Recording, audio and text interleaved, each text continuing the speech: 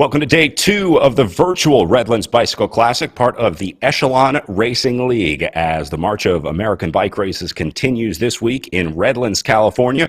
Brad Soner here with Frankie Andreu for our second day of racing this weekend out of 3 days of racing. An interesting day yesterday, Frankie, as we had the individual time trial in our virtual racing format. Gotta say, wasn't real sure about how that was going to go down, but I actually enjoyed the virtual time trial yesterday. I enjoyed the time trial a pretty good amount. It was impressive seeing the numbers that the women were putting out. I mean, with Jacqueline Godby winning at almost, I think it was 5.2 watts per kilogram, a huge effort. I like seeing them one by one, kind of give you a little bit of more space to be able to talk about some of the riders, but also being able to see what kind of power they could with that 20% grade. And it wouldn't be a Redlands without a time trial, right, Brad? Every year they have a time trial. Every year they have a criterium. Some of the other courses get mixed up, but it really was true to the Redlands flavor. Yeah, and a perfect opening prologue yesterday as well. Short and uphill. It was incredibly punchy, but the sting was really at the tail end. We were watching the intermediate splits yesterday, but I was really surprised to see how big the gaps were in the second half of the time trial. Definitely favored the climbers yesterday, so it's going to be really interesting to see if that matches today. Let's take a look at how things went yesterday, where, again, it was really about the 30-second intervals on the start, but that got mixed up really, really quickly out there, Frankie. They were all over the place on the course. Yeah, the riders are definitely, some of them putting out, 200, 250 watts at the start. Other ones putting out 500 watts at the start.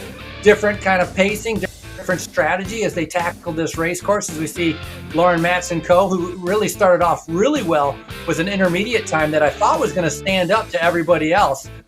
Crystal Doble-Hickok, surprisingly, she had the highest watts per kilogram than any other rider in the time trial. So she finished up with a good ride by being able to finish up in third place overall. But really, Brad, it has been about a Jacqueline Godby this entire race series, hasn't it? Well, you can see how steep that climb was, which was something new to Godby, a time trialist from Chicago who's not used to climbing mountains, but did a pretty good job of it, ending up almost a little over a minute ahead of Laura Matson-Co, who is a pretty good time trialist herself.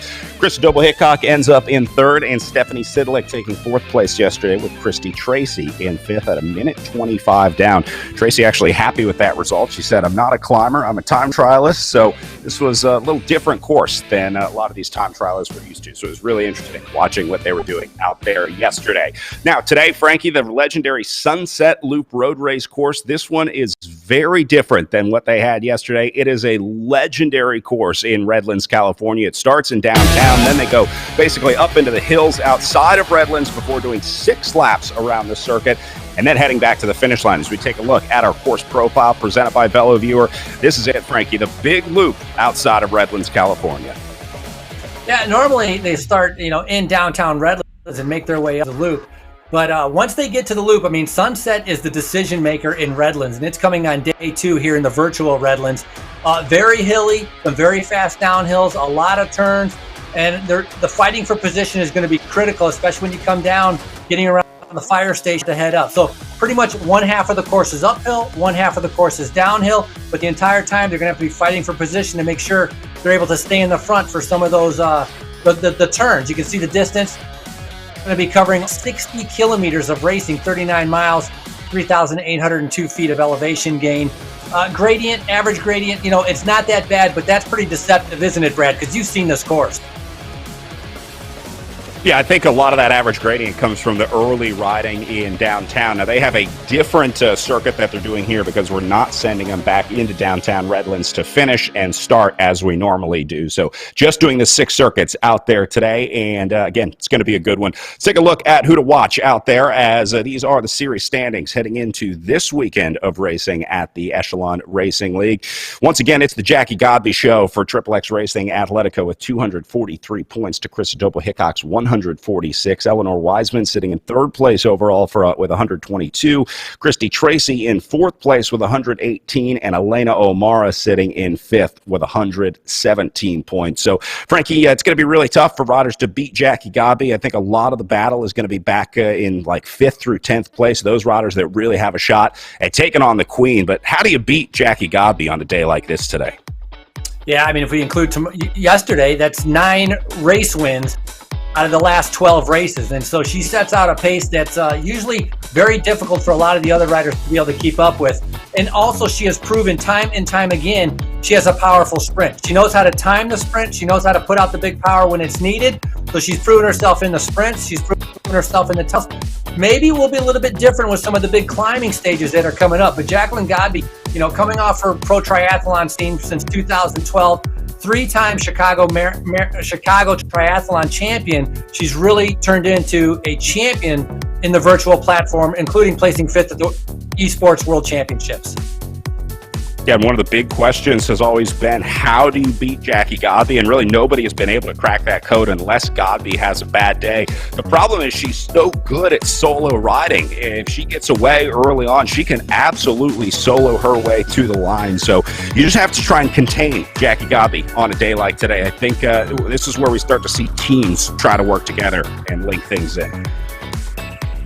No, you're absolutely right, because she's by herself. She's a one-man hit squad with XXX Racing Athletico, and so the other teams are definitely going to have to try to gang up with her. With Jacqueline Godby, if we go back to like the really big climbing stages, like at the Stelvio, she was fourth there. So she is able. It's just a matter of them putting together the right combination to be able to take advantage of her being isolated and possibly by herself, as we see a lot of the riders right now continuing their warm-up to get ready for stage number 2 of the virtual Redlands. Yeah, we're going to get back to the mass start today, where we're going to have a chance to watch these riders. Sorry about that. We'll have a chance to watch these riders get the epic start that we see with these group starts.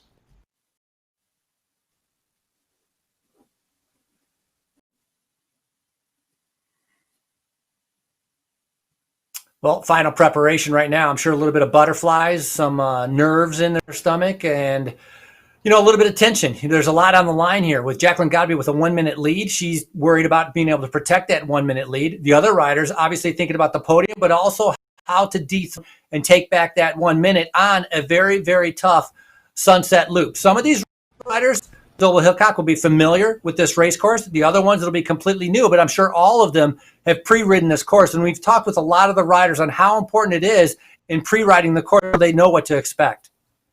Yeah, it's going to be really interesting to talk to riders like Krista Doble-Hickok after this one to see how accurate the racing is, how accurate the RGT racing mimics the real-life racing. She'll be one of the few riders in this field that has raced this and actually won a stage. She won where we're heading yesterday up to Oak Glen, so obviously tomorrow going to be a big day for her. Let's talk about some of the teams out there. Amy D Foundation bringing a solid squad. We watched some really good rides yesterday from riders like Eleanor Wiseman, ended up inside the top 5. I'm going to be watching Elena O'Mara, had a good stage win earlier in the season. So Amy D Foundation has a lot of talent on that squad, Frankie. Yeah, a strong team, and they've shown repeatedly that when it comes down to a select group, which of course Sunset Loop will break it up and get down to a little bit of select group, they might have 2 or 3 riders in that front group. And same with Canyon Esports.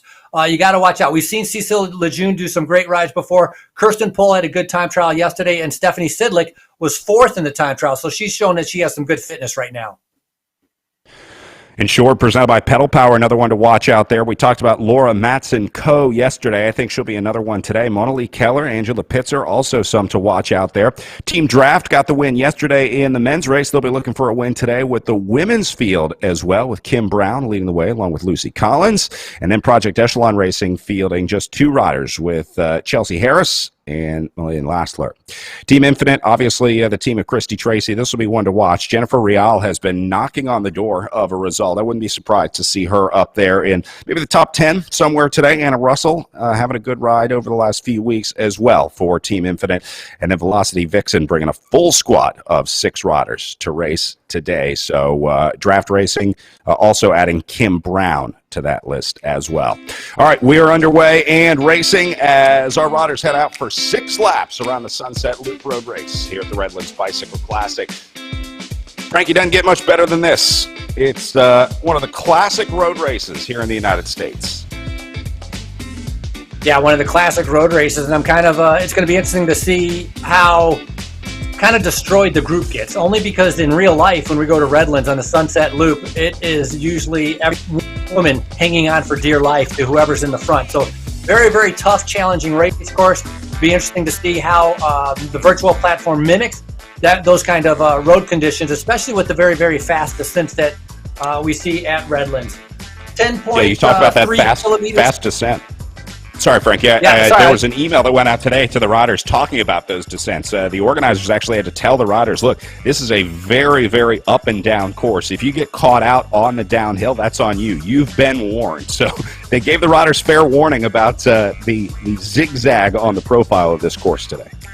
No, he did. He said, you've been warned. You have better watch out. And so I actually went to the RGT website and started kind of Googling what happens if you go too fast into a corner on the RGT platform.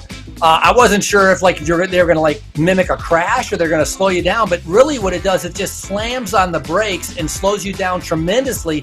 So it doesn't do you good to come into a corner at 60 kilometers an hour, because it is going to break you down to about 20 kilometers an hour so that you can get around that corner safely. The fight for position is going to be critical because you're going to get that slingshot effect coming out of the corners, but the riders had been warned, like you had just said. And so this first lap is going to be a little bit of a learning curve as they're going around 10.3 kilometers a lap. And it's going to be a race of nutrition here, because a 60-kilometer race, almost 40 miles, that's pretty long for the women and for the men.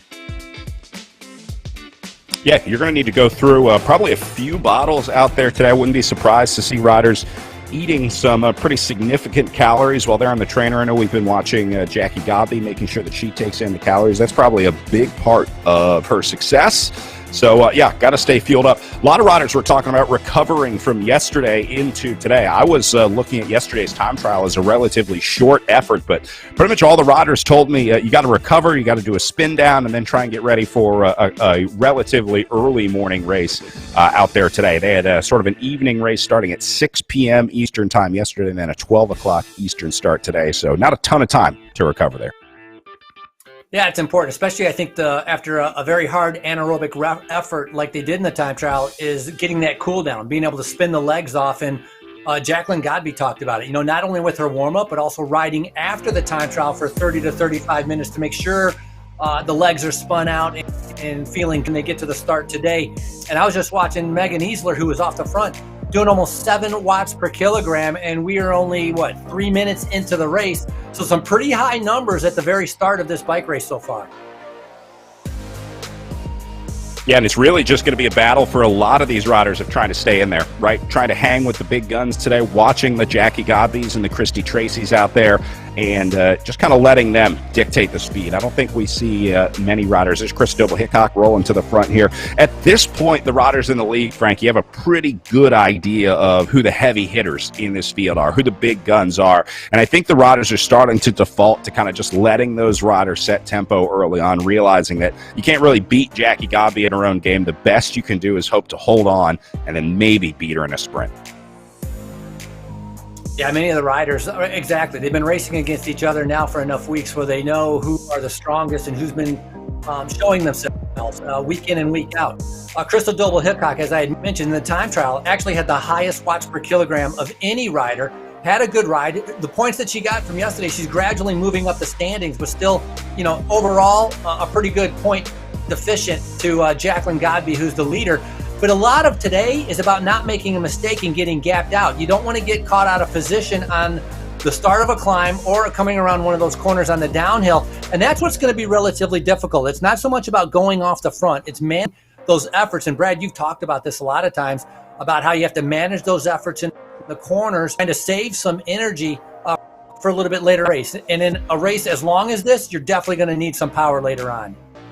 Yeah, I mean, that's one of the interesting parts about RGT. You really have to play the game, right? You really have to understand how to race the platform, because you can't get by on just power alone. You can throw 1,000 watts at the problem, but if you're putting those 1,000 watts into a corner, into a turn, something like that, well, as you discovered, that's going to go to the wayside. You're wasting those watts. So you got to be efficient, you got to be smart, and you got to understand how the game is played. So it's been interesting watching the riders learn over the last few months of racing here on the RGT platform, as more and more riders come over from Zwift, from Be Cool, from the other platforms. Everyone is different. Each game has its own little intricacies with the physics and the way that the game is played, the layout of the draft, that kind of stuff. And so sometimes the riders have to sort of switch their gameplay, switch their strategy when they're going from one platform to another, like going from Zwift to coming over to RGT. And then a lot of riders will go back to Zwift as well, doing the Zwift Racing League or the team time trials that they have over on Zwift was with Community Live. So, yeah, there's a lot of virtual racing going on for these riders, but we're starting to see the experts of RGT emerge. And so far, Jackie Godby has been one of them.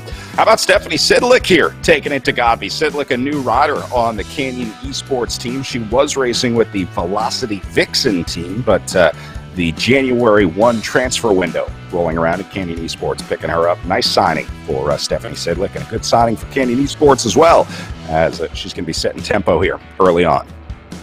Yeah, Stephanie Sidlick out of Pittsburgh. I'm sure for a lot of the riders, you can see in the back, there's some chasers trying to be able to catch back on. Looks like about 4 or 5 riders, and I think they were hoping when they reached onto this climb, started off at a 5% grade, that there might be a little bit of a pause in the front, not really, hoping that they're going to push the pace to give them a chance to be able to get back on, because once you're off the back and you're not in that draft, it's very, very difficult to get back on. So you have to kind of wait for that uphill and hope that those front runners slow down. And so you can see the 2 or 3 riders just in the back. They got their fingers crossed that things might slow down as we go here to Stephanie Sidlick. You can see her coasting, going through the corner, starting to pedal again. She's figured out the RGT platform.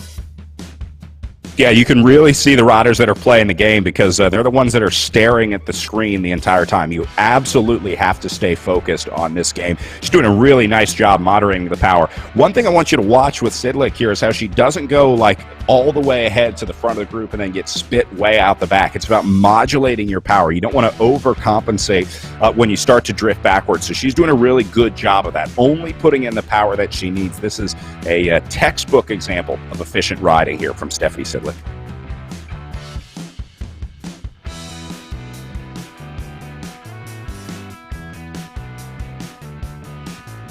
Well, looking again, Jackie Godby, 3.4 watts per kilogram. Normally we've seen her average, she'll do like 3.74 watts per kilogram during some of the criterions. Now, this is going to be a little bit different because of the, this is obviously a 6% downhill, 5% uphill. It's very up and down, and so you have to be careful of the rollers and fighting for position. But Godby is a professional and superb at keeping a steady pace, and I think that's going to be part of her strategy, is just try to keep it as steady as possible and see who can end up staying with her once they get closer to the end. Look at this 10% grade right now. Sidlick to the front, 6.8 watts per kilogram, 6.2 from Kirsten Pohl. So here is one of the bigger climbs on the course. It's the first time also, Brad, for the riders to hit on this section of the course. Yeah, look at this. First 5 riders going into the red or orange power zone in relation to their FTP. Look at the separation happening up at the front. Pair of those Canyon Esports jerseys rolling off the front, and you just see it stretching out now. This is where it happens, and once you lose contact, just like real life on this game, if you let just a little bit of space open up to the wheel in front of you, that's pretty much it, because if you're already at maximum effort, you absolutely need that draft to stay in there. So a lot of riders just hoping that they can stay on the wheel in front of them here.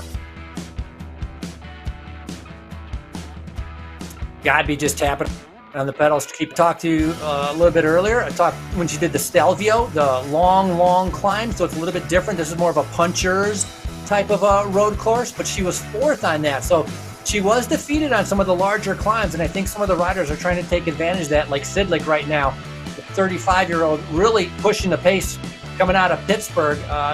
She was a winner of the Mount Washington Hill climb back in 2019, and so that's a steep climb. So if you can get up that and take a win, you know you're going to be a good. I love this ride by Sidlick here. And I'm wondering if there might be some team tactics going on, because her teammate Pohl is sitting in 2nd. I'm not sure if she's sitting on the front of the field or if she's going to bridge up to her Canyon Esports teammate. But right now, Sidlick and Pohl looking pretty good here. Well, Sidlick will also know this race course. Sorry, Sidlick has ridden also, so she'll know this race course a little bit also, if that translates over to the virtual, as Kirsten Pohl in a big gear, just kind of keeping it steady, trying to get up to her teammate. But 2 riders, Brad, if they can get together and work together, this is a dangerous opportunity for Canyon Esports.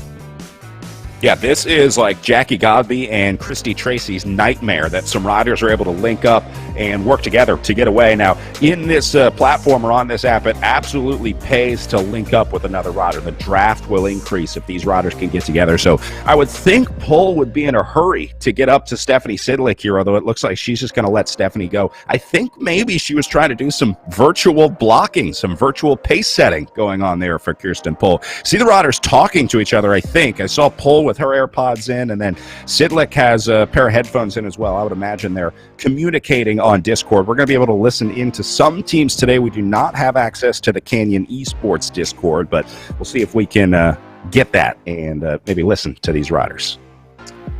And Kirsten Pole's going to have to be careful after that big effort, trying to recover to be able to stay with these riders on this 6% uphill. Sidlick is just in front of them, and in that main group, they can see her just kind of dangling out there in front. So they're really not giving her too big of a leash. You can see the meters, 66 meters behind. If you look next to their name, shows the watts per kilogram, and then next to them, it shows the distance behind they are from that rider. And so right now, Sidlick, 5.7 watts per kilogram. To me, I'm laughing because it's such a huge number to be able to put out an effort like that so early in the race and with so much racing still to go. Yeah, this is a strategy for the ages, for sure. Sidlick front-loading this effort today, trying to get away from the group. This is another tough scenario. This happens in real life, too, where you'll see riders go away into a breakaway, and then nobody wants to go with them. And the plan was hoping that you could get a group to go away, but when you find yourself solo, you kind of have to make a decision. Do I go all in? Do I keep going with this? Or do I pull the plug and fold, go back into the group? So looks like Sidlick is going to go all in on this one. I don't think she has any intention of letting up here and going back into the group. This is a one-woman time trial on the Sunset Loop Road Race course today for Stephanie Sidlick. Well, at least for now, for lap number one, that's her the intention. Talked about her experience coming off of riding at Redlands. She's ridden Joe Martin. She's ridden the Tour of the Gila. So road experience, and she's done enough of the RGT platform, and we've seen it, how she's able to coast through the corners and then start distributing her power evenly coming out of the corners to keep a good gap. Gap still kind of holding steady. Looks like now building up about 120. It was 70 meters. Now it's 120 meters as we have a small group forming just behind. Not sure who that is just behind Kirsten Pole. Oh, that's Lauren Matson-Coe, who's just managed to tag back on. So a good ride by Lauren Matson-Coe to make sure that she stays in contact on the uphill. Yeah, this group seems to be cooperating relatively well. They seem like they're riding in a pretty cohesive group, although that gap is going up to Stephanie Sidlick, so they're going to need to lift that pace at some point here as Sidlick continues to press away, although this may be just calling Sidlick's bluff, saying if you think you can hold 6 watts per kilogram for another hour out there on the road, go ahead, give it a try. So maybe they're just trying to bluff Sidlick out in front. There we see Morgan Chaffin just off the back. So she's trying to be able to catch back up, racing for Velocity Vixen coming out of Nebraska. She started cycling when she was teaching a spin class and then kind of got into spin class, and then she started racing. Her first race she went to was Joe Martin, but she had a really, really horrible crash at Joe Martin, and so she wasn't too keen on group rides anymore, let's say. And so that led her into triathlon. And of course, virtual racing now is kind of where she found her home, as many people have during 2020. Yeah, people coming from all over the sports spectrum to join us here in virtual bike racing. Looking a little further back in the field, we just saw Megan Easler and Esther Walker in the group. Then we go back to Harris, Real. Wow, some big names back here getting dropped early on. Maybe falling victim to that first big climb of the day, just getting caught off guard a little bit. So 13, 14, and 15 going to be separated there. Ferreira back here in 16th place. And then 17th place going to be Angie Bonacisi, who looks like she has Erin Ayala tacked onto her wheels. So trying to go a little further back in the group. Keep an eye on all the riders in our field here. Yeah, and Bonacisi coming out of Canada. She actually has her own cosmetic surgery. She owns 2 businesses, and one line with a skincare and makeup, and also has a cosmetic surgery business. And so Bonacisi had very good split in the time trial yesterday, faded a little bit later on when she hit that 20% grade. But as we go back to our race leader with Sidlick, looking very comfortable. Gap now double than what it was maybe 3 miles ago. So Sidlick is not slowing down right now, as Godby has now got into, you could say, chase mode, tempo mode. I mean, this is what she does best, and she's increased it because she was riding 3.7 watts per kilogram, now 4.7 watts per kilogram. So big power coming out of Jacqueline Godby right now. Yeah, the other riders in this field probably looking at this saying, this is great. Jackie Godby's just going to set tempo on the front. I can sit in the draft and just let her drag Stephanie Sidlick back slowly but surely. They're holding Sidlick at the distance. Sidlick is really not gaining time or losing time. She's just kind of hanging out, just dangling out in front of this group, as that probably has to do with Godby being able to set such an incredibly steady tempo out there. I have been noticing Laura Matson-Coe going sort of back and forth, yo-yoing off the back and then getting back in. Not sure if that's just the riding style or if the group is accelerating, if they're maybe lifting the tempo just a little bit and then Matson-Coe having to respond. So we'll keep an eye on Laura Matson-Coe here. Wouldn't expect her to get dropped out of this group at this point. I would expect her to be able to hang in here relatively easily. So keep an eye right there, number 7 at the back of the group.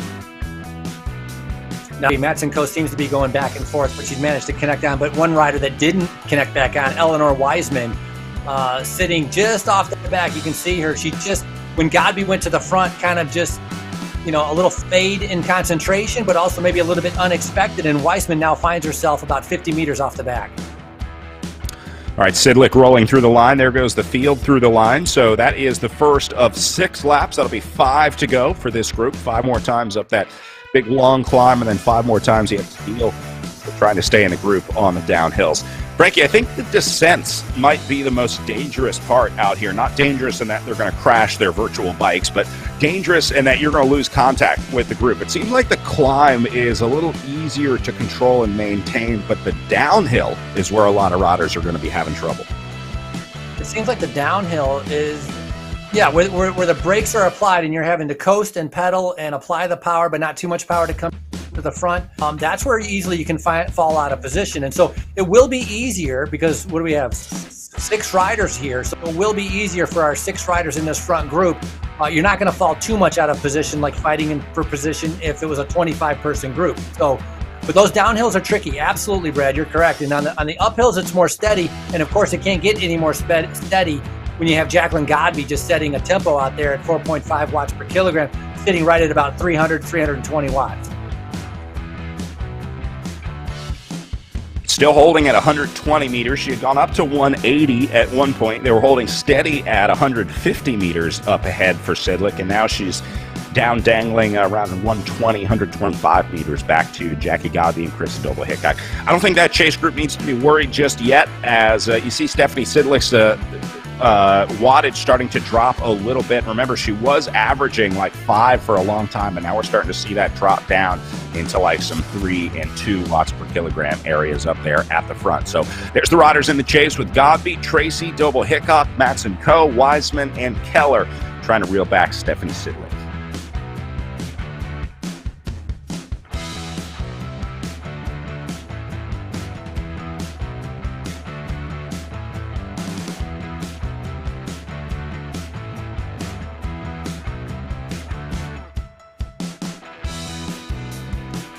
That's Cole trying to hold on, Yeah, she did that big effort early on trying to go up to Sidlick, trying to accomplish a 1-2 punch, and I thought it was going to be difficult for her to recover after that big effort, and kind of shot her right out the back, and so now she's kind of in no man's land as Pole for Canyon Esports is just in front of Megan Schaffen and Kirsten Amon. Chaffin and Amon holding on for 9 and 10, trying to sit inside the top 10. Megan Easler a good distance back in 11th behind them. We'll try and keep an eye on Easler.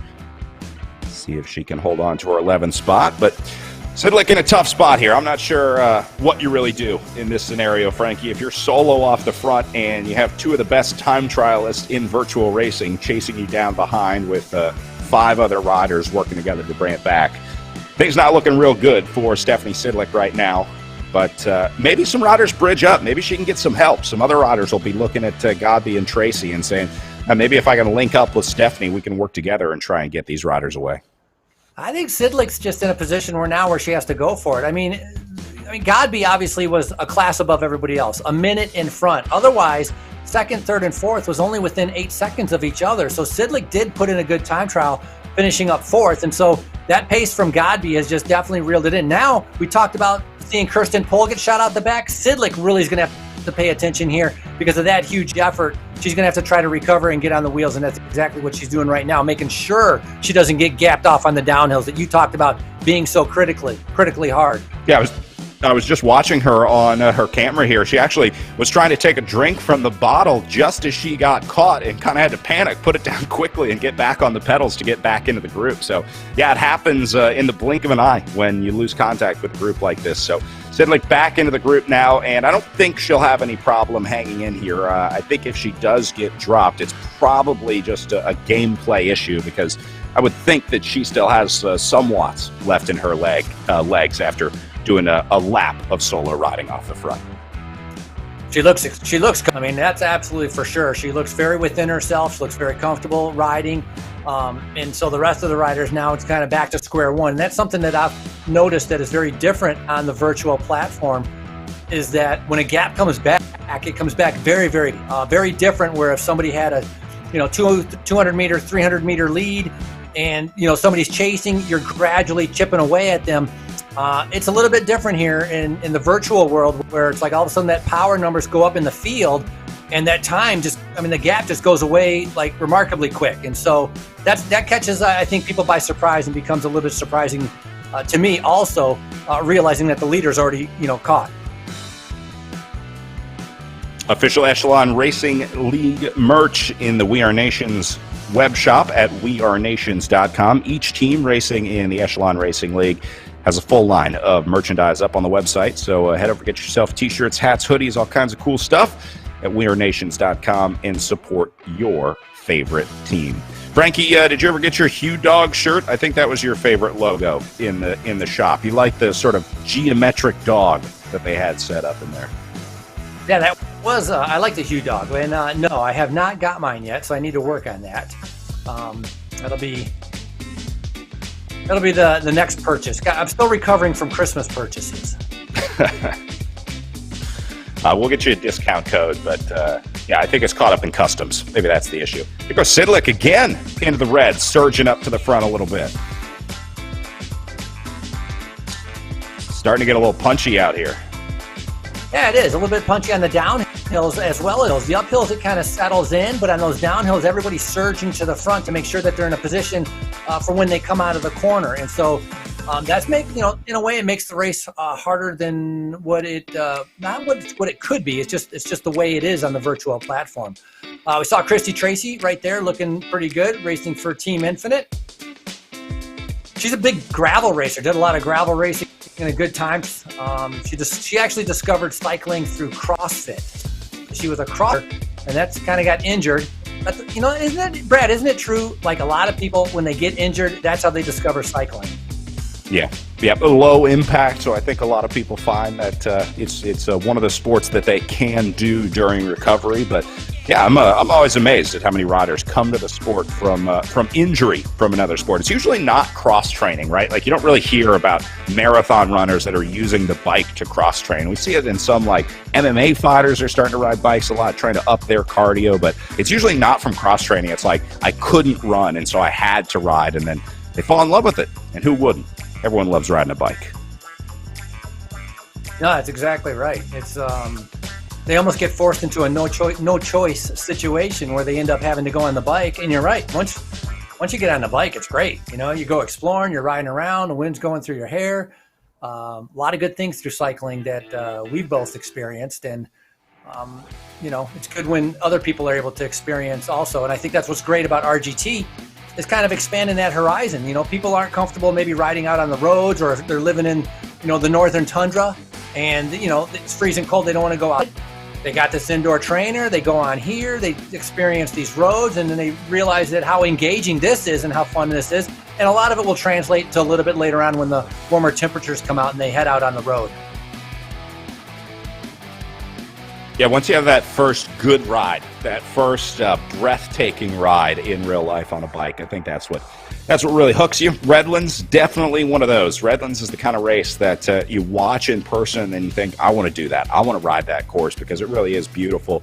aside from the suffering of the Redlands course and Redlands climb, some pretty beautiful riding out there in Redlands. Just about 2 hours outside of LA. I guess it depends on traffic. It could be anywhere from an hour and a half to 6 hours to get from LAX to Redlands, California. But on a good day, an average day, you're looking at about 2 hours west of LA. Just before you get into the mountains, it's kind of at the foothill of the mountains. So a good mix of flat riding downtown, and then they can head up into places like Yucaipa and Oak Glen and get some climbing in there. Speaking of climbing, here we go. Look at this uphill grade for Jackie Godby on the front. Yeah, 12% uphill grade, then went down to about 10%. Our group, so 7 riders here. So Wiseman did make it back in here, I guess, which is first. Christy Tracy now is on the front, kind of keeping it steady. And that Sunset Loop, that has been a staple to Redlands every year. I mean, whenever they have Redlands, Sunset Loop is a staple. The Criterium is every year. The time trial sometimes will change courses depending on where it's going. Sometimes it's out near the Highland area, cutting through the orange groves, or sometimes it, like they did yesterday, cutting across that freeway, finishing on that uphill course. Oak Glen's been in, it's been out. They've gone up the way they go up it. I call it the gradual side. Before they used to go up the steep side, which is the other side of Oak Glen. So a few course changes as the race has been around since 1985. So, sometimes it's because of construction permits, whatever it may be, but always draws the best riders in the U.S. And Brad, yesterday you mentioned, I can't imagine being a U.S. rider kind of going up through the ranks and you don't go do Redlands. It's just you have to. Yeah, they say it's where champions are born, right? But a lot of times it starts with maybe your continental team. That this will be one of the first big trips for a lot of riders, where they get their team together once they get that either Category 2 or Cat 1 license that can race with the group.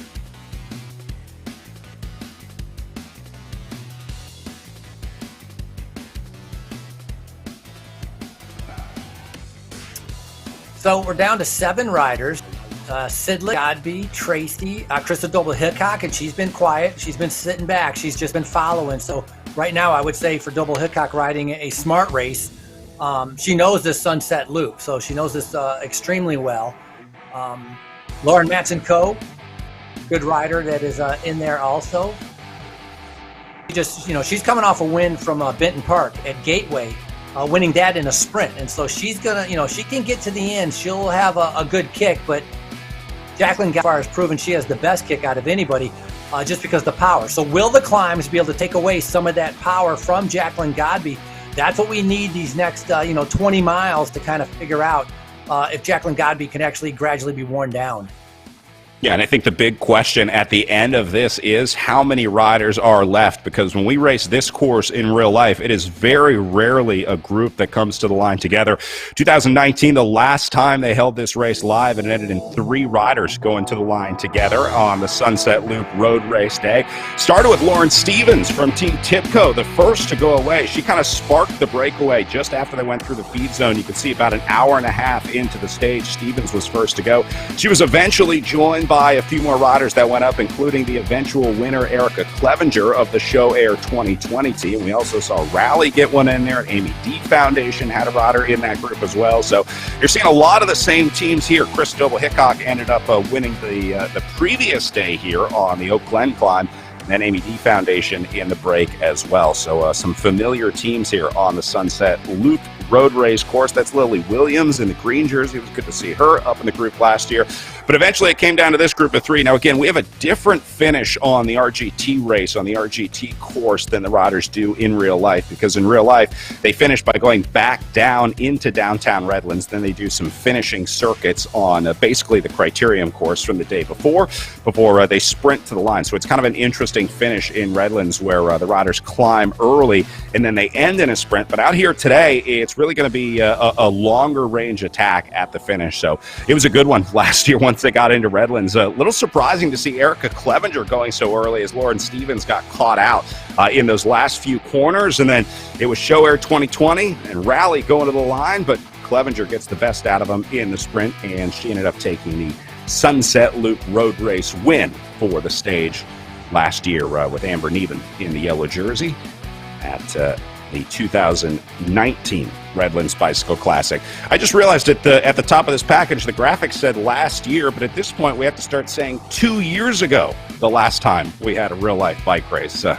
That's hard to say. That's hard to come to grips with, Frankie. Very different. You need to. You could say last time they had the race, but yeah, very weird.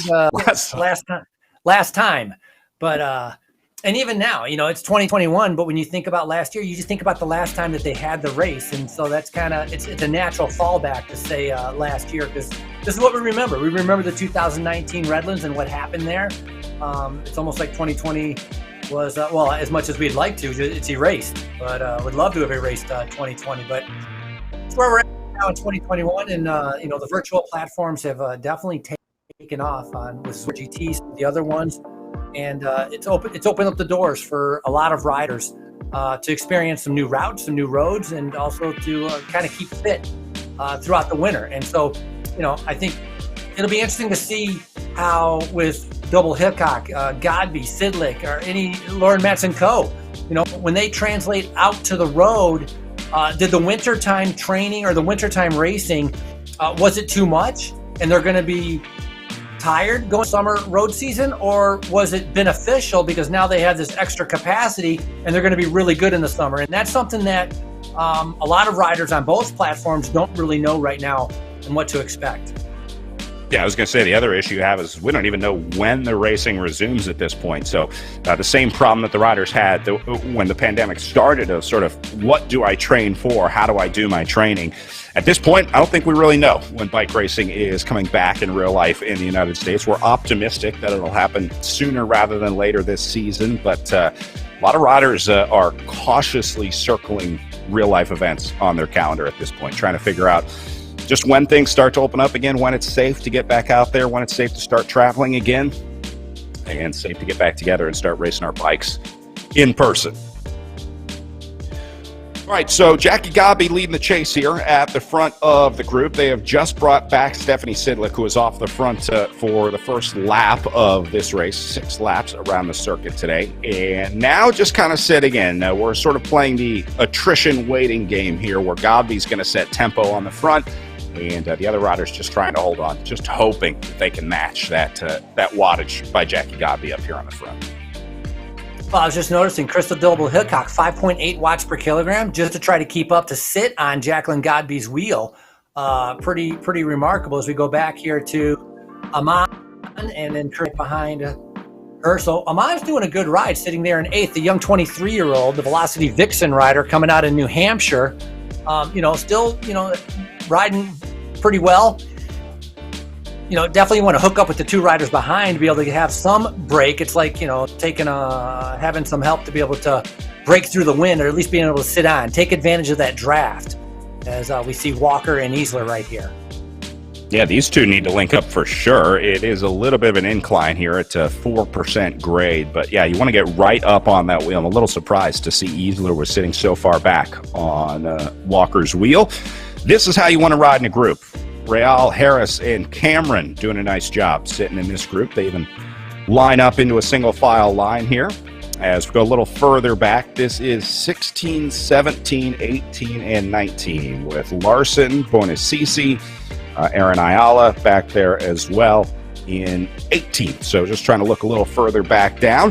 If there's a rider you're looking for, let us know in the comments. We'll do our best to try and find them in the group, but trying to do a better job of keeping track of the entire field as we go back to Noble sitting in 20th. Yeah, Cheyenne Noble, 36 years old, also racing for Velocity Vixen out of Pittsburgh. And she won the Mount Davis Hill Climb way back. She won the Mount Davis Hill Climb in 2019. Call it last time. Yeah, last time. Last time we raced in person.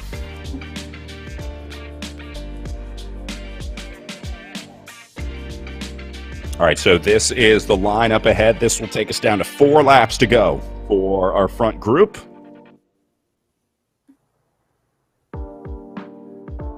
They'll head back out on the circuit.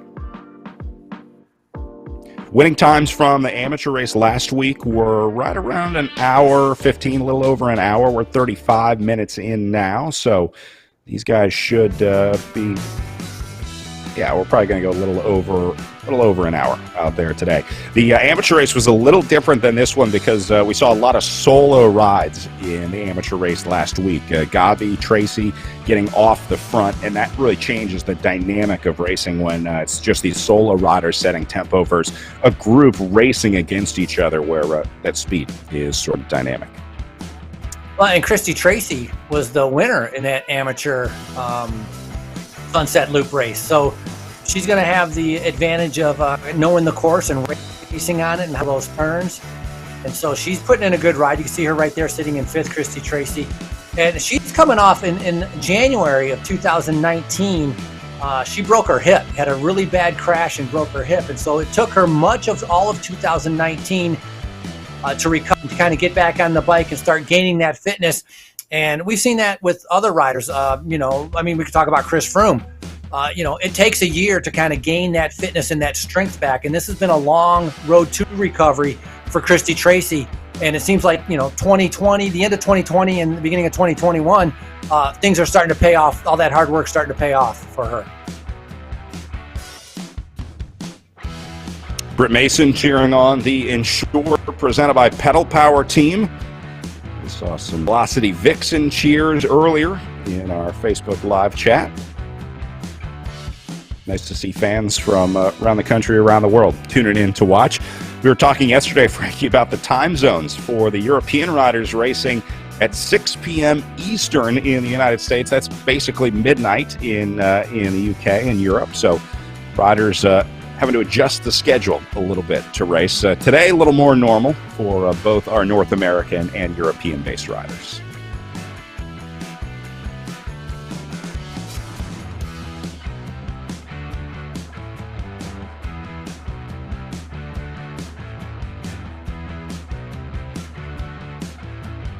Wattage dropping a little bit, averaging just around 4% here, or 4 watts per kilogram for most of the riders in this group. It is a slight downhill on the way down here.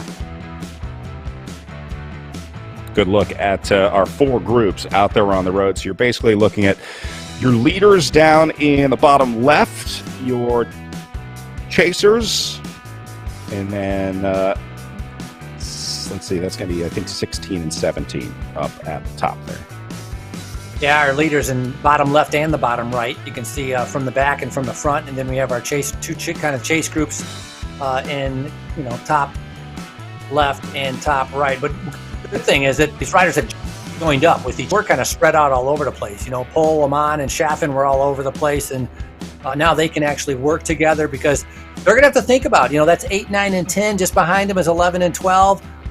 They still need to keep their distance from those chasers that are coming up behind them. And so there's a lot of racing still to go. And you can see with our leaders, that rear view kind of view that we get is just, it looks like they're just going flat out. I mean, they're going, they have a downhill, an 8% down, maybe why it looks like they're going so fast, but they're fighting for position so that when they get into the corner and the algorithms for the physics put on the brakes for the riders, they're going to be in the front when they come out of that corner. And that's kind of what they're trying to do right now on this fast downhill.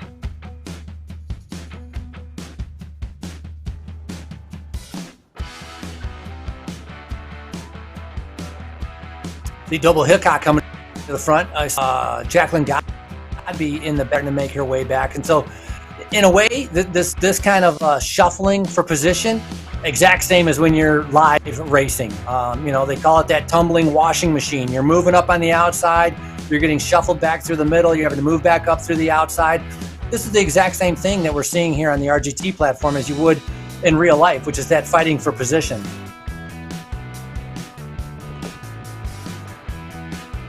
Continuing to separate out here. Sidlick takes a little look at the front. Yeah, it's starting to get a little edgy out here. Riders starting to adjust a little stronger as they respond to these moves. Part of that has to do with the downhill section here. But man, this is tough to make sure that you don't get caught in there. Don't forget, you can enter to win a Project Echelon Sunrise jersey. Project Echelon is giving away 6 of their Sunrise Jack Brew training jerseys designed by Stice Design. Just like you see on the screen there, if you reshare your story from Echelon Racing League's YouTube, you can be entered to win one of those Sunrise jerseys. That jersey being given away in association with Project Echelon's work with the Native American Veterans Association, NAVA, with their 29 for 2021 program, encouraging people to participate in one of the physical activity options to honor the 29 Medal of Honor recipients who are Native Americans, and then post your activity on Strava. You can ride 29 miles, run, walk, or hike for 29 or 2.9 miles, or complete any physical activity for 29 minutes. Head over to the Project Echelon Racing Instagram page for all the official rules and details on how to win your official Sunrise jersey.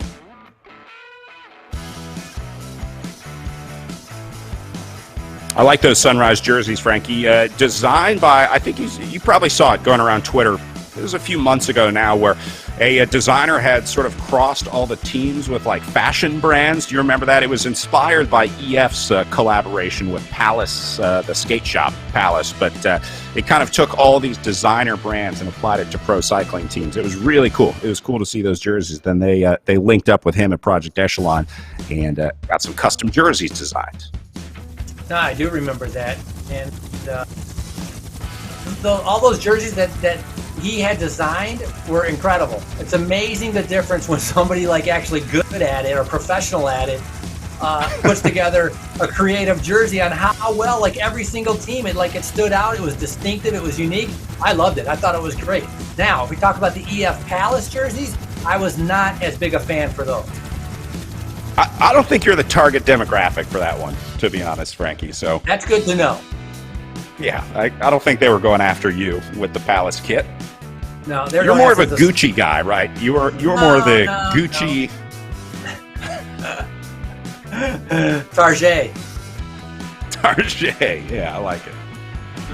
The Palace ones, I guess, we're going after the Supreme Off-White and whatever else that they were going after. But yeah, that wasn't my style. I couldn't get used to that. But the other one, and I can't remember the guy's name, and I wish I could remember, but we could look and figure it out. But his creative designs were incredible. They were very, very distinct and made a great impression on how creative he was. Things starting to speed up out there on course as we saw Christy Tracy get a little bit of space out there. Tracy riding the amateur race last week as well.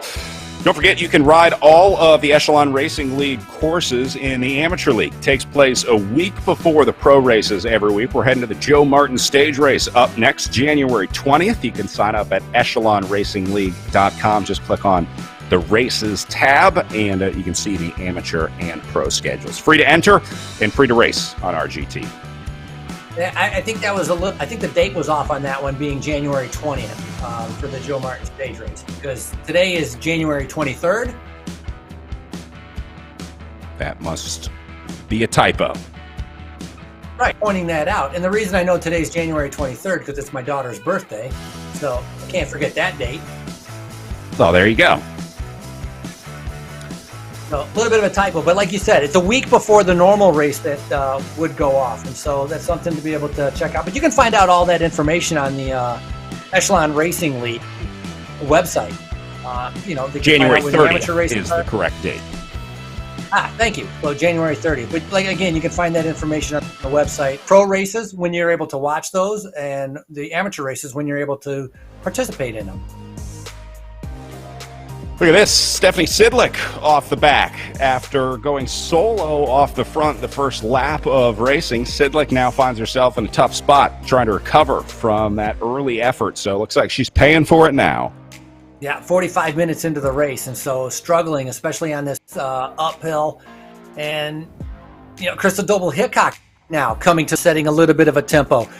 We talked about she has really good form right now, and it's taken her a little bit to figure out the RGT platform, but she's done wonders in being able to figure out how to be able to handle the corners and figuring out the platform, and she has really good form. So Sidley gradually making her way back. Saw her a little bit earlier kind of swinging back and forth, and so the way she's coming back right here, it makes you want to think maybe it was a little bit of a tech problem, something, because she's come back really easy to this group and very quickly. So good to see Sidlick still in the hunt here, especially after that big effort she did in the first lap going away solo. Is Godby now on the attack?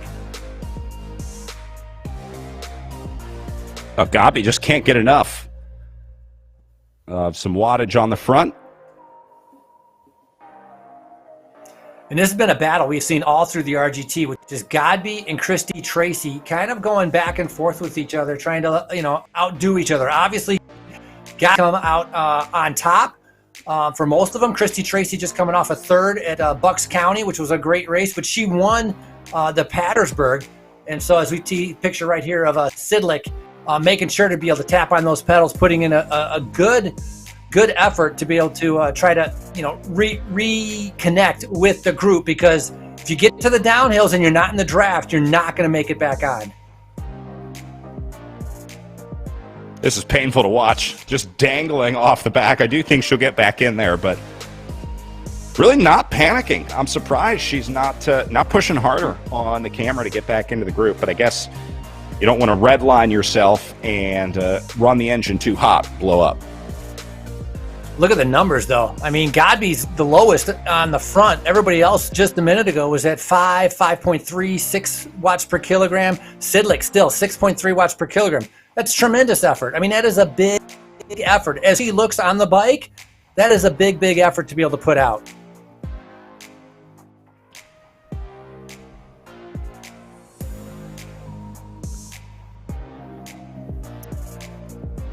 Well, and there you go, back in. Our group of 6 now back up to 7 as Sidlick has made it back in there.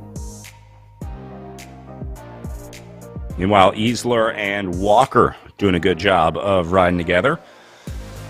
Frankie, we were talking about some of the coolest pain caves. Take a look at Megan Easler. Outside, obviously cold wherever she is today.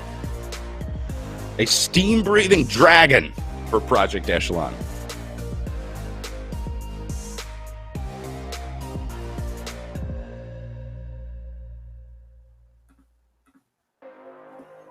We saw that effort Megan Easler put in. She's in Oregon. I think she's outside. You can see the steam just coming off her. It's got to be a little bit chilly in Oregon. The 23-year-old did a fantastic ride yesterday in the time trial, and you could see an all-out effort at the finish that she had done.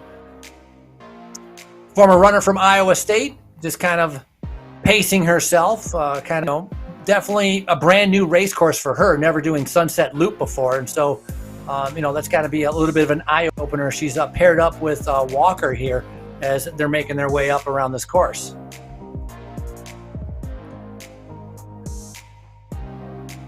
Yeah, I guess if you're not a climber, this is maybe not the best postcard for the Redlands Bicycle Classic, but most riders will be able to appreciate the course that they're able to do here. Certainly a lot more fun when you get the scenery in real life. Some pretty incredible views from up on Sunset Loop, and some pretty incredible houses up there as well. Yeah, and you mentioned that yesterday. The houses are incredible up on Sunset Loop. Beautiful, and a lot of the the orange trees, and it's a great area. It's so close to the hills. You can go to Big Bear, where sometimes they comes time trial, and a lot of flat riding, some hilly riding, and the main thing is that it's an early season stage race and really attracts all the best riders in the U.S. to be able to go there.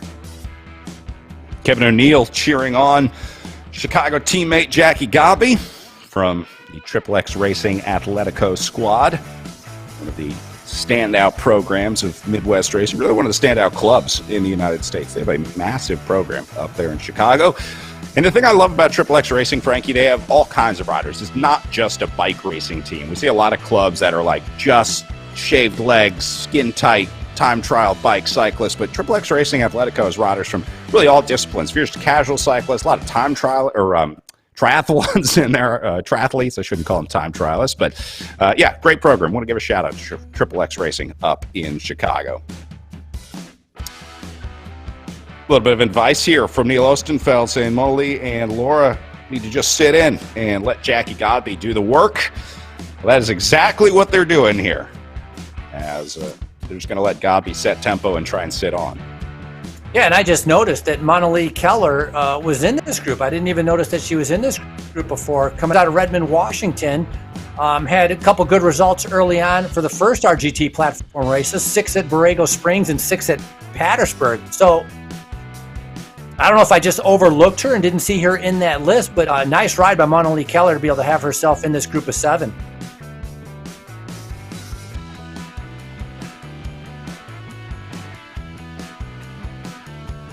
Look at the difference in the power zones, too. Jackie Godby in the green zone. Everyone else was sitting in yellow and orange, although now they settle down a little bit. I'm surprised that they're leaving such a big gap up to Godby here. It seems like it's a relatively large gap, even for virtual racing, to let leave that open up. And especially to Jackie Godby. Any gap, I think, is no good, but you want to be able to get into that draft profile. That's important, and you can see that a lot of times up near the upper left-hand corner. When we go back to that, you'll be able to see that. Got a little bit of a green screen, like all the kids' bikes, right? Trying to hide all the kids' bikes right behind her as she's out putting out some power. Yeah, this is Monali Keller we were talking about earlier. Getting a look at her setup, like you said, in the garage for the Insured, presented by Pedal Power Team. And always good to see all the kids' bikes inside the garage as well. We saw Matt Main yesterday with his setup, has his kid's bike set up on the trainer right next to him. I don't know if it's hooked up, but it's always cool when your kids want to do what you're doing. Yeah, no, it's nice. You can definitely tell a cycling household with the amount of bikes that they have there.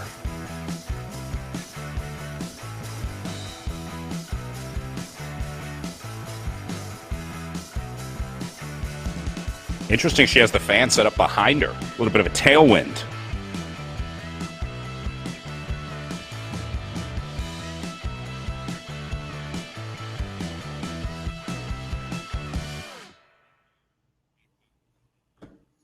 All right, so this group's still sitting in. No changes up at the front with Godby, Keller, Wiseman, Matson, Coe, Doble Hickok, Tracy, and Sidlick. That's going to be the 7 riders in this front group.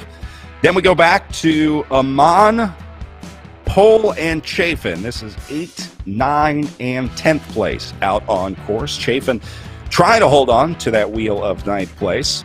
Then we go to Megan Easler sitting in 12th, just on the wheel of Esther Walker in 11th. And then we'll go back to Cameron in 13th, the Canadian, leading the way with Real and Harris sitting on her wheel in 14 and 15. And we'll go back and round out the top 20 with 16, 17, and 18. Larson, Bonacici, and Ayala doing a nice job riding together. This looks like a Velocity Vixen team time trial back here. Nice job here by Larson, Bonacici, and Ayala, making the best of the ride. And then Ferreira sitting in 19th, all by herself, with about 200 meters up the road and 200 meters behind her to get to Noble.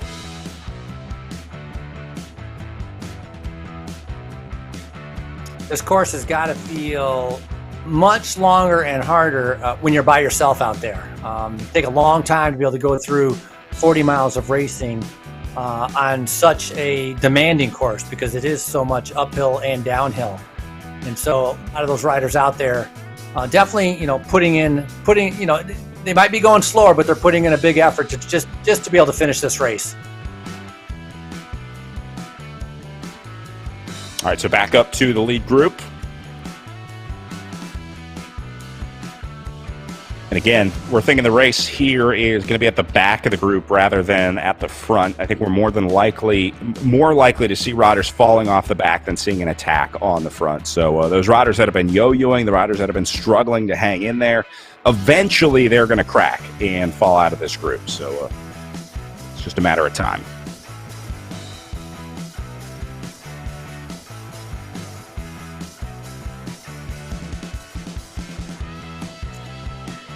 Well, generally, I was looking kind of teammate-wise. Jackie Godby, obviously, is by herself. Triple X Athletico. Doble Hickok is by herself. Then it looks like Amy D Foundation, which I think is Wiseman, is by herself. And then there's a couple riders, I think, from the Insured Pedal Power that are in this group. So one team maybe with a little bit of an advantage because they have a couple riders, but everybody else is pretty much, it's just each person against the riders next to them.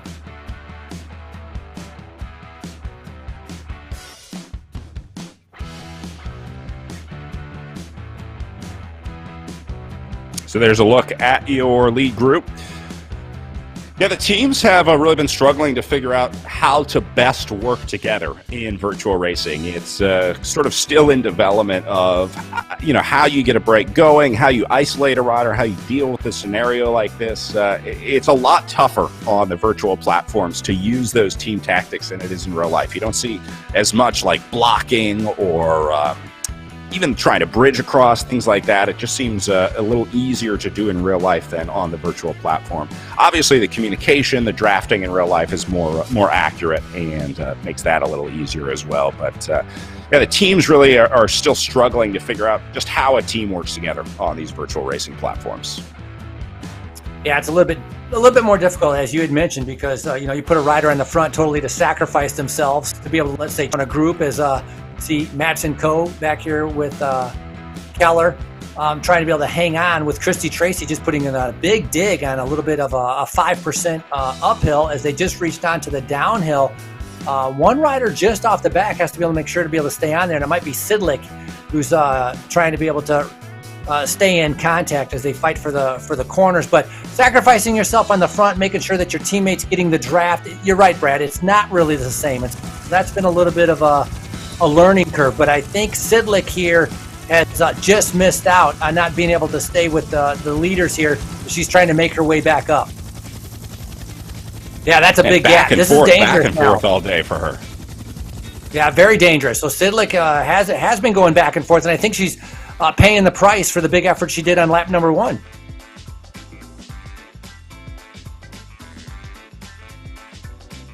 All right, let's keep an eye on Sidlick here, see if we can watch her quest to get back into the group. But these riders are lifting the tempo up at the front as well. Look at Christy Tracy going into the red zone on a downhill section here.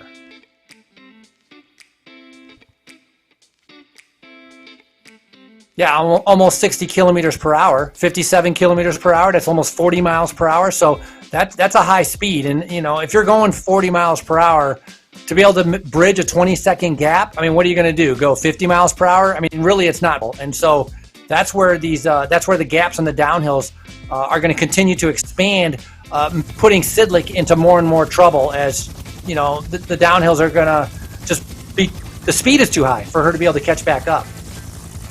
And looks like the gap is growing from our helicopter view here. She is out of this picture. She would be just at the top of this picture. So that's a good sort of visual gap of what Stephanie Sidlick has to come back from. And at this point in the race, that might be a bridge too far for Sidlick, but we'll keep an eye on her. Had a good early ride, set the tempo early, made things aggressive for the Canyon Esports team. And in the end, they got one up into this group.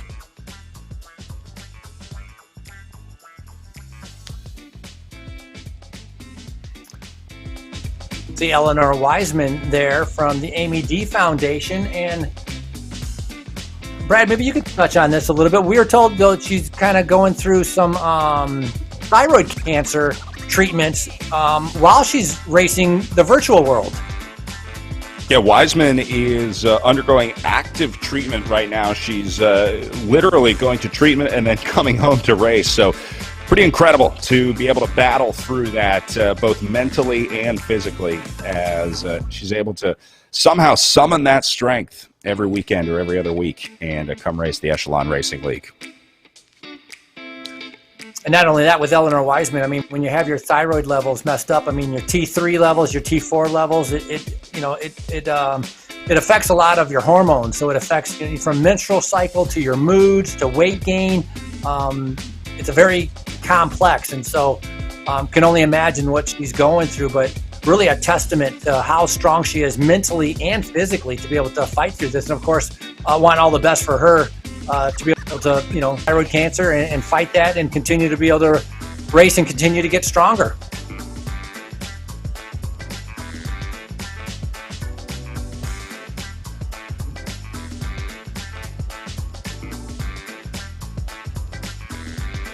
Matson Co. having a little trouble now off the back.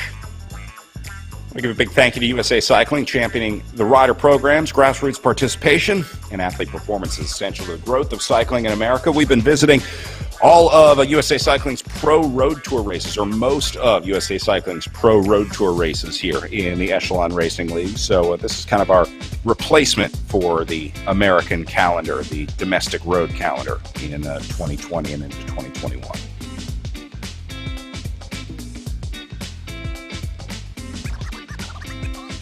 Tough times out there in Colorado Springs, that's for sure. I would not want to be running a governing body without holding events in 2021. We're sending out our best to everyone in Colorado Springs, hoping things turn out okay out there. Yeah, definitely hope just pretty much survive, It's kind of the same for a lot of people. Survive in 2020, and for USA Cycling, it's definitely a tough situation. So love to be able to see races get back going, events get back going, and everything get back to normal. Riders right now are seeing almost 24 kilometers still remaining in the race, so that's a pretty good amount of racing still to go. Just popping over an hour and 1 minute of racing.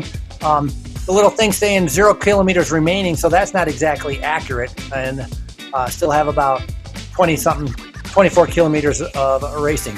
Sidlick, definitely off the back right now. She's in no man's land, sitting in the green. You can see the green by her name, showing what kind of zone she is in. Red being the hardest, and then kind of going down from there.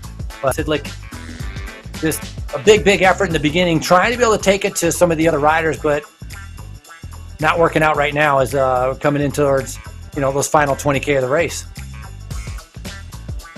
Yeah, you can see sitting at about 500 meters back. Biggest gap that we've seen for her today.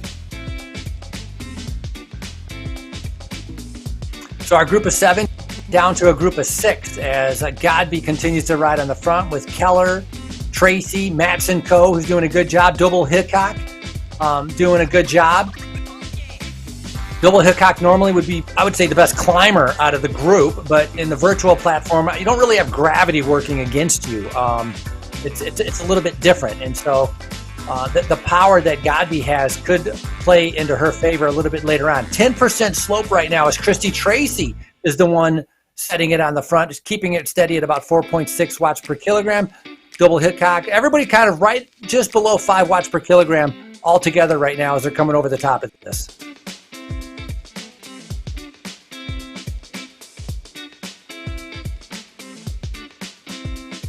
You can see the avatars of the riders respond to the higher wattage as well. When the riders get out of the saddle, that usually means that they're going over a certain threshold on the power. As we take a look at Christy Tracy here, working her way up to the top of the hill. Yeah, and I'm amazed how many riders have swan years with them, Frankie. We saw it yesterday with Laura Matson Co. Yeah, we did, and I think it's just about not only support, but also giving them information, perhaps pointing something out on the screen that they're not really seeing, pointing out some other power numbers, because a lot of times when you're riding, what you're focused on is where you are in the group, and so you're kind of fighting for position, seeing where you are in the group, and what you're not looking at, or you're not really paying as much attention, is if somebody is surging, and all of a sudden you see like a 5, 6, or a 7 watts per kilogram, you don't notice that surge or that red number right away, whereas if you have a helper, they can say, hey, they're starting to go, you need to respond to that. Yeah, communication can be key, and knowing the course as well, a big part of it, making sure that when the climbs are coming and when the downhills are coming as well, as we talked about earlier in the show. That's one that you got to look out for.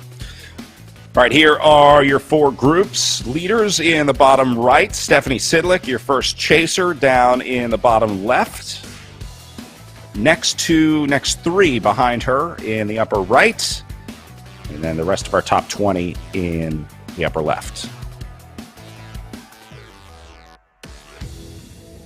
Yeah, one thing I was going to point out with that Christy Tracy is a lot of times on the criteriums or some of the other road races, she stays in that aerodynamic time trial position. We've seen that like pretty much for the whole entire race, which really stood out. It was very different. And in what we just saw, is her sitting up a little bit more, almost more in a climbing position because we're on a climbing type of course. So a little bit different for Christy Tracy. And obviously when you change that position, it is a little bit different with the muscles that you're using. So a little bit of an adjustment there for Christy Tracy, but she's doing a fantastic job by keeping herself in that first group. Still, the 6 riders kind of glued to each other right now, waiting for some of those kilometers to go by on this Sunset Loop. But definitely proving it's a very challenging course right now for a lot of the riders that are out there. I'm actually surprised the group is this big. I think we were expecting this to go down to like 3 or 4 by the time we hit halfway through. But this lead group doing a really nice job staying together. They have really figured out the dynamic here. They got rid of one, Stephanie Sidlick, the most recent casualty out of the group, as it goes from 7 down to 6. I think part of that's because we still have 22 kilometers of racing left. That's a long ways to be able to go solo, especially with Jacqueline Godby. And so right now, I think, they have to get around a few of the laps. And we see this in real life at Sunset Loop. We see them, the break will establish, the riders will all ride around for a few laps, and then the final couple laps, it's flat out. And that's what we're going to see here. It's going to get very intense and flat out a little bit later on. Great shot of Krista Doble-Hickok, just kind of keeping it steady. And she's been remained quiet. Really, she hasn't been attacking. She's keeping within herself. Did a fantastic time trial yesterday, so she's in a very good position because right now she's sitting in 3rd overall for the Redlands virtual race. And so she's going to be looking to be able to move up a little bit later on because just in front of her is Lauren Matson-Coe. And with Doble-Hickok's climbing ability, should be able to get the advantage on Matson-Coe to be able to move up into 2nd.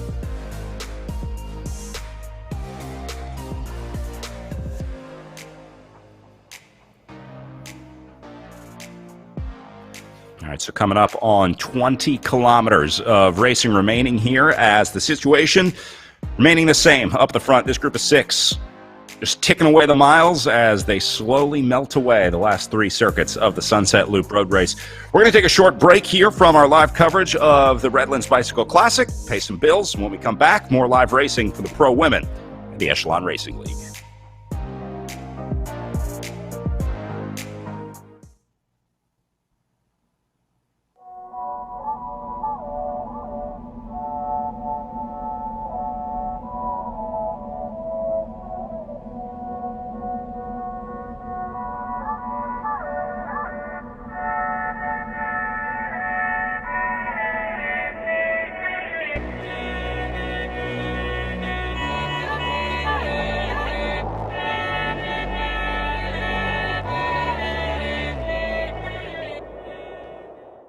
As an athlete, getting marginally better is one thing. Getting exponentially better puts you in a whole new ballgame.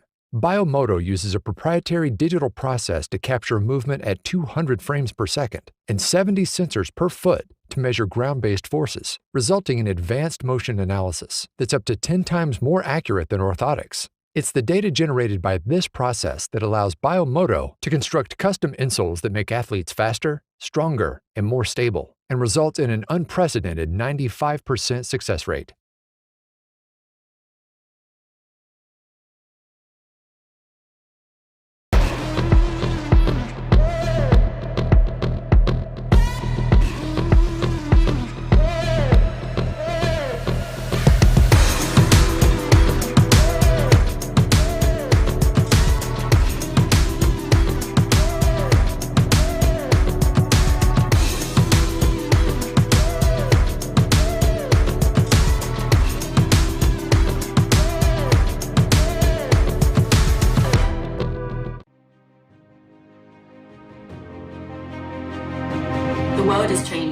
I'm looking to do things better. To improve. Just because it's always been that way doesn't mean it's right. I embrace change. I seek adventure and discovery. I explore and explore. To know the unknown. Even in the toughest moments, we ride together. Even in the moments when we're at our limits. We support each other. It's time to move up a level. To push that little bit harder. The changes we make now will make the future better for all. The efforts we put in today will pay dividends tomorrow. We all have the power to up the game. To build something better. It's not time to play. It's time to get real. It's time to be be a game changer.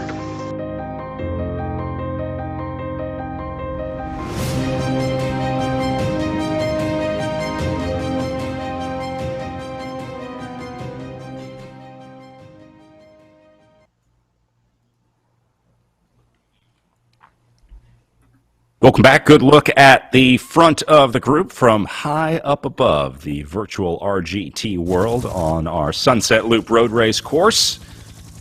And, of course, the appropriate helicopter noise as well. Feels like we're at a real bike race, doesn't it, Frankie?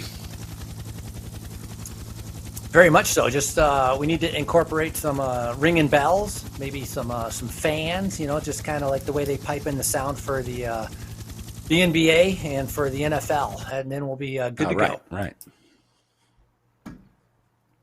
Yeah, I do miss the cowbells, I got to say. I think that was one of the very cool parts of racing in person that we really haven't figured out how to replicate on our virtual platforms yet. You know what else we have to figure out is preems. I would love to give away some virtual preems, but we still have to figure out how to score that and make sure it's fair for everyone and all that stuff. I think it's a great idea. I think in the criterium, or some of the criteriums, I think there'd be a way to be able to figure out the preems. I think it'd be good. But I miss the cowbells also, and only because it's so distinctive to cycling. It's like cowbells are cycling, and that's kind of makes it a rare connection between the fans and the riders. And so, but eventually we'll be getting back to that. For now, you can see our leaders with Jacqueline Godby, Christy Tracy, Krista Doble-Hickok, Lauren Matson-Coe, Eleanor Weissman, Monali Keller, and Stephanie Sidlick. Did Sidlick make it back in here? No, Sidlick is 685 meters off the back. So she went 100, she's lost another 100 meters. So pretty much Sidlick is going to be gone. And now she's got to try to tap into her inner reserves to hang on to 7th place, because points are on the line and she wants these points. Plus she doesn't want to lose too much time because you don't know what's going to happen on the next days, as the Redlands is based on time. And so that's going to become an important part. Amon and Pole still together back here in 8th and 9th place. Looks like Chaffin's starting to drop back a little bit, as she's going to be solo back there in 10th.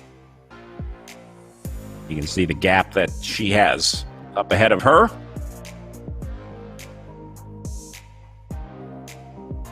And then Walker and Easler still sitting in 11 and 12, doing a nice job working together here. Look how steady this group of two is, matching almost exactly their watts per kilogram.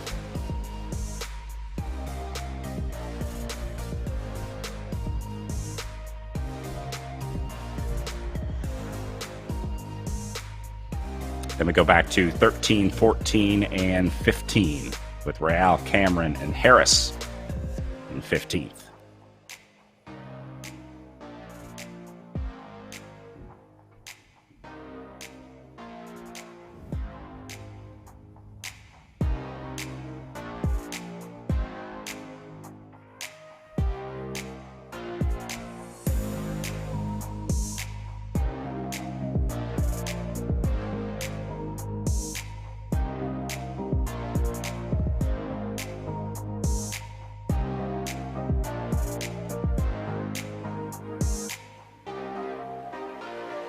All right, so leaders up front just got 2 laps to go as they rolled through the lines. So 2 more circuits on the Sunset Loop course here. Frankie, you think we lose anyone else before the end of this, or you think it's 6 riders going to the line together? No, I think we'll lose. 2 laps to go. Maybe not this lap, but I think on the last lap, I think there'll be some attacks, because I think Doble-Hickok does not want it to be able to come down to a sprint. She's going to try to take advantage of her climbing ability to try to get away. And Godby, she's so strong, she may try to attack and see who comes with her. So I see it breaking up a little bit. Maybe not on this lap, but maybe on the last lap, I think there'll be some good attacks. And as I say that, I'm seeing Godby putting in 5.4 watts per kilogram, which is, she was in the red there. So she was definitely trying to do something and making everybody react to her. As soon as Godby and Tracy put the hammer down, that's going to be it for this group. If they make a concerted effort and decide that now's the time to go, the other rider's going to have a real hard time responding, because that just really comes down to raw power, the wattage that you can put out. And I think it's pretty clear at this point that Jackie Godby is in a league of her own. I mean, riding on another level when it comes to wattage. So if they're going to beat Godby again, they have to do it with strategy. They have to ride smart. They have to save their energy, ride the corners well, and maybe try to work together to try to somehow contain her in this group. Racing continues with the Joe Martin stage race up next. Then we're headed to the Indy Crit in the Echelon Racing League for a single day of crit racing there before the Tour of America's Dairyland, March 11th through 14th. The next event's coming up in the Echelon Racing League. Again, you can always see the full schedule at echelonracingleague.com. Just click on the races tab. There's a calendar for both our amateur and our pro fields. Yeah, a little bit of the unknown for me is... Well, Matson Coe's been kind of dangling, so I'm not sure she's going to be able to be there. But Keller is a little bit of the unknown for me being in this group. As you had mentioned, I totally agree with you. Tracy and Godby, if they go, it's going to be hard for a lot of riders to be able to keep up with that. But it seems like Matson Coe's been struggling a little bit. Weissman's been struggling a little bit. So we could see them being popped off the back and Double Hickok being able to respond to it. Along with Keller. And so that's going to play out a little bit as we kind of get into some of these, the climbs that now they are very accustomed to, right? They know exactly what the 10% grade feels like. They know what the downhills feel like. And so they're they've had enough laps now to be able to know where the dangerous parts on the course are and where the easier parts on the course are. Yeah, figure out where you can recover, where you can try to zero out that power meter as much as possible. See a lot of riders on their cameras starting to eat right now. A lot of riders hitting gels here at 2 laps to go. You want to try and time that sugar and caffeine, the carbohydrates, the calories to hit at just the right time. So looks like a lot of riders are thinking that rocket fuel is going to hit in about 20 minutes from now. Well, not only that, Redline, hard effort that they've been doing for an hour and 16. I think this is going to go to probably an hour and 40 minutes for the length of the race. That's a long time on the trainer. Obviously perspiring a lot. You got those fans on you, but you're still, you're generating a ton of heat. You're sweating everywhere. So getting that hydration and that fuel, extremely important.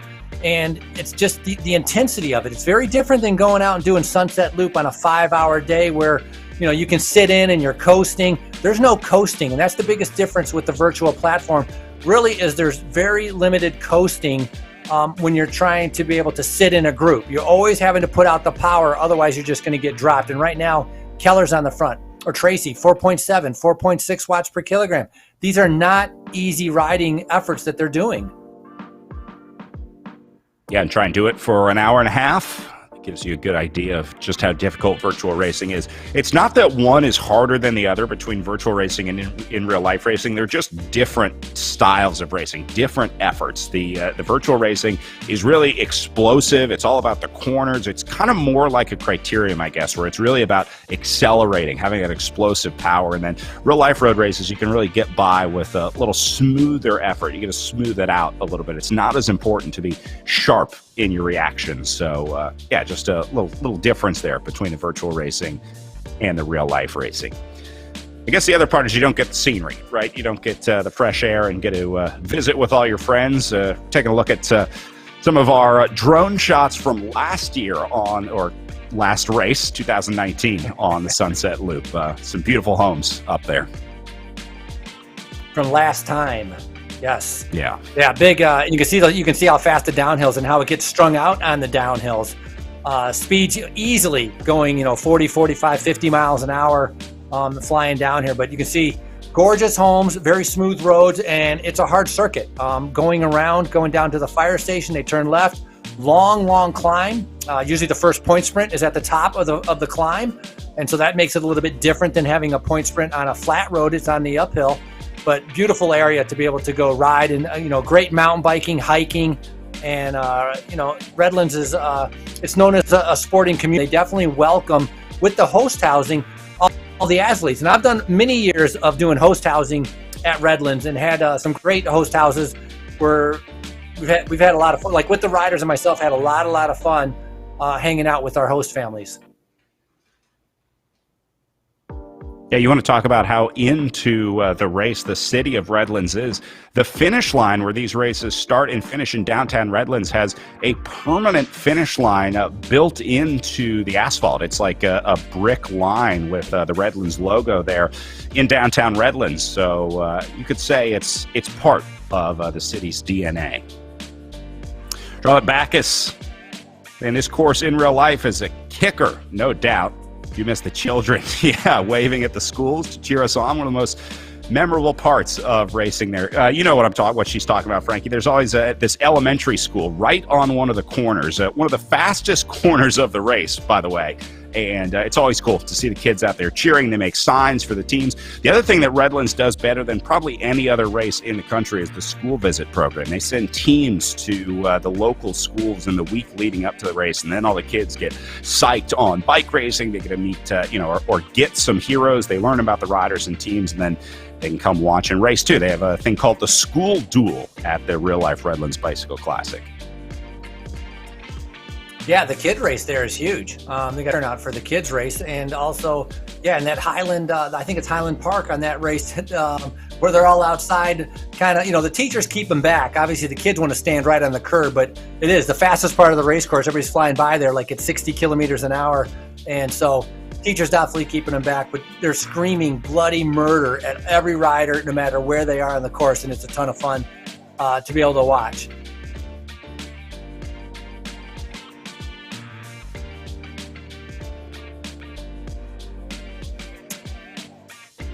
So the ants go marching 2 by 2 as they head up the hill right here, almost right next to each other. It's kind of in formation as still 4 watts, 5 watts per kilogram, doing a nice job. But everybody's sticking together, not letting anybody kind of break apart. Double Hickok now coming to the front, and this is on the 10% slope. So this is kind of her forte. It's where she excels at, and this is where you're going to see her starting to be able to come to the front. Again, last lap, I think is going to be, maybe this could be one of the areas where we're going to see a big attack coming from one of the riders to try to make it to the finish. David Allen on Facebook, impressed with the racing so far, saying this is real racing. Yeah, this is about as hard as virtual racing gets. I think this might be one of the hardest virtual events of the year, between the 3 days of racing, the uphill time trial yesterday, Sunset Loop course today, and then the big Oak Glen climb tomorrow. This might be 3 of the toughest days of racing that you're ever going to see on these virtual racing platforms.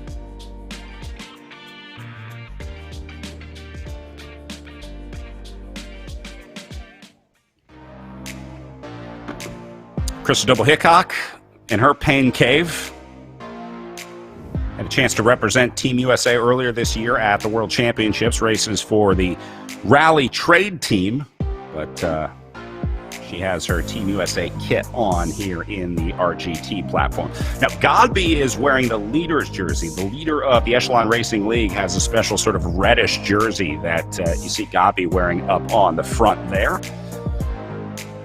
So she does not wear her normal kit of XXX Racing Athletico. Here's our American roster for the Esports World Championships a few months ago. You see how many riders participating in the Echelon Racing League as well, and some of these riders we've had come through. Lauren Stevens did a stint with us here in the ERL. We got Lauren Matson-Co in there today. Faulkner spent some time with us as well for Tibco SVB. So I think we've had almost the entire Esports World Championship roster come through the Echelon Racing League at one point.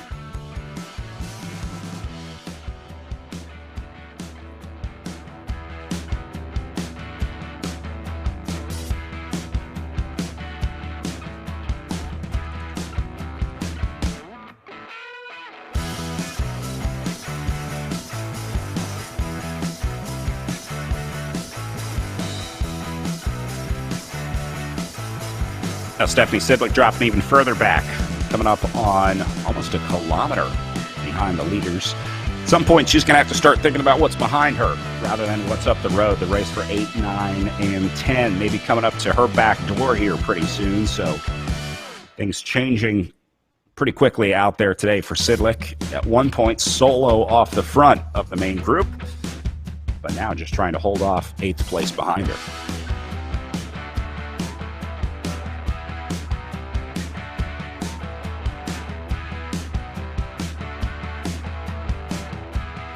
And if Amon and Pole can work together, see if they can bring her back, although that is a pretty serious gap to get up to Stephanie Sidley. So might have spoken a little too soon, saying that she needs to worry about what's out her back door, because the closest thing is 1.8 kilometers away to get to Amman and pole.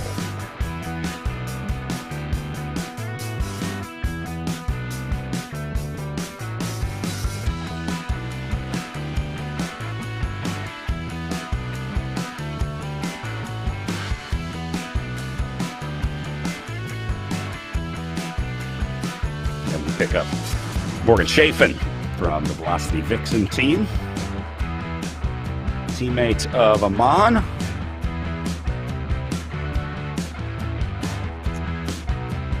It's a nice ride by Morgan Chafin there, sitting in 10th as Easler and Walker are riding, trying to catch up. Well, looks like they're actually making some headway into catching up to Chaffin, about maybe a kilometer behind, as this is 12th and 13th here.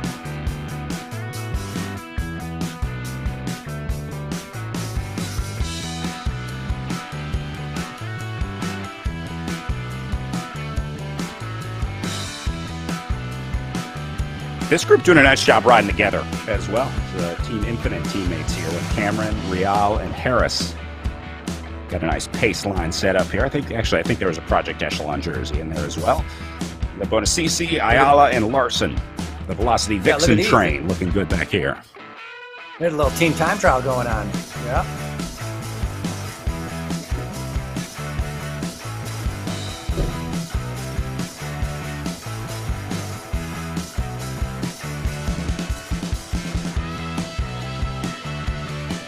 Look at this, even cycling through the leadership up on the front.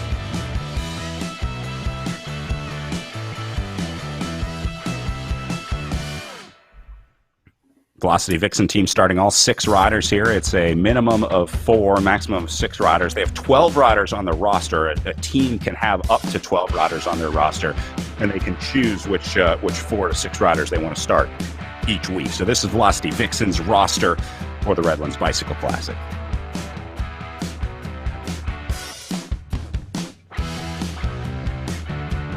The riders are pretty much spread out all over the course. Kirsten Pole 8th is 2 kilometers back. Again, it's a 10.3 kilometer circuit.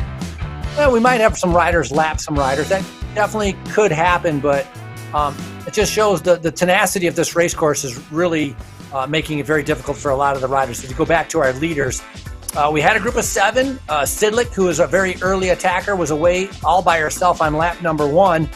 They gradually brought her back on lap number 2.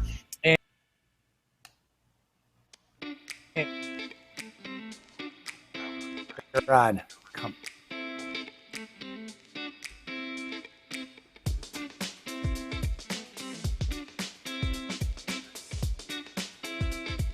Lead group maintaining tempo here. Again, we're watching the watts per kilogram to the right of the riders' names just to give us an idea of the effort that they're putting in. You can see how similar they are. Most of these hovering around 4, 4.5, somewhere around there. Seems to be the sort of average that they're sitting at.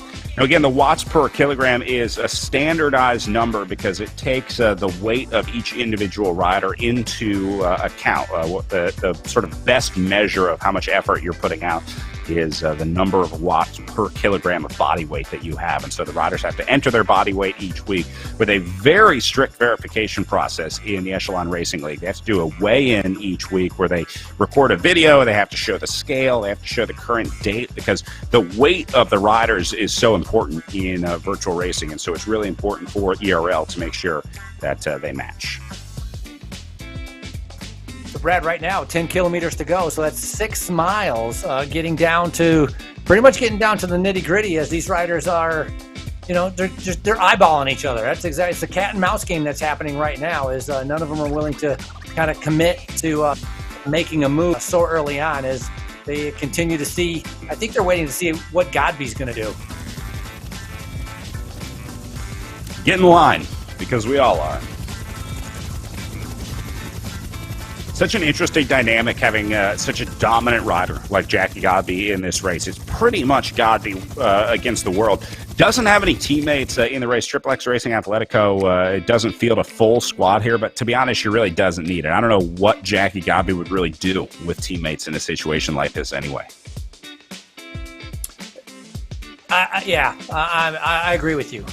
When you're as strong as Jacqueline Godby, it's very easy to make up for any mistakes that you might make because you can just use your strength to overcome any of those obstacles. And if you have a teammate, not really sure what you're going to be able to do. I mean, maybe try to send someone up the road with at the tempo that Godby continues to set, 4 watts per kilogram. That's the problem. Nobody can go up the road because we're going, 31 kilometers per hour. There's a little bit 9 kilometers to go, and we're putting out 4 watts per kilogram. It's like if you're going to attack, you better be careful, and it's at the right time because that's a long ways to go. And you can see, look at the focus on her. Just that is pure determination, wanting to take another win. I don't think she's looked away from the screen this entire time. I've been watching her on the cameras here. Pretty amazing, the focus that she's had over the last hour and a half. All right, Rodders, heading out for last lap of racing. You see our leaders up in the upper left-hand corner of your screen just now going through the line. That sends them out for the final circuit of the Sunset Loop.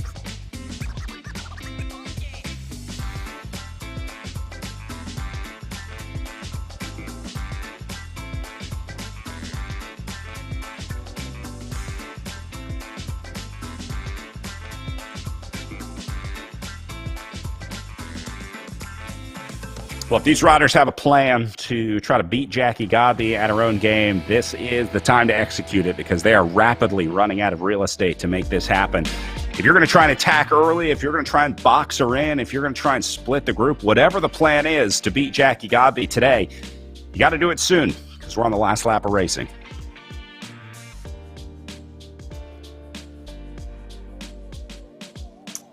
Godby doesn't want to run. I don't think she wants to take.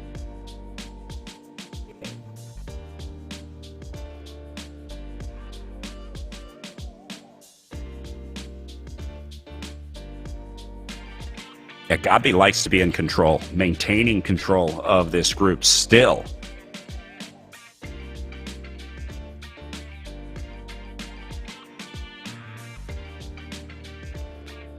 Matts and Co. getting back in.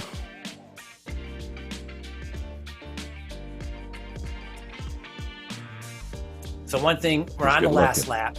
Sorry, one thing to watch out for, because we are on the last lap, are those numbers on the left-hand side. Seeing when they turn red and who's going to be the first one when they go red and how much of a reaction time the other riders are going to have to be able to get onto that wheel. So, right now we see blues and greens on the far left-hand side. We see 3 watts per kilogram because they're on a downhill. Watch for those numbers to turn red, and that's going to be the first indication of when somebody has decided to kind of strike out and to attack and take their chance at victory. Yeah, it's going to be interesting to see the first rider to go into the red zone here, the first couple riders to go into the red zone. Will it be Godby and Tracy, or will it be the underdogs in this group? Double Hickok might be able to pull something out here. She can try and attack early and get away. She might have the TT chops to be able to hold Jackie Godby all the way to the line. I would agree. I think it's a great course for Double Hickok to be able to, and she's been staying calm and reserved, just kind of sitting in and following. Whenever you go to her picture, she looks very in control. Doesn't look like she's too red in the face or overextending herself. So I think it could be a great course for Double Hickok. Obviously for Godby, just her strength allows it to be good for her. But as we look at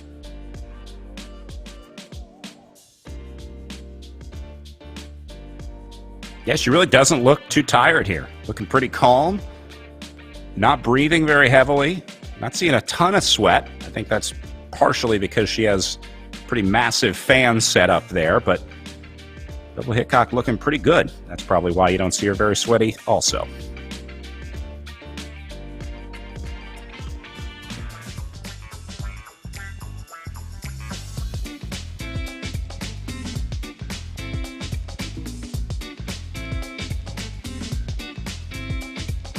And this has got to be tough. If you're planning on launching an attack, if you think that you're going to try and launch something, just sitting in here waiting can be one of the hardest things out there.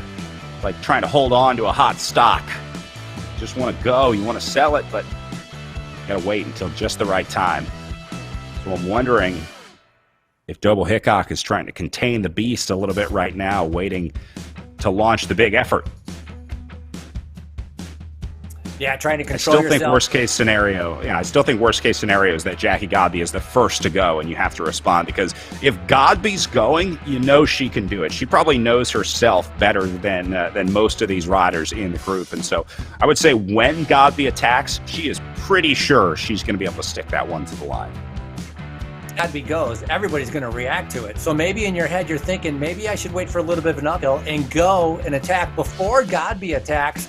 Because then if Godby responds to it, perhaps you can get onto her wheel and you can get pulled to the line and have, a first or a second place. And so, you got to be thinking that way, that if you can get away with Godby, right? Wouldn't that be the perfect teammate to have going up the road, or non-teammate to have going up the road?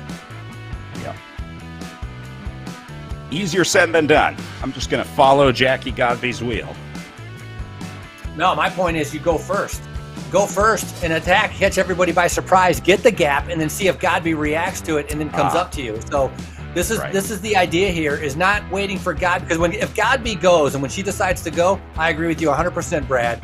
Not easy to be able to get onto that wheel and just get pulled away. And so that's why I think here on the last lap, we're on 8% grade. I think this is where we hit the 10% grade. Maybe we're going to see someone try to put in an attack and try to be able to get a gap. Godby, but look at it. Godby just ups the tempo, 5.1, 5.2, 5.3 watts per kilo. It's like, how can you attack off that? It's too hard. Yeah, if you're already redlining, there's not much room to grow.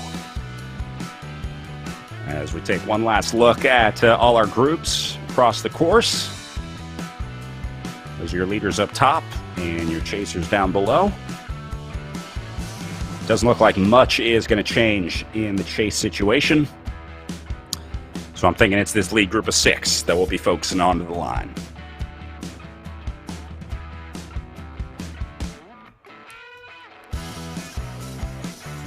This is 8th and 9th with Kirsten Pohl and Aman.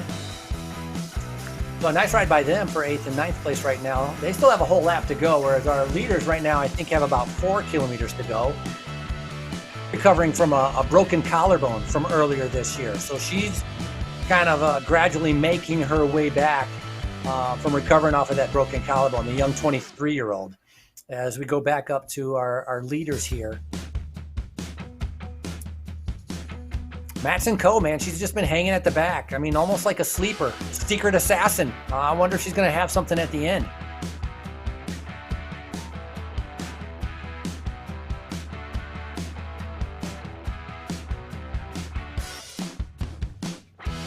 Getting a couple different angles of the front group here.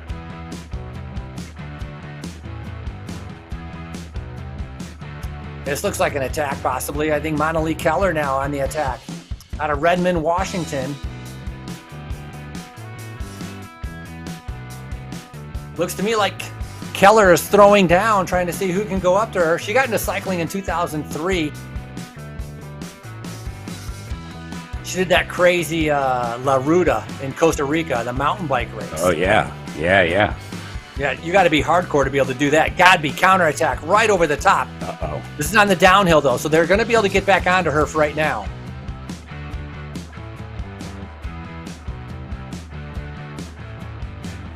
Yeah, this has to put the field on notice. That is worrisome when you see a gap like that for Jackie Godby. Even if it is on the downhill and you're confident that you'll be able to get back in, that tells me that Godby's able to open up the gap at will, and that's going to be a problem for the riders in this field.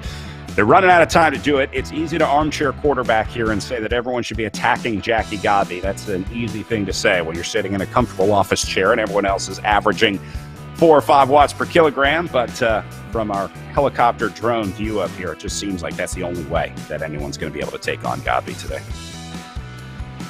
Well, coming through just under 3 kilos to go, and in a little bit they're going to be, they're marking each other extremely well as we're looking at Monali Keller right here.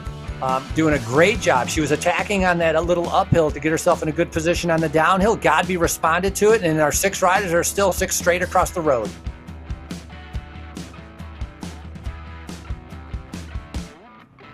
Even Godby has to respond a little bit there. Matson Co. going into the red. Double Hickok into the red as they hit the big part of the climb here, 11% uphill. This is it, Frankie. Double Hickok going to lead the way up the climb.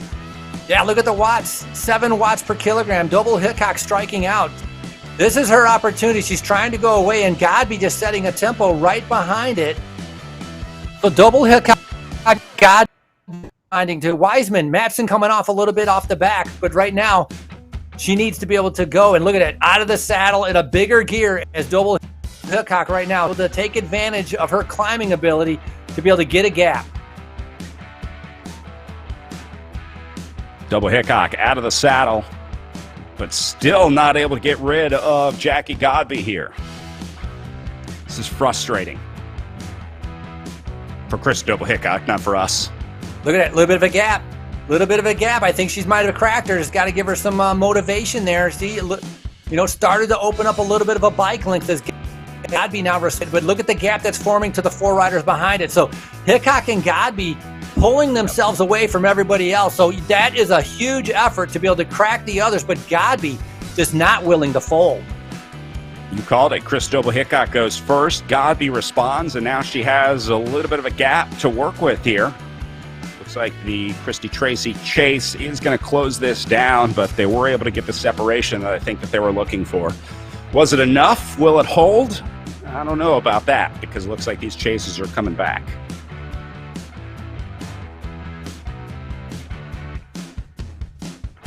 I'm curious. We have to be down to about a kilometer to go. I'm thinking with Double Hickok and God separating themselves. Nice ride by Christy Tracy to be able to bring it back. And Matson Co. doing a fantastic job to be able to stay in contact. Weissman suffering just off the back. So I think Weissman has made it back on there also. So still a kilometer and a half to the finish line as our 6 riders over that 10% grade managed to stay together. Boy, they tested each other though. Yeah, you got to be feeling pretty good. If you're still in this group, I would certainly be pretty thrilled with being able to survive that attack by Jackie Godby and Chris Double Hickok. They were in an almost perfect echelon there just a second ago. The virtual win must be coming from the front left of this group. Coming up on a minute 42. This is a long race for the women. We're going to be like right at about a minute 45, give or take. So overall, this is a long race for the riders to be out there on a hard course like Sunset Loop. A little bit different than if you're just cruising on a flat road race. So Double Hickok continues to be able to put the pressure, trying not to lose, and Godby just focused, just lasered in on her image on that computer to make sure that she's near the front of this group. Yeah, look at the difference in riding style. I mean, now you see Godby getting out of the saddle, but previously Godby was pretty much fixed in while Chris Double Hickok is spending most of her time out of the saddle, trying to get as many watts as she can out of each pedal stroke. Leaders inside 3K to go here. So they'll be hitting the 2K marker here pretty soon, and then we'll see them go into the Flamme Rouge for the 1K banner. Godby back on the front. Wiseman in a little bit of trouble at the back, but still in this one. Matson Co. going into the red zone to try to respond. It looks like this might be the trio going to the line. Godby, Tracy, and Double Hickok splitting. Oh, Double Hickok now having to respond as Godby continues to push the pace. 2 of the strongest time trialists now are in the front. You called it, Brad, that if Godby and Tracy get together, who's going to be able to stay on their wheel? And right now it looked like it was Double Hickok. Fantastic ride here by Matson Co., but she had to put out a big effort, 6.5 watts per kilogram to be able to catch back up to the leaders, and that effort just pushed her to the front.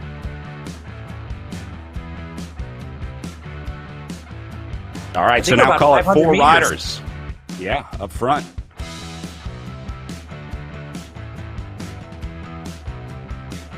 I think we're under 500 meters to the line as we're getting ready. It's going to come down to a sprint out of this group. Sorry, Frankie. No, it's absolutely. I mean, we had 6. We're down to 4. Each of them has struck out. I mean, Christy Tracy to Godby. Godby has attacked. Double Hickok has attacked. They realize it's coming down to the final 300 meters. Look at Matson Coe out of the saddle completely. Very similar to the way Hickok, smaller riders, smaller framed riders out of the saddle trying to get the power out, while the other riders are able to sit in the saddle and put out time trialists are putting out the big power in the saddle. The other riders out of the saddle, coming down to the final couple hundred meters.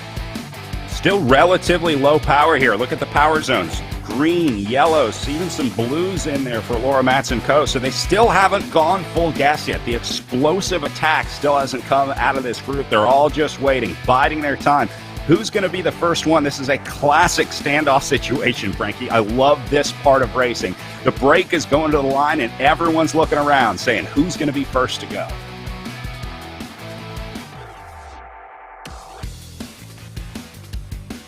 Yeah, they're just waiting, just kind of waiting to be able to see what that 200-meter mark is to be able to launch their sprint coming into the final stretch right now. 2K, sorry, Frankie. They just went inside 2K to go. 2K, I thought it was 60 kilometers. Okay, well, that's fine. 2 kilometers then to go. All right, so that's why nobody's really kind of, they're just sticking with each other. Apologies, they're a little bit closer to the line as we're coming into 2K. So Godby setting that tempo.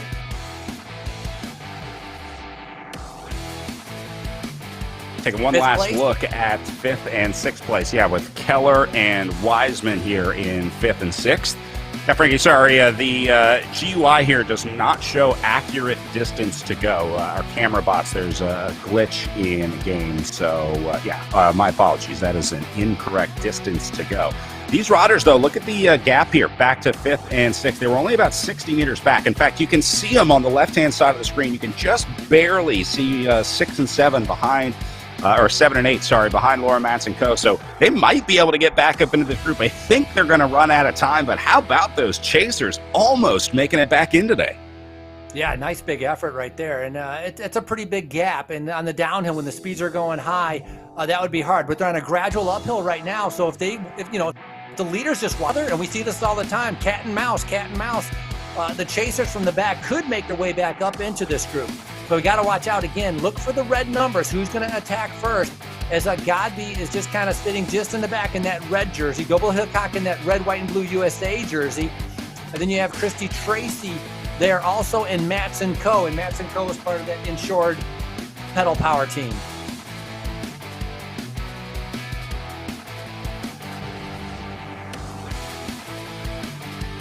All right, so leaders about to hit 1K to go here, Frankie. That's amazing. Like, I don't know how Krista Double Hickok can ride out of the saddle for so long.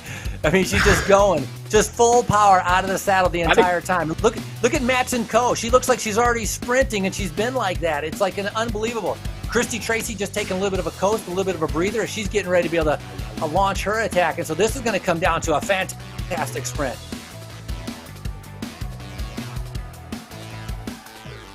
Matson Coe up to the front now. I love being able to see these riders on camera, try and maybe mime the attack a little bit, see if we can see who's attacking first on camera before we see it in the game. But right now, sitting all together at 800 meters to go. It's going to be a good finish, Frankie. I did not think this would come down to 4 riders going to the line together, but they have a legitimate shot at trying to beat Jack Godby today. But here goes Godby. Godby launching the attack now. That's going to string things out. Tracy's coming over the top. Did Godby go too early today?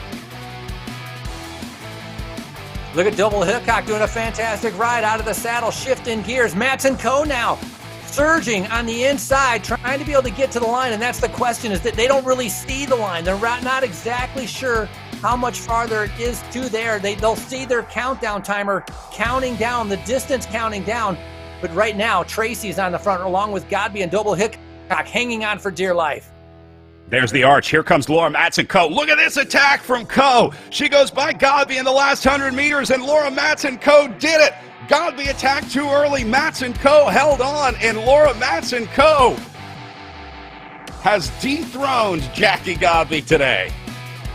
As hard as that race was, I think Matson Coe looked up and saw that banner before any of the other ones and started her sprint to be able to get there. What a ride by Lauren Matson Coe. And so that is a fantastic ride. Second yesterday in the time trial and first today. So congratulations to Lauren Matz and co. Wiseman and Keller will hit the line in 5th and 6th. And then Stephanie Sidlick from the Canyon Esports team going to hit the line here in 7th.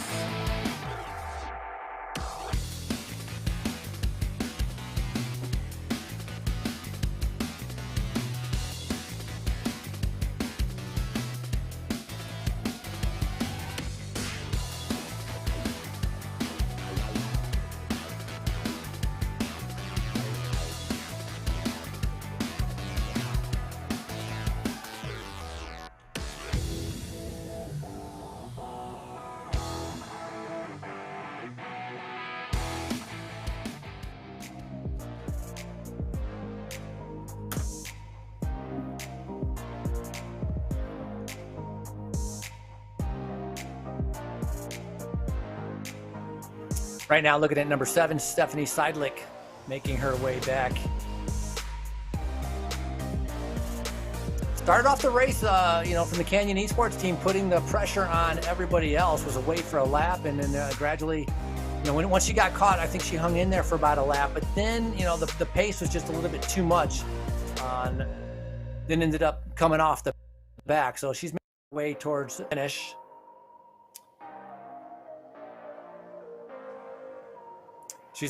Stephanie Seidlich's a chemistry professor at Carnegie University, 35 years old, and has done a few of the RGT races. Very familiar with the RGT platform.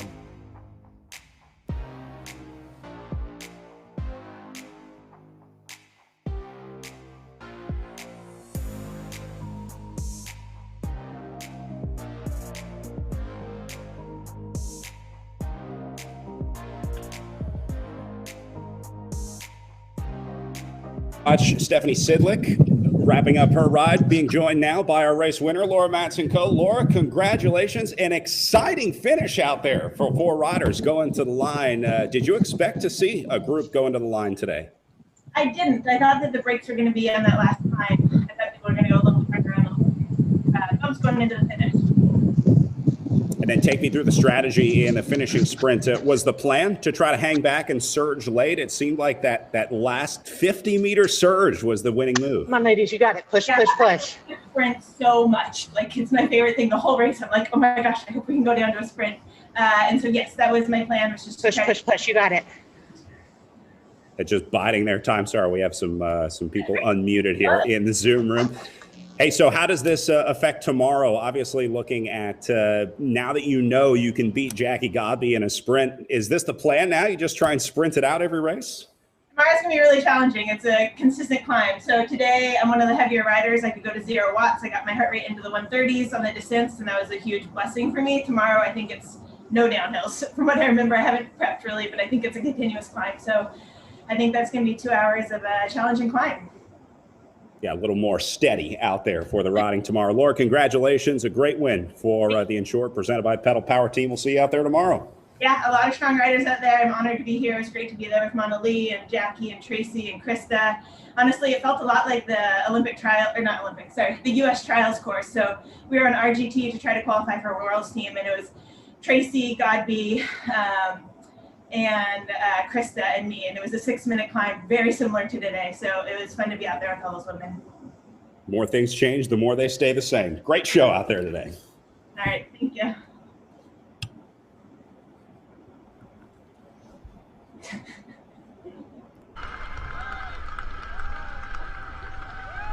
Kind of interesting, Frankie. You got a little preview there of how this one would end. Again, a lot of these riders starting to get more and more familiar with each other as they really start to learn who the good riders are, who the riders are to watch out in there. All right, here are the 6 riders in so far, with Matz and Co. taking the win ahead of Jackie Godby. Christy Tracy going to end up 3rd on the day. Double Hickok in 4th. Eleanor Wiseman will take 5th, and Mona Lee Keller in 6th. Yeah, I thought it was very interesting how she talked about the trials for the Esport World Championships was all the same riders. It kind of goes to show the quality and level of the riders that are participating in the Echelon Racing League. It's top notch. And I had no doubt with that, because the power notes putting out are super impressive. And so incredible ride by Lauren Matz and Co. To be able to take that sprint, just eyeing that banner, I think a couple seconds or a second before Jacqueline Godby was able to see it. And, Matz and Co. said she loves sprinting, and she was able to have over the climb to be able to do something at the end. Well, it was all about timing, and it worked out for Laura Matz and Co. today. Getting ready for our pro men. Coming up next, we are inside 10 minutes until their start. So we'll take a short break and then come back with live racing from the pro men at the Echelon Racing League.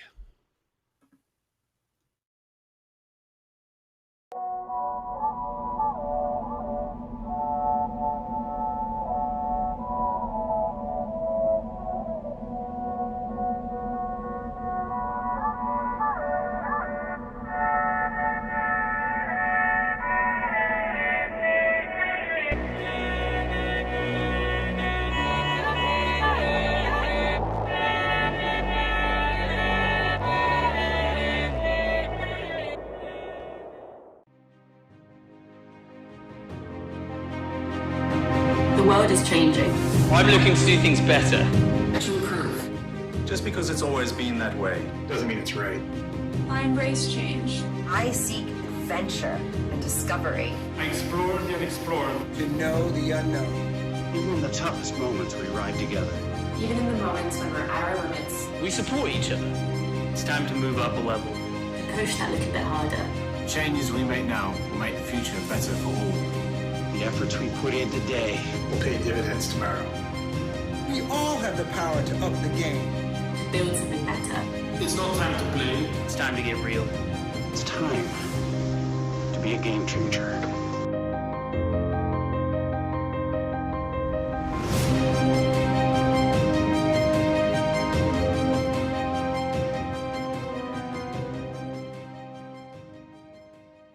As an athlete, getting marginally better is one thing. Getting exponentially better puts you in a whole new ballgame. Biomoto uses a proprietary digital process to capture movement at 200 frames per second and 70 sensors per foot to measure ground-based forces, resulting in advanced motion analysis that's up to 10 times more accurate than orthotics. It's the data generated by this process that allows Biomoto to construct custom insoles that make athletes faster, stronger, and more stable, and result in an unprecedented 95% success rate.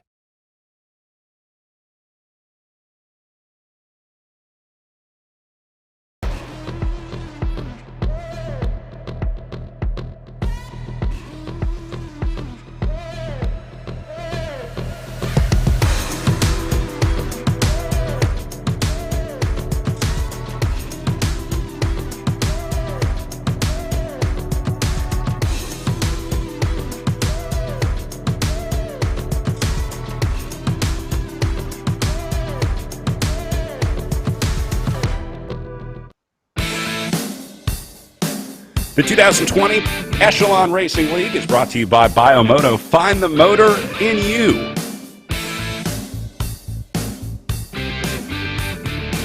By Project Echelon, educating, equipping, and empowering veterans through physical activity.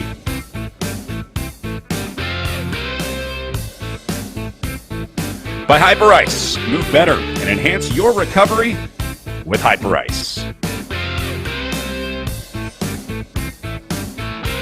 And by Nations, enhancing the reach of esports, including the Echelon Racing League. Another look at some of the old school postcards from Redlands, California. Things looking a little different back when the postcards were hand-painted, Frankie. Some pretty impressive art here. Obviously, they're just printed now, but a pretty impressive look at Redlands here as well. Hard to believe that this is what Redlands used to look like.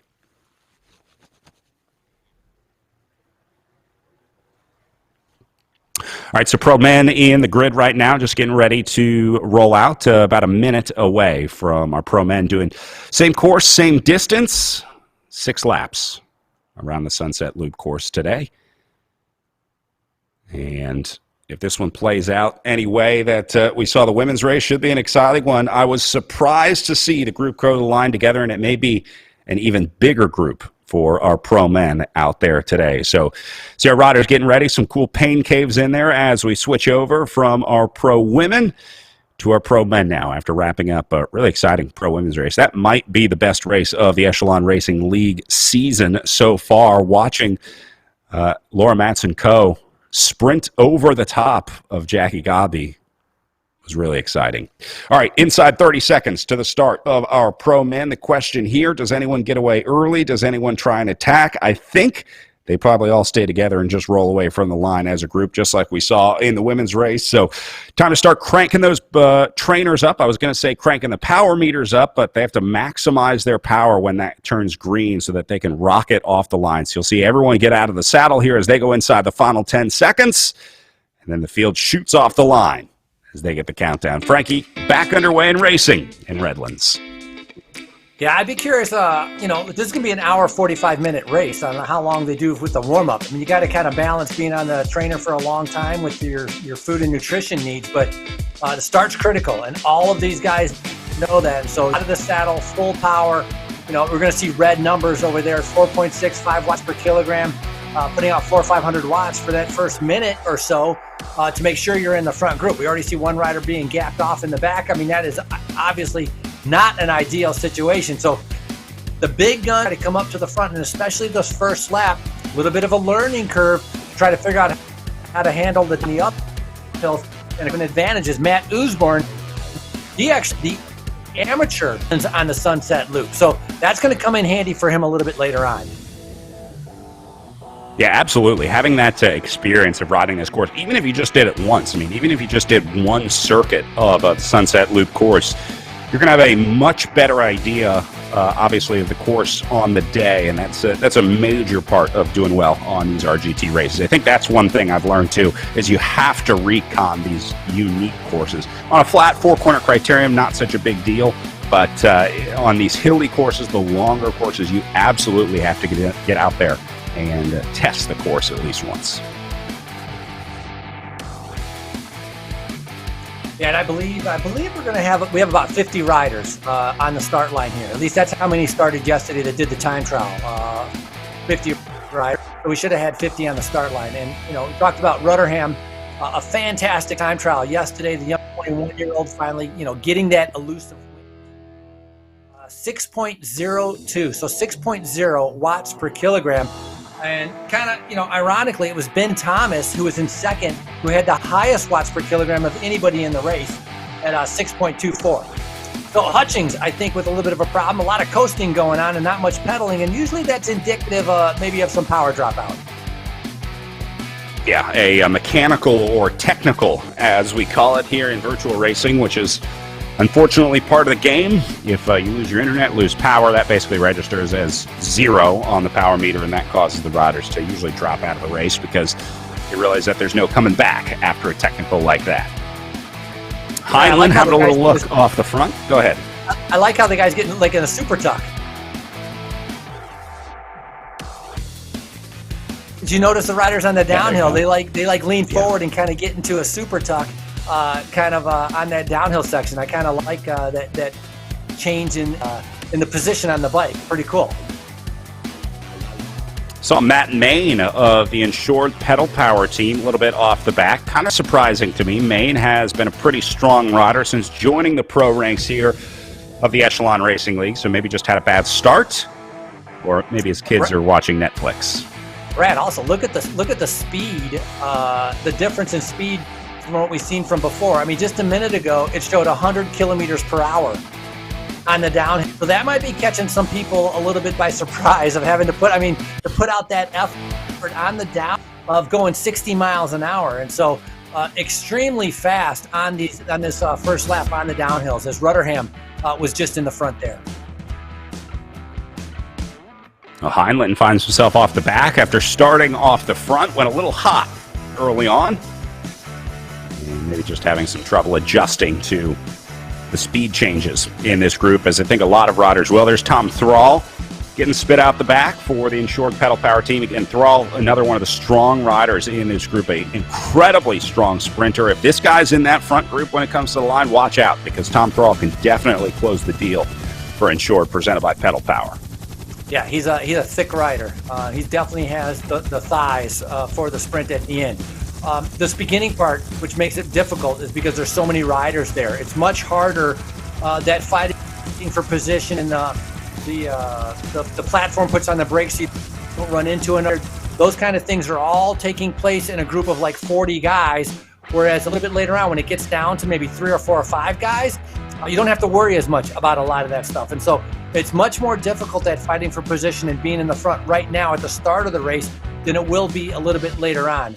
As we just talked about, Thrall making his way back up to the front. Usborne, the winner of the amateur Sunset Loop, coming up to the front. Ravel, Beak, all familiar names that we've seen in the time trial and in the other RGT races. Yeah, let's go back and talk about that time trial from yesterday a little bit more, because Ryan Ruderham had the ride of a lifetime for the draft racing team. I was so impressed with his effort, because it was really an unknown in the virtual time trial, a short uphill time trial in Redlands. You can see what that finish looked like on the way up to what they call Panorama Point for, it was only 6 miles yesterday. They picked up just under 1,000 feet of elevation gain. Charlie Velez set the early fast intermediate time with a 7:27 split, as we watched in awe as he beat his bike up underneath him, absolutely burying himself for that effort. Held the fastest time for a while until Ryan Ruderham had a shot at it for draft racing. Now, Ruderham had the 5th fastest split of the day, almost 30 seconds slower than Charlie Velez on the intermediate split, but it's the way that he finished. Look at this. You talk about putting in an effort to get to the line. Ruderham absolutely crushes it and ends up 4 seconds ahead of Ben Thomas yesterday, with Matt Usborne ending up in 3rd. Velez slipped down to 4th, and then Charlie Beak, we were talking about earlier, in 5th place at 27 seconds down to Tom Thrall in 6th. But all the credit in the world to Ryan Ruderham. This was a guy that was so close to winning stages in the Echelon Racing League earlier in the season, and he finally got the elusive stage win yesterday in the opening prologue of the Redlands Bicycle Classic. No, it's a fantastic win for the young 21-year-old. And Ruderham, for draft racing, I mean, he only started focusing on cycling in 2017. It's 3 years ago. So relatively new to the sport. And it's a big win for him. He's a lightweight rider, a good climber, and put out 6 watts per kilogram to be able to take that win. So it's got to be and when you're young like that, Brad, it's got to think about the boost in confidence that he now has. Yeah, 100%. Once you get that first win under your belt, the second and third tend to come a little more easy. So definitely keep an eye on Ruderham. He's going to be in the red kit there of draft racing. In fact, you might see him get to the front here pretty soon, because I'm seeing some of his draft racing teammates making their way up to the front of this group. So another rider we need to watch out for is Ben Thomas. He's been exceptionally consistent over all the RGT races. He did a good job in time trial, and he's only 4 seconds back out of the lead. So that's a relatively small gap. And if you go back to Matt Usborne, who we've seen many times, he's only 19 seconds out of the lead. So a very close first day time trial with the GC still up for grabs. And of course, we're going to see a little bit later on who's going to take the win here at Sunset Loop. So Usborne on the front. We know his aggressive style, Brad, don't we? 7.7, 7.8 watts per kilogram. This Canadian never likes to wait around. I love this. The classic Matt Usborne ride here, where he's just going to bury himself in the opening kilometers and set the tempo early. I do have to give Usborne credit. He has really been able to sort of make sure that these races are hard early on, because otherwise there's a chance that these guys would just sit in. But anytime we see that pace drop just a little bit, Usborne always seems to be one of the first to kind of get back in and say, all right, time to pick this pace up. Nice look right here with Velez coming to the front. Will Harden. Will Harden did not have a very good time trial yesterday. I'm sure he's a little bit disappointed with that. He's always there near the end at the group, the group races. His time trial might have been a little bit new for him. Patrick Wall is there, Miller, Usborne, Sedgebrush, and then right now 2 riders, Velez, and starting to be able to go away from them. And Charlie Velez is not waiting around for anyone. He was second in the amateur Redlands to Usborne on this Sunset Loop. So he, of course, also, but again, very early on. This is going to be a minute 40, a minute 45 minutes worth of racing. And so this big of an effort so early on, I mean, we saw what happened with Sidlick. This could come back to haunt these riders a little bit later on. Yeah, it's a long race ahead of these guys. The good news for Velez is he has some company with him. This is different from Sidlick's scenario because Sidlick was caught out all alone. Having just one other rider here with Will Harden is going to be a big advantage for Charlie Velez here. Now, that's if they can communicate and get together. Obviously, on different teams, they won't be able to communicate whether over Discord unless they exchange their personal information before the start. But I'm going to guess these guys are just in sort of an unsaid agreement that they're going to try and ride together and see if they can stay away from the field.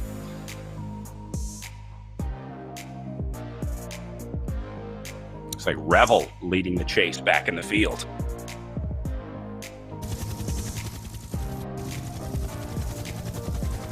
Well, two 22-year-olds. Harden, 22 years old, has 22 years old. Will Harden out of Winston-Salem, North Carolina, has found themselves, kind of in the front. And when you're young, you get high anaerobic capacity, and that's exactly how the start was.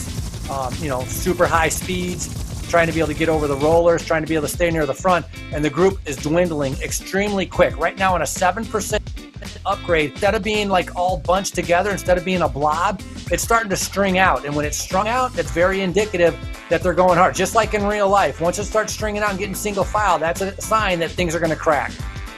Yeah, look, things starting to break up back behind him as Usborne puts in the effort to try to close this gap down. He brought back some significant distance. Zach Nair there as well.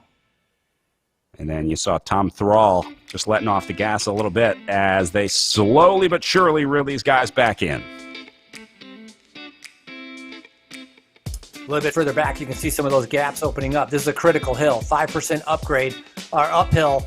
And so, if you're 15th, if you're in that 15th to 18th, it's like you got to try to latch on to the back of these now, and hopefully that they will ease up a little bit later on. You don't know that they will, but you got to take that chance because once you get dropped, you're going to be gone. And you can see right behind them, you're getting a little bit of a block where these guys are covered, and then you got the chasers, or not the chasers in the back, trying to get back up to the main group. But in the front, Velez, Harden, Usborne, and Beek doing a fantastic job of putting the pressure down to try to break away. Boy, it really feels like the pressure is there to be able to cause a split here, doesn't it? I mean, if we were watching this in real life, this is like in the opening kilometers when you're watching the break establish. You see these groups go away, and then you see that one break that looks like it might have a chance where you're like, all right, this has the right mix of riders. The field seems to be responding the right way. I know it's early on, but this thing's looking pretty good for these guys, and I think Segabrush is realizing that right now. You saw him attacking off the front of the group. He wants to make it 5, but this is the omnipresent danger here that everybody in the field says the same thing, and eventually they all just end up bringing back the breakaway. So I think this group of 4 is motivated here, Frankie. This is a good scenario for these guys. It's a long shot that 4 riders can make it for 5 3/4 more laps that they have remaining, but at least it's a shot. No, I agree. It's just like in real life, as you were just talking about. It's like this is a break trying to set up, and it looks like it's good. I think this is a break that actually is going to work. For how long, I don't know. But I think they're going to be able to get a gap. And you want to talk about some young, I talked about Velez, 22 years old, Harden, 22 years old, 2 very strong riders that have been very prominent in the RGT. And if we look, he's 24 years old out of Great Britain, races for Team Tour 2000. And, in 2018, we're talking 3 years ago, he actually rode in the baby Giro d'Italia. So that's another super strong rider to be up there. And if you put Usborne in there, and we've seen like what he can do, this is a very strong and dangerous move. And I think a lot of riders are going to have alarm bells going off in their ears, or their directors are going to be telling them, you got to shut this down.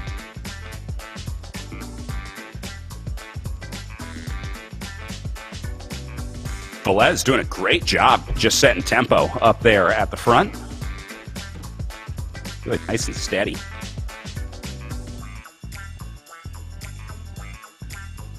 And here we go. This is Segabruch. I pointed out earlier, coming out of the field, joining these guys and going right past them. I don't know if that was the intention, but that is going to lift the overall pace of this field. Boy, things change rapidly here on the Sunset Loop.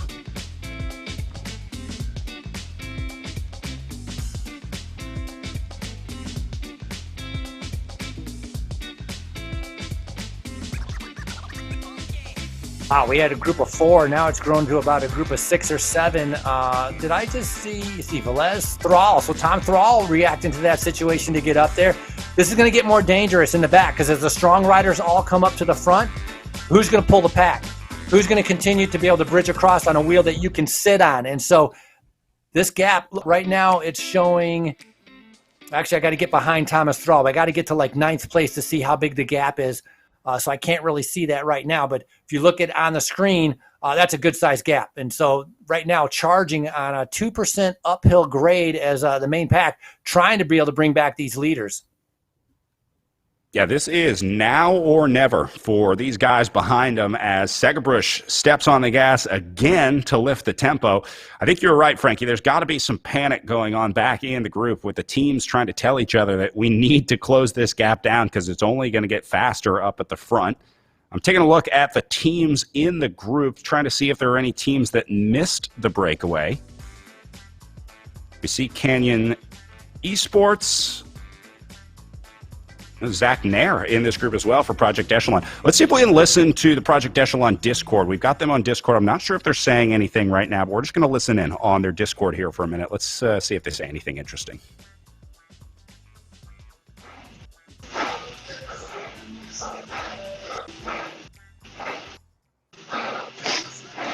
Heavy breathing.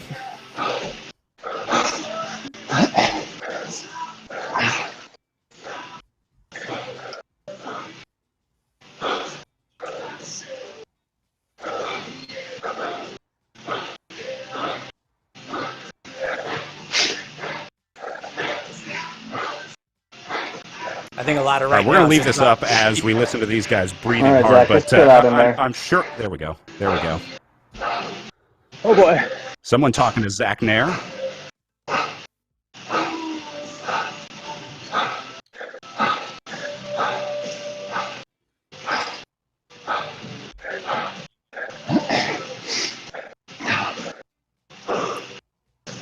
You can hear how heavy the breath. It's almost like time trialing as how hard they have to go in order to keep up with that first group. I mean, Zach Nair with insured pedal power, 24 years old, did a fantastic job to bridge across that gap. Now he has to try to recover. All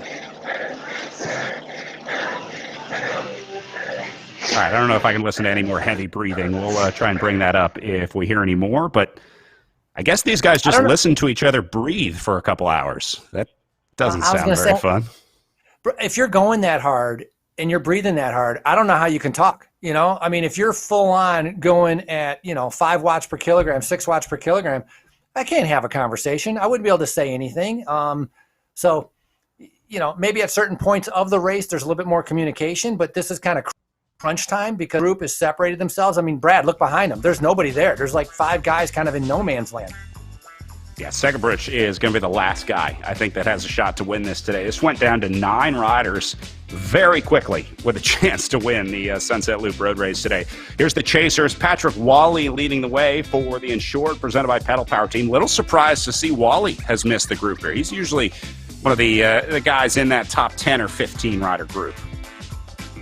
Yeah, Patrick Wall with a host of good results, and so I'm not sure, how he just managed to miss out. I think that small break was there, and then a couple other guys went, and then all of he just forgot to go. Caught by surprise as he's with Schwint and Dubik and Warner, as these guys now trying to be able to catch back up to Wally to be able to get back up to that front group. But definitely a little bit of a mistake from Patrick Wall. And he's not getting much help from these guys either. Wally is pretty much on his own here. As I think he's just not waiting around. Bike lengths back. Yeah, right.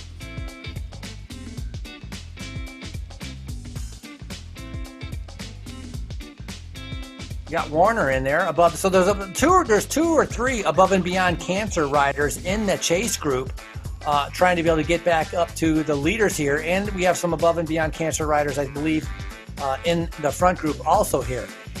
Oh, there's Dowd.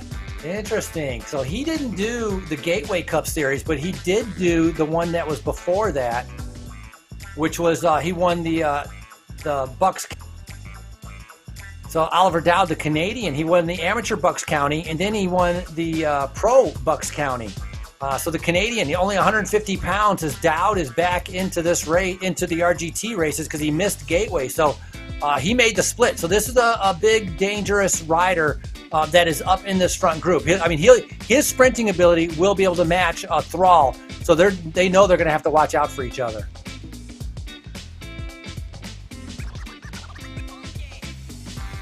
Yeah, another good example of the rider that has the intel.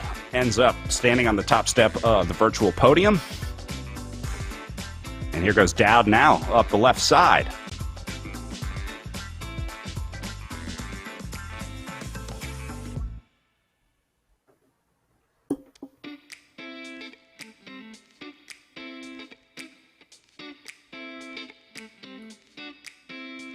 You can see a few numbers popping up red here as these guys try to cover those gaps, close the gaps ahead of them. As we go back to the 10th place group, Patrick Wally now slotting back in behind these guys as the Chasers try to figure out a plan to bring back our lead group of 8 riders. Oh, big group chasing here.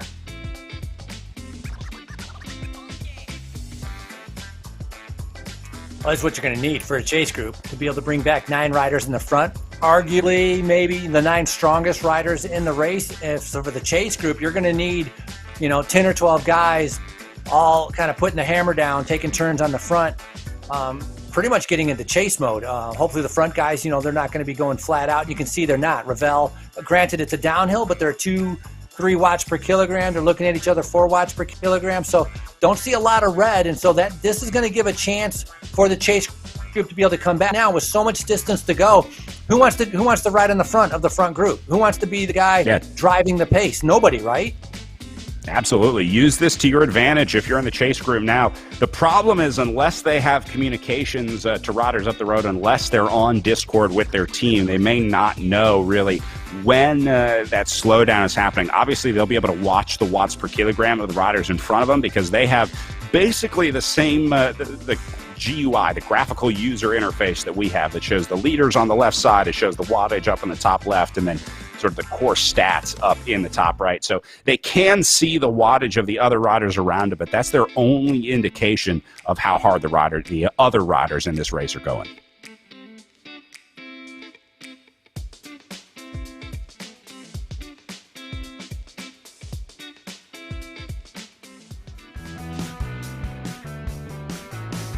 Just on board with Tom Thrall there for a little bit. And now Velez up to the front. But Frankie, I think you called it. Everyone on the camera is looking pretty calm at this point, partially because they're coming up to this downhill, but I think they're just trying to relax a little bit, realizing that they were going pretty hard there early on, and that probably wasn't sustainable for the next 5 laps. So good opportunity, probably the opportunity for the guys in the chase group to get back in here. If you don't chase back on now, this gap is only going to get bigger, I think, as the day goes on. So guys back in the chase group need to come up with a plan. They need to work together. And they need to get back in here if they want to shot at the top 10.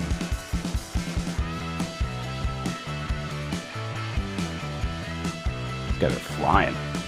Flying, yeah, right? 60 kilometers per hour. The lap before, when the whole group was together, they were going 100 kilometers per hour. So flying on the downhills, flying on the uphills. But the chase group actually is reacting pretty well to this. They're not totally dropped. They're not getting blown out the back. I thought just saw it was about like 90 to 100 meters. And so, this is their opportunity to try to get back on. And so it'll be interesting to see who's leading that chase as we see our leaders split screen from the back and from the front with our race leaders right now.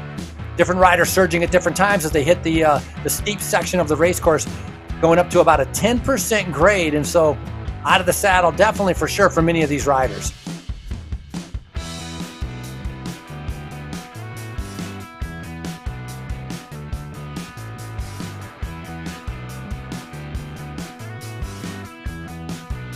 All right, so these are the leaders on the left side of the screen, chasers on the right side.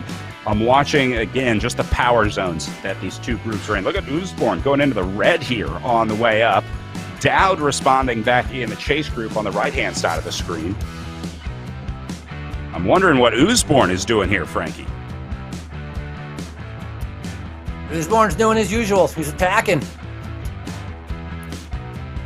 strong rider, and just he doesn't like waiting around. He likes, the way Jacqueline Godby sets a tempo that's comfortable for her and like almost a time trial pace that can hold for a long time. Usborne's is kind of the same way. He just gets into this rhythm, a time trial rhythm, and he sets off and just starts going. And so he's going to try to expect everybody else to try to catch and jump to him. I think they got new cameras in Cell Block C here, Frankie. Looks like a little bit different angle in Cell Block C. Yeah, maybe I think he spruced up the place. Maybe cleaned up the windows or painted. Right. Still outside though. Yeah, he got a little bit of yard time. We were joking yesterday, Matt Usborne's camera was basically straight on of this view, and so all we could see was the gray wall behind him. It looked like, let's say, an unpleasant place to spend a significant amount of time. I think he's outside on his patio, though. Looks like daylight to the right and glass door to the left there.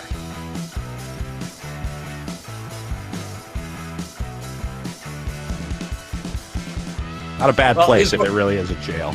This is like where you go if you do like securities fraud. This is like the jail you get. White collar, right? White collar crime? Right. Club Fed.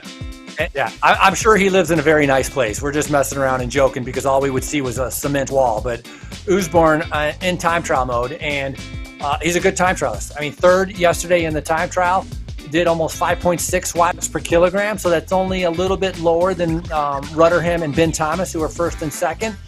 He's right now currently sitting 19 seconds back on the general classification. So, a little bit early to worry about that kind of panic for the time of seconds because there's such a long distance of racing. But Velez now making his mark because he's trying to be able to come across. So Velez has been really paying attention to trying to get into a break because it's the second time we've seen him going up to get into a breakaway. And I love that Velez was willing to bridge the gap to get up to Usborne because he knows that Usborne is a hitter. Like, this is a real deal guy when it comes into a breakaway. The other thing about Usborne, it's just like Rudderham. It's been knocking on the door, but it just hasn't worked out yet, but it will. Eventually, one of these Matt Usborne moves is going to stick, and he's going to take a stage win here. And Velez thinks that today might be the day that the Matt Usborne attack goes all the way to the line. Well, whatever they're doing, the pressure they're putting on is definitely stringing the group out. It's, you can see some red. Usborne, 6.2 watts per kilogram. Velez on his wheel at 6.2. Harden reacting to it in third, up at 8. So they're trying to be able to bring him back. And you see a little bit further down, big power numbers coming out. Up at 568 watts right now. Not sure whose power meter is that we see at the very top, or does it change to whoever's in first place? It changes to whoever this camera is following, and I think right now we're looking at Will Harden here. Tom Thrall. We're following Tom Thrall on that camera. All right, gotcha. So it's interesting. We're talking 500 watts. That's a big number to be able to put out. Fine, 30 seconds, okay, but Usborne's not slowing down. Look at the pain face on both of them. Velez doing everything he can to keep up with Usborne, and Usborne just trying to be able to drop everybody. Huge effort coming from these riders, and there's so much racing still to go. I think they want to establish a gap, and then they think they're going to be able to back it down and maybe cruise a little bit. And that is Charlie Beek coming up to join them. That'll make 3 up the road. I think that's a nice addition for these guys. They're going to be more than happy to add another rider to this group. 1 guy is impossible. 2 guys is hard to do. When you start to get to 3 guys that can share the workload, it looks a little more plausible that this break might be able to make it today. Yeah, and Charlie Beek, I talked about him, racing for Team Tour 2000. Has a ton of experience of racing in Italy. I talked about him doing the Baby Giro, so that's a real deal. You got to watch out for him. He's riding his trainer over in England right now, participating on the RGT platform, but a big move by Charlie Beek, and I think this is going to be very beneficial for Velez and Usborne.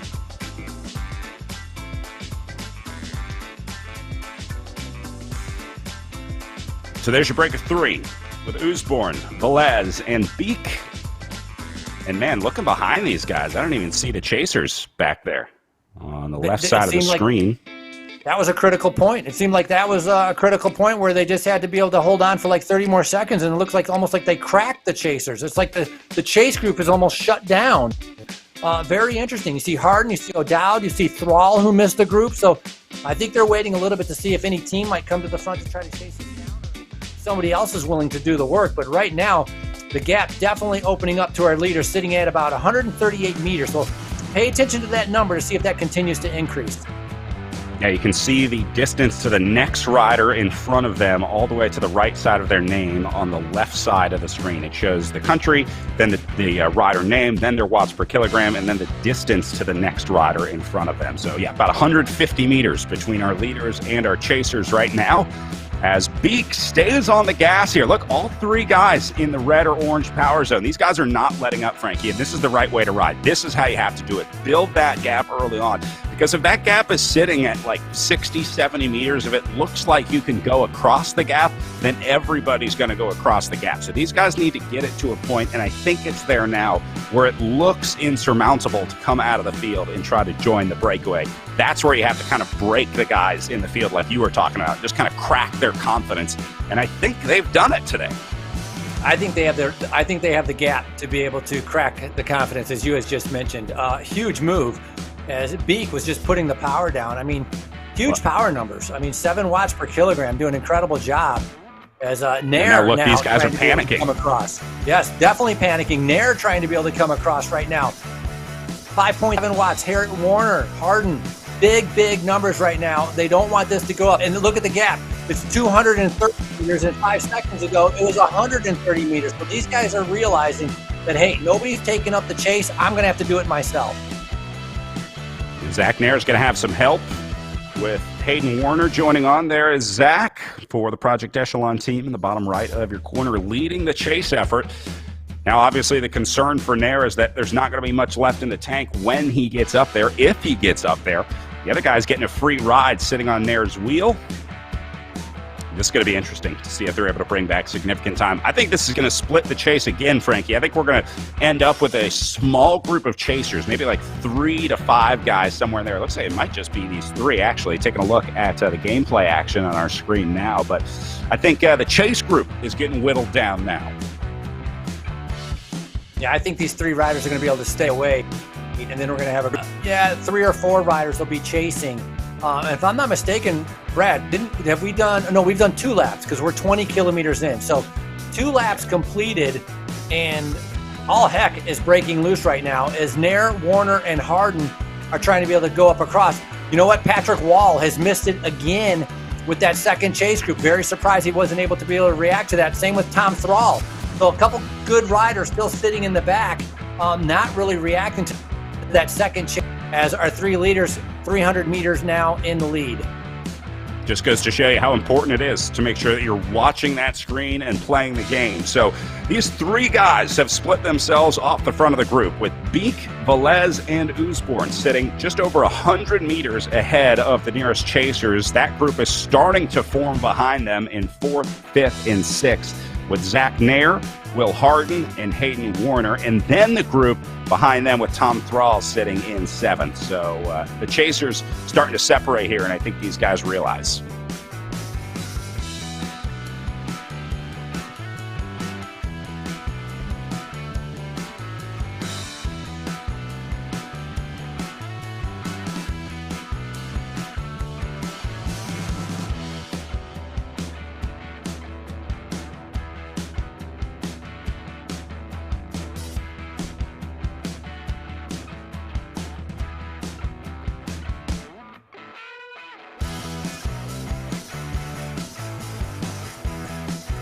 Going a little bit further back, we saw Melville there right in about 20th, and then Schwint trying to be able to catch back up to those other riders.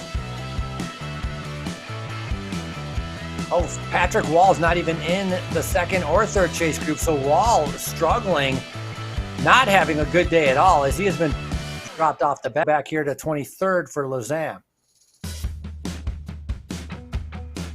Then we go back to Heinlein and Swart in 24 and 25.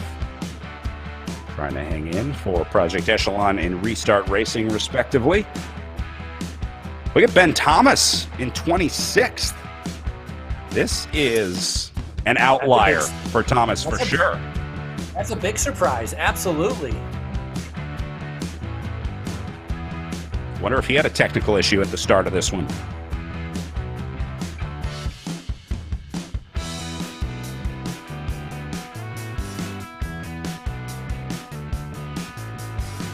Yeah, I mean, yeah, very, very possible because Ben Thomas, I mean, he had the good time trial yesterday, second in that time trial. And in all the other RGT races, I mean, he's been up there a lot. You know, we can talk about, you know, the more recent ones where he was Doylestown. He won on the Stelvio, so he's lightweight. He's a good climber, comes from that mountain bike background. Perhaps something didn't sit right with Ben Thomas, who's the current Echelon Racing League points leader, wearing that special red jersey as our leaders Velez, Usborne, and Charlie Beek. So Usborne is the oldest out of our three riders there. About Velez being 22 and Beek 24 years old.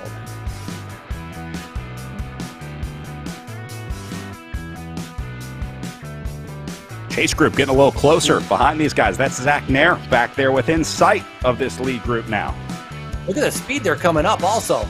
That's the thing. The gaps get shut down so quickly. It's amazing on how quickly. And they came around that corner and they're flying up on these guys. And it's like, you know, in 100 meters, they've just closed down what looked like to me about a 10-second gap, 15-second gap. So, yeah.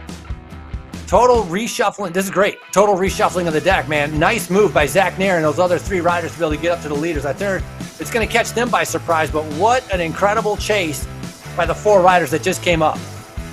Well, just like that, we are back to 7 riders up here in the front group as Zach Nair and company is able to tack back this breakaway. This is also a crucial time, Frankie, once they join up. If there's a counterattack, if the chasers keep going. Look how many guys are in red. Zach Nair is trying to keep the pressure on here. He's hoping that those 3 guys are already cracked, and so Nair is trying to reverse the situation. He wants those original 3 guys split out the back, and he wants those chasers that have just come up and joined to move ahead here. Interesting racing going on. Yeah, very interesting. So Thrall, Warner are 2 of the guys that's up. Harden just came up. And yeah, that's a good point. Nair realizing that they had to put in a big effort. 2 more riders coming up also now with Charlie Ravel. And looks like, I mean, there's a lot of guys starting to be able to catch up. So very surprising. Maybe the 3 guys weren't working together as well as we thought. And so they started slowing down a little bit. And now we have a big group coming back up to the front. So definitely a reshuffling of the deck, and great to be able to see, you know, all these riders now battling it out. We even have behind them that are going to rejoin. Yeah, this is going to come all back together. I hate to call it a squandered opportunity, but those 3 guys seemed like they really had a shot early on to try to mix things up here in the Echelon Racing League, but maybe just didn't have the legs to do it, or maybe there was too much strength behind them, because Zach Nair is a pretty impressive time trialist in his own right for the Project Echelon Racing team, and a pretty good virtual racer as well. He was actually Assistant Director Sportif for the Esports World Championships. He directed Team USA, giving them some advice in their ear. He's also a pretty talented coach, so understands all the aspects that go into virtual racing pretty well.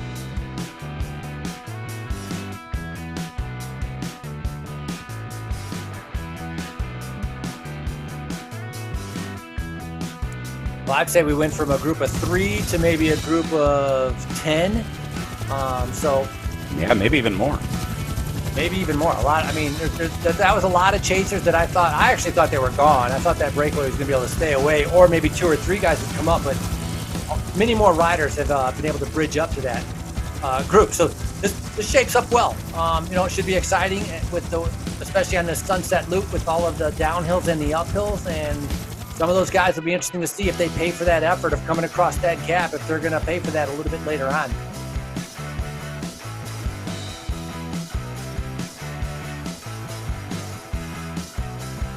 The other part that they're going to realize is there going to be a bigger fight for position in the front because they missed out on that breakaway, had to do a big chase. They don't want to get caught out again. So they're going to be afraid of being too far back. So the speed is going to pick up. You're going to see a little bit more, you know, reds or oranges as they're fighting for position because they don't want to get caught out again and have to do another type of chase like that. Draft racing with those bright red jerseys, very easy to pick out. So they have numbers up here. See one rider from Canyon Esports. The Above and Beyond Cancer with looks like with Usborne is up in this front group. So McKinney has made it up here also. One rider now struggling just off the back. Not sure who that is. Saw Eric Hill making an appearance up on the front for Project Echelon as well. That's impressive. Anybody who's in this green, you had to put out a huge amount of power. So very impressive for anybody to be able to be in this front group. So congratulations, Eric Hill, for all the work that he does with the Echelon Racing League to be right here in this kind of, I would say, the elite. Very, very impressive. There's Hal I can always Blackburn. tell when Eric. I can always tell when Eric goes to bed and wakes up because there's a break in my email inbox, and I can tell you last night, Eric did not get the recommended 8 hours of rest that you're supposed to get before a big day of race. A lot of work goes into putting these races on. Eric's got a beautiful family up in Wisconsin as well, so pretty incredible to be able to manage all this stuff, as all these riders are, to be able to still find the time to train and stay fit and race, in addition to the life that happens outside of virtual bike racing. Yeah, a good point. That there's a lot that goes on in being able to create this and set this up and keep contact with all the riders. And for the riders, they just kind of log on and they see that it's working and everything goes fine.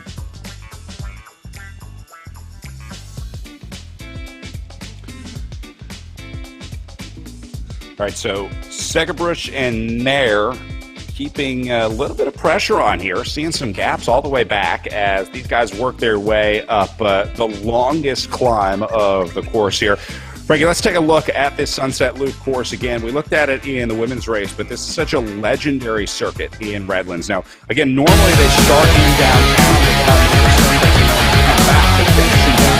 Just doing the 6 laps of the Sunset Loop course.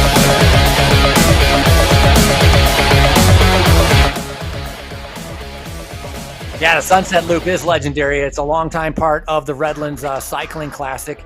They don't start from downtown and have the 5 miles leading out to the climbing area. They started straight up with the climbing area, coming around from the fire station, a couple 10% grades, some long steep climbs, and even steeper descents. Some very fast descents where the virtual platform, the algorithms are going to put on the brakes for the riders. They're going to slow them down so that fight for position, so you don't get kind of that whiplash effect, will definitely take effect. You can see how lumpy this race course is, covering over almost 40 miles, which is about 60 kilometers.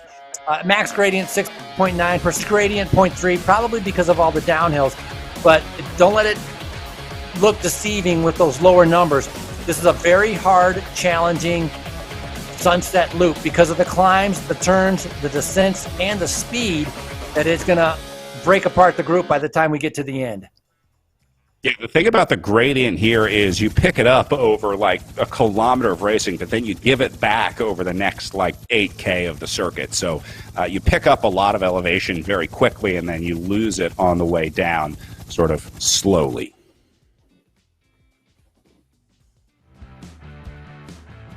Look at Usborne once again on the attack. I don't think he has a tired button. He just kind of just keeps going. He likes that steady tempo. 5.6 watts per kilogram, 404. Yeah, those are big power numbers though. 420, 418. So that's a pretty big effort that he's putting out right now. I think he enjoyed being in that breakaway. It's a little bit easier fighting for position and getting around the corners, trying to see if anybody else is willing to come up and race with him. Yeah, this guy's got 2 speeds, hard and harder. And I think he's in the harder gear right now, trying to split the group again after, remember, initiating this breakaway at the start of the race. He was the first one to split the group, took it down to 3, then it went to 7. Eventually, the entire remainder of the group came back, and now he's doing it all over again, gritting his teeth on the way up to the top of the Sunset Loop. Yeah, Usborne, a former professional mountain biker. So you got to be used to suffering if you're a mountain biker trying to get over those big climbs. In 2019, he won the Masters Indy Criterium in the Masters race. So kind of makes his way around doing criterium racing, road racing, and some of the mountain biking. Not as much mountain biking now, and obviously a lot of virtual racing. And he's definitely a hitter.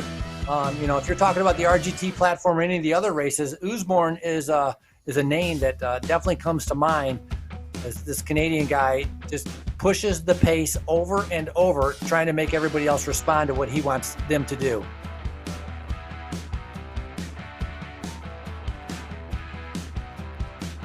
Usborne has been with us for, go ahead. I was just going to say, I think the main group is content to let him go out there. It's one of those things, hey, go out there and fry, right? Go solo, go by yourself. Good luck with that. I think that's what the main group is thinking right now. Yeah, 99 times out of 100, they're going to be right, but it's that 1 in 100 shot that keeps Usborne going, keeps Usborne off the front here, and keeps him going solo. I would say most riders, I would think in this scenario, would be thinking to themselves, what do I do? But I don't think there's any dissonance in Matt Usborne's mind right now. He's saying, I'm staying off the front, I'm going hard, I'm going to try and stay away here. I don't think this guy even thinks about throwing in the towel. Yeah, he just gets into time trial mode and just kind of like, all right, this is the pace I can do. I know I can do this for like another, half hour. I mean, it's amazing. We're already 45 minutes into the race. I would say it's been a very hard start to this race. Look at Bird right now, 7.6 watts per kilogram. So he's pulling the whole field up, 8.1 watts per kilogram. So Bird's trying to come across this gap. He's going to get a little bit of a reaction from the rest of the group, but nice move by him to be able to get up to Usborne.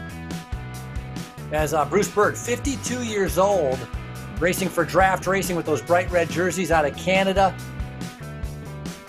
I talked about him being the world's Grand Fondo time trial champion and road race champion. He was the world's Grand Fondo champion in 2019.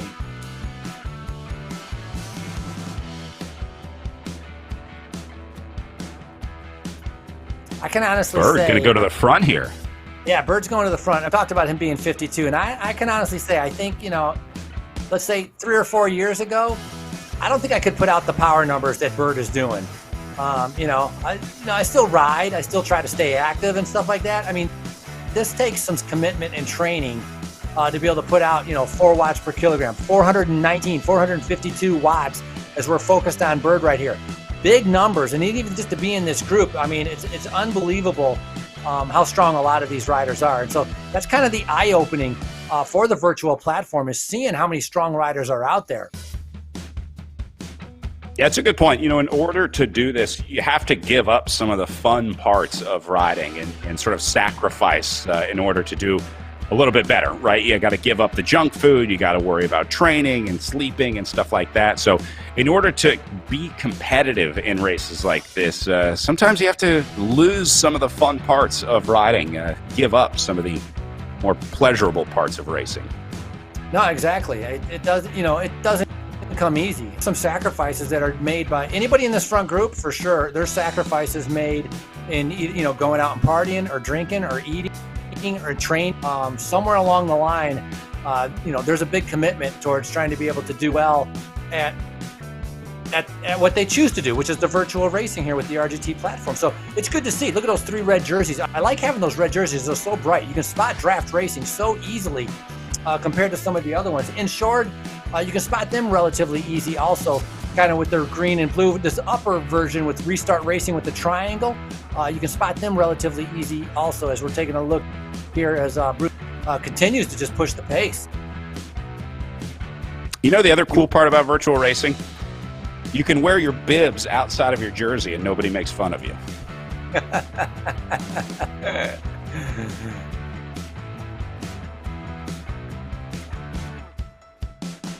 I wonder if that's a jersey or like a T-shirt, because I don't think it's like a base layer. Yeah. Okay. I think it's got a proper base layer. Proper base layer. I don't see a T-shirt. Yeah. You know what? Now that you mention it, is everybody on camera? Does everybody have a jersey? Are you asking if riders are racing shirtless?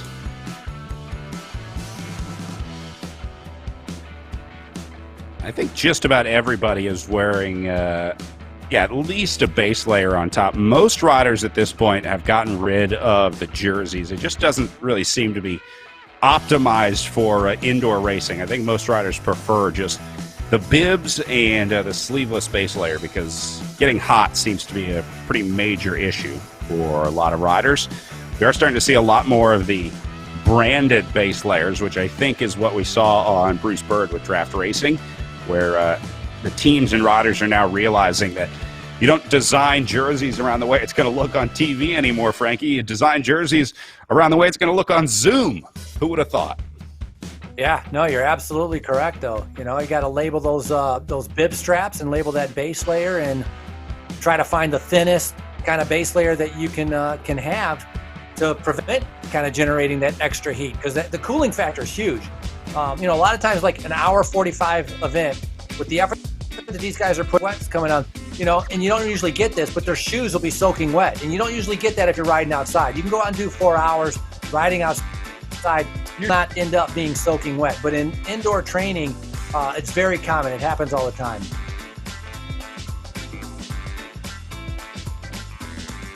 Well, Bird back on the front, accelerating here. There's Eric Hill responding for Project Echelon, shutting things down. Eric's got a pretty good workout setup in the basement here.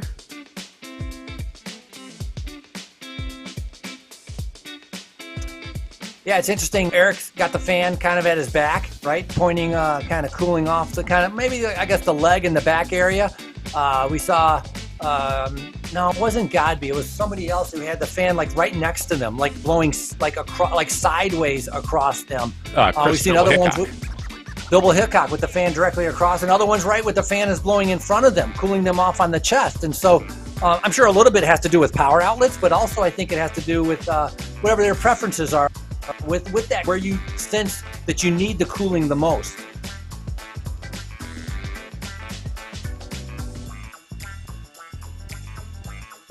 So 33 kilometers in, I think we're about halfway. Going to be, we're going to end up right around 64, 65 kilometers race. So about halfway in, we're about 51 minutes into the race. Big group, much larger group than I thought, especially with the climbs, high speed, 60 kilometers an hour on hills. But these guys have all figured out after lap number 1 where the critical part of the course is and where they need to really fight to be in the front, and where they can actually sit up and rest and relax a little bit. As we see Thrall, the Canadian number 6 right there on the left-hand side. He dominated the Tour of Gila a little bit ago as Thomas Thrall. We see Hayden Warner right here now. This guy might have the best pain cave out of all of them. I like the LED lights. Hitting the Red Bull. Time to go. This guy knows how to party. Yeah, and it's kind of, and he's wearing a cycling cap, right? I mean, that's a little bit different. Yeah. So, yeah, so he was third at the Gila Monster. That's a great ride that he did for Tour of the Gila, riding for Above and Beyond Cancer. And this is the setup I was talking about, like not having any base layer. I think that would be the coolest option, keeping yourself your core temperature down. Just having bib shorts, or not even having the straps on, trying to just have the kind of the bare chest to be able to make sure that you're able to stay as cool as possible. And that's what I was wondering about, like who was wearing what.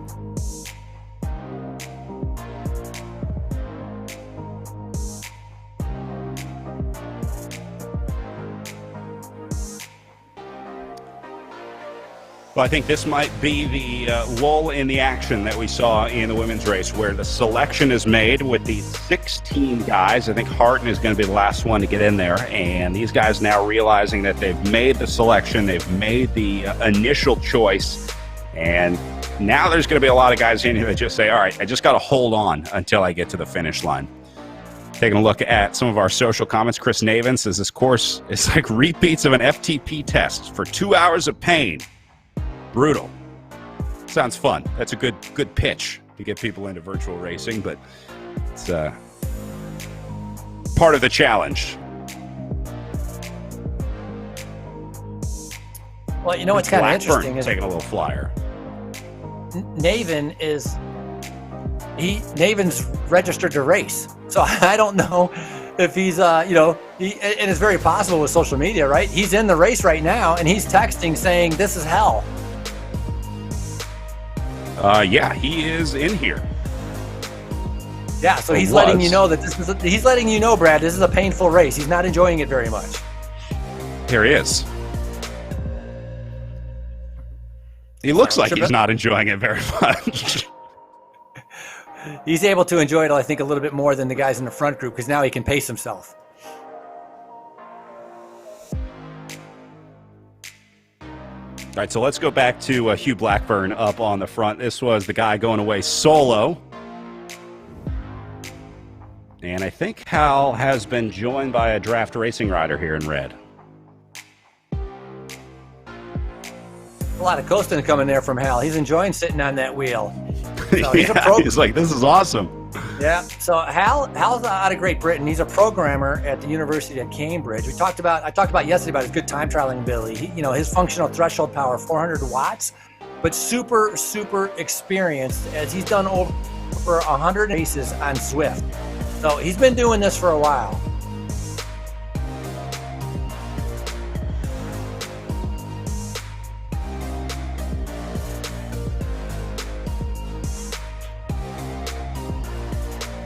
Road bike action, cheering on Timmy Bauer. Noting some of his big numbers out there today for Timmy. New names come to the front here. Seeing some fresh legs starting to make their way forward. We saw Simon Dubuque. There's Ryan Ruderham off to the left-hand side of the picture, right-hand side of the group as these guys hit the bottom of the climb. And again, we're really watching the back of this group. If you're looking for something to happen, it's going to happen with riders getting dropped out, probably more so than riders attacking off the front like we saw earlier in the day. Nice ride so far from Spencer Sedgebridge, also racing for the Canyon SRAM team. Normally he races for that Passeria Big Shark team out of Missouri. He's been a state criterium national champion, and so he's doing a good ride by sticking his nose in the front there, trying to make sure he stays in a good position, especially when you get on those uphills. 7% uphill grade that the leaders are in. Looking at Miller sitting right now in 7th. Then we go a little further back. Melville in 18th. This is John Heinlein in 19th now for Project Echelon Racing. And then look at this, Charlie Velez back in 20th. Did not see this one coming today. Not sure if this is a mechanical or a biomechanical, but surprised to see Velez in at 20th, just like I'm surprised to see Ben Thomas back here in 22nd.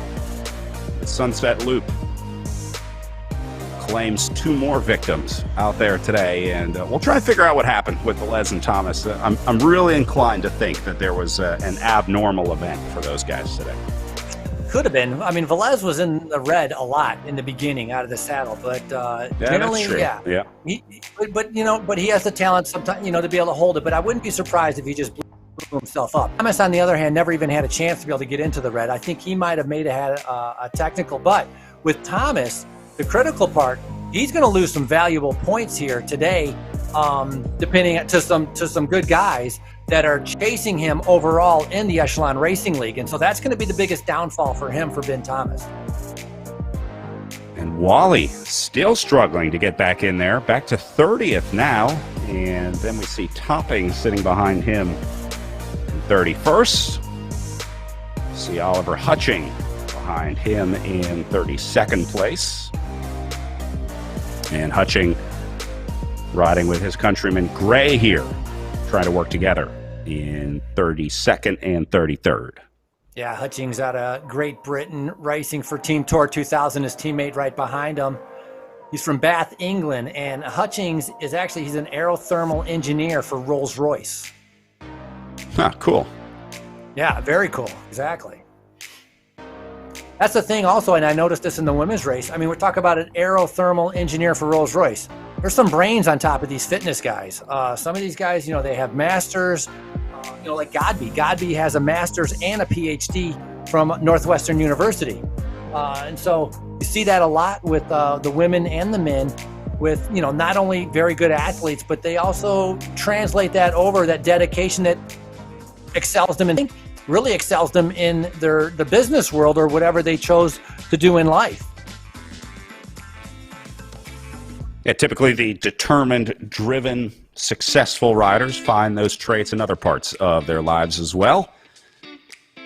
Looking at Eric Hill trying to tack this one back. He was sort of the antagonist of this latest move as Segebrich went over the top of him, and now Hill's trying to chase it down.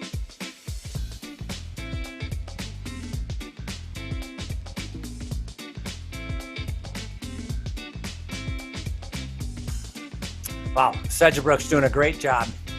2019, they had there's a race, big gravel race outside of the Chicago area called the Rough Road 100. He took the win there in 2019. Also had a couple Criterium wins. He works as a financial advisor, and he's got his spot in his room where he's just TV screen and trying to be able to drop everybody. This is a move right now for Segebrich. Not waiting around for anyone, trying to be able to... He wants a breakaway. He's trying to see who's able to come up with him. And so right now he's testing everybody to see who can respond. And it looks like, I don't know, I would say 4 guys are responding. That's it. Everybody else has just been cracked.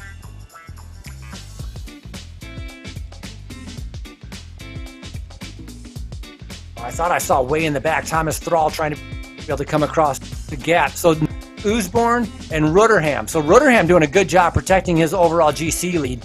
Nair and Usborne are there, and there is Thrall. Thrall is 33 meters back, trying to be able to get up to the 3 chasers as we see them right here. So Usborne and Nair. So Usborne, second time for him to be in a breakaway. Nair, second time for him to be in a breakaway. Segebrich, it's the first time for him to be in that breakaway.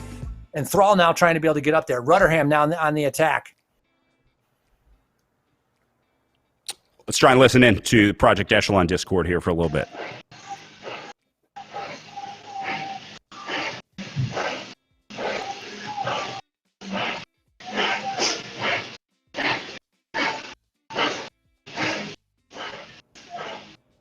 Nice job, Zach. Keep the pressure on. Don't let him get there.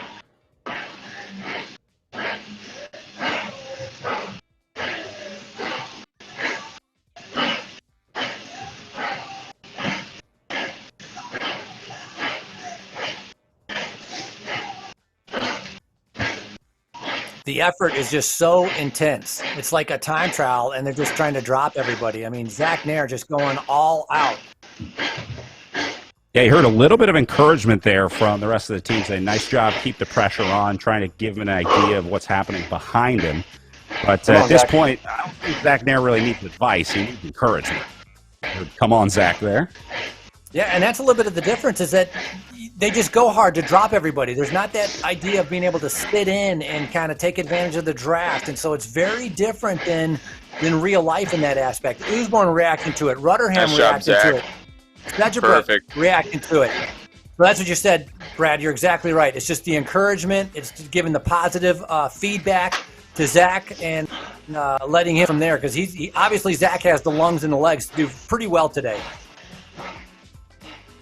Yeah, pretty similar to real life racing, right, Frankie? You're just a pretty face for the team, just there to encourage the riders.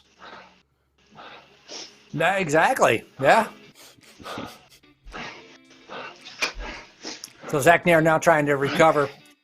He graduated from Marian College in exercise science. He's a previous soccer player, and he's kind of moved over to cycling as he kind of got hooked. After he went and watched the Tour de France and got hooked into cycling, decided, hey, that's what I want to do. And obviously he followed up on that, even becoming a state time trial champion. It's been interesting to read his articles doing the power analysis of some of these virtual races in Velo News. He always goes back and sort of how the race was won-esque, looking at the riders' power numbers and sort of where the important parts were. Is really interesting. Got some really interesting insight from reading his articles on Velo News. All right, 2 laps to go as Nair goes across the line. So 2 more times around the Sunset Loop circuit here with another group forming off the front here. This time it's Nair, Segebrich, Rutherham, and Usborne.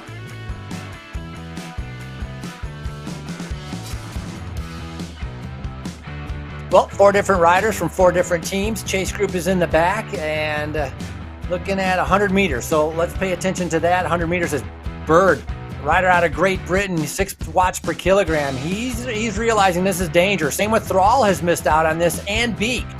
So that's 3 riders that were in an earlier breakaway that did not make this one, and so they're starting to react to this to see if they can bring these guys back. So gap seems to be going up. It was at 100 already. It's at 113, 109. These 4 riders have to work together right now. Is Nair, Rutterham, Segerbrook, and Oosborn. Man, Oosborn, I don't know how he makes it every single time. He's either got a super keen eye, or he just rides so hard he just puts himself into the break. But man, unbelievable job by Oosborn. Yeah, I think it's largely his ability to drive these breaks, to kind of get them started and sort of give some encouragement to the other riders, some confidence that you can make it. Otherwise, these guys might just be riding laps together all day. So Oosborn has definitely been a player in the racing here. It hasn't always translated to results for him, but it might today with a good-looking group of 4 here.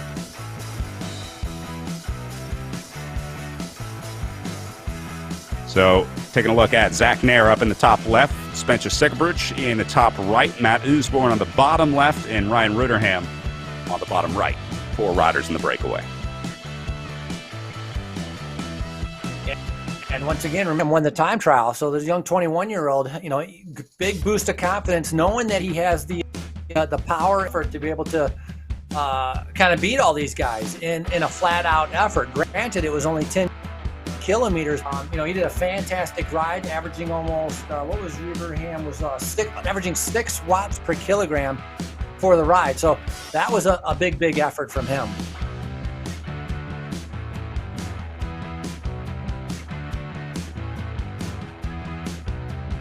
Nair right now sitting on the back, just kind of following the wheel coming up from behind him.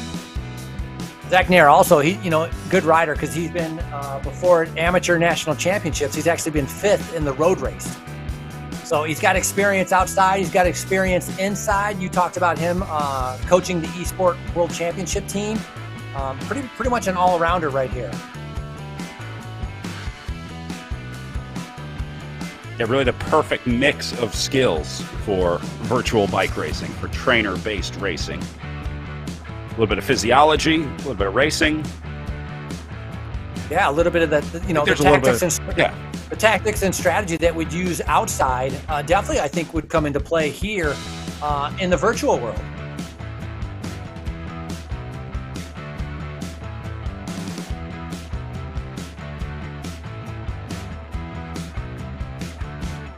It's amazing watching how long they get to coast sometimes. Granted, they're on a downhill or coming into a turn, but that's the giant, enormous, big difference between RGT platform and Swift. Here, having to adjust to the corners, being able to coast for a little bit, recover, and somebody's flying up right now. Is that, Nair's on the back of this. I think that would be Bruce Bird. Bruce Bird flying up with Thrall right on the wheel and Beak. Well, this list might go to 5 here pretty soon as Rutherham, Oosborn, Nair, and Segerbrook are being joined by Bruce Bird, and he made it. And it's gonna go to 7 because Thrall and Beak are going to get on there also. So Beak out of Great Britain, the 24-year-old, is going to make it on there. Thrall also being able to react to this situation. So again, huge efforts. 7 watts per kilogram. Big efforts for these riders to come across the gap to be able to get up to the leaders, but that's what they needed to do. We're down to a lap and a half, so it really is getting down to crunch time.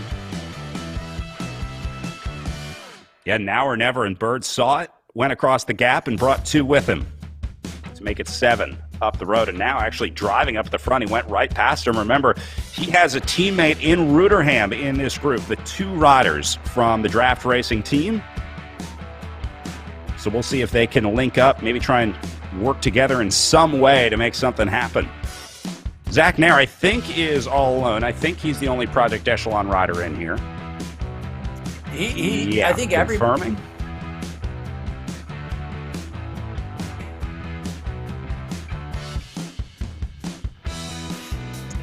Pretty much everybody's all alone except for I think the that combo that you had just mentioned from draft racing. One person that Rutherham has to be able to watch out for is Rutherham has to watch out for will be Usborne, as Usborne's only 19 seconds down general classification from his time trial results. So that's a little bit dangerous, but you know what? I really haven't seen anybody get anywhere close to picking up 19 seconds, and I don't think that's going to happen in just the last lap. And so right now it's just about racing for the win, and I think Rutherham would be happy to be able to just kind of keep it even steel so that the GC doesn't change very much. Yeah, no time bonuses today either, so the place that you get won't affect the GC at all. It's just about the time gaps. And yeah, I don't think you're going to see a very big gap at the finish line for these guys, unless it splits into two groups. I mean, the only way you're going to pick up 19 seconds is a situation where you have like this 7 guys up the road, and then one of your opponents, the rider you were trying to beat, is caught out in the wrong group. But I don't see that happening for these guys or Usborne today, as Bird goes back to the front and back into the red zone. Yeah, and that's going to be trouble for Harden, who's trying to be able to come. Now, Will Harden is trying to be able to get into the back of this group. So he's trying to come across all by himself. He was about 200 meters back on Zach Nair, who's our last rider in the front group. So Bird is not making it any easier for Harden, who's trying to be able to come across. And honestly, he's not making it any easier for any of the guys in the group. And just in the back there, that's where you can see Harden trying to be able to come across. What a move. And this is Beek right here.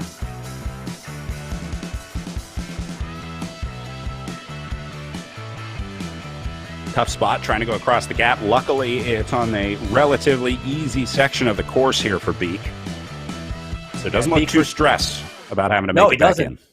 He looks very much like he's pacing himself. Team Tour 2000 Callus. So he looks comfortable, and I'm surprised. You know, I would be in panic mode almost, trying to be able to get across to these guys, because I wouldn't be sure that I would actually be able to make it. But Beek looks very well within himself as he's going to get up to these guys. Actually, I don't know if he already made it or 100 meters off the back. So he hasn't made it yet. Yeah, amazingly. Still not in there. Meanwhile, Bird keeping the tempo up at the front.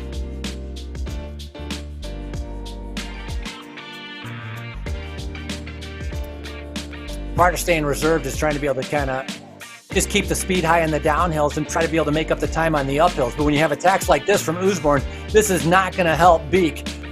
Right now, Charlie Beek is going to be hating it as the guys are attacking on the front. Look at that, 7-8 watts per kilogram.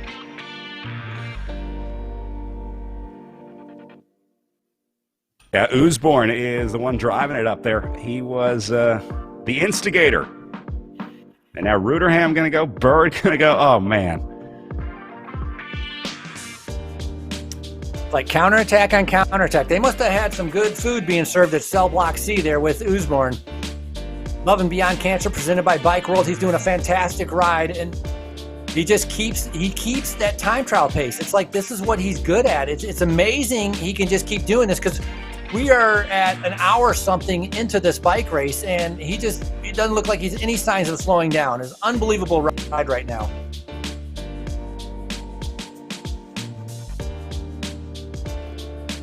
Back to Beek. Doesn't look like he's really cracked either. I mean, this doesn't look like a guy that went too hard, found himself in the box. He just looks calm and relaxed. It almost looks like he's comfortable in the position that he's at. It's like, hey, I'm in 7th. I'm happy with 7th. It doesn't look like he's actually he's not killing himself to go across. It'd be very deceiving, you know. We'll see. We'll see That's how this plays out. I mean, maybe it is the case that, he knows that if he does try and go across, that's going to blow him up. And it's like 7th or 20th at this point. So he's going to hedge his bets and take 7th.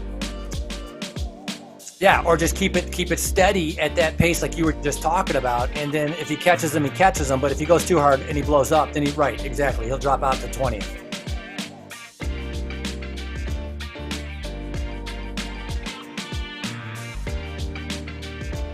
Big thank you to USA Cycling. Be sure to support USA Cycling, because we are getting killed in the top 8 of the RGT here as Americans. I only see 2 U.S. flags up here. The Brits and the Canadians are beating up on us.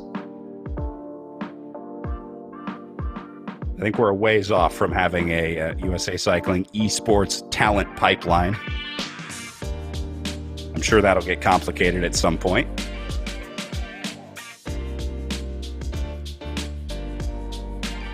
Well, right now, getting ready to come up on an hour and, hour 15 minutes of racing. We've got, I would say,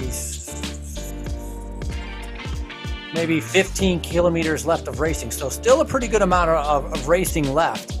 As we see some big watts again. Usborne, 7 watts per kilogram.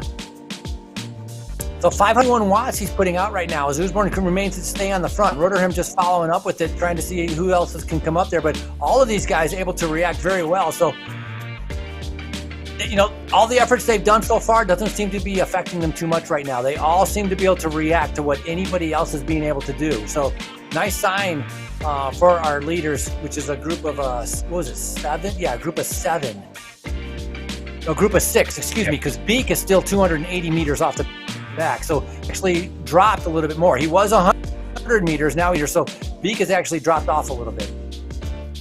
Yeah, he might be coming up to Eric Hill behind him here pretty soon. Taking a look at our season calendar, the races remaining in the Echelon Racing League. We're heading to the Joe Martin stage race after this, February 5th through 7th in virtual Arkansas. Then we have a 2-day weekend of 2 independent races, the Indy Crit and then the Dirty Reaver, the independent crit in Indianapolis, Indiana. And the Dirty Reaver is one of the new Real Roads courses on RGT. And then we wrap things up March 11th through 14th with the Tour of America's Dairyland, one of my favorite races of the year, not just because we get to go to the great state of Wisconsin, but because I get to see my friend Frankie Andreu at the end of it every year. Always good to cross paths with you, Frankie. It's good crossing paths, but I see you at some of the other events too. It's not just Dairyland, but unlimited chocolate milk. You can't go wrong with that. Doesn't get much better than that. A little bit of a gap here from Usborne and Roderham back to Segerbruch and Nair. Yeah, and I think they dropped Bird. I think Bird got ousted out the back. I'm only seeing 4 guys here, but it might just be the helicopter view. Yeah, there were some riders hiding in there that we couldn't see with the helicopter. So Thrall is in there as well in 5th, and I think you're right. Bird is the missing guy here. Wow. Arguably, if nobody's able to break away from anybody else, I think Thrall is going to have be very dangerous at the finish. We've seen the kind of sprint that he can do. We've seen the power that he can do. So that's somebody we're definitely going to be thinking about trying to get rid of if they want to try to be able to win this. I'm not sure who's up the front there. If that is, I think that's going to be a lap rider that we're going to be coming up on. Yeah, they should be coming up on some lap traffic here.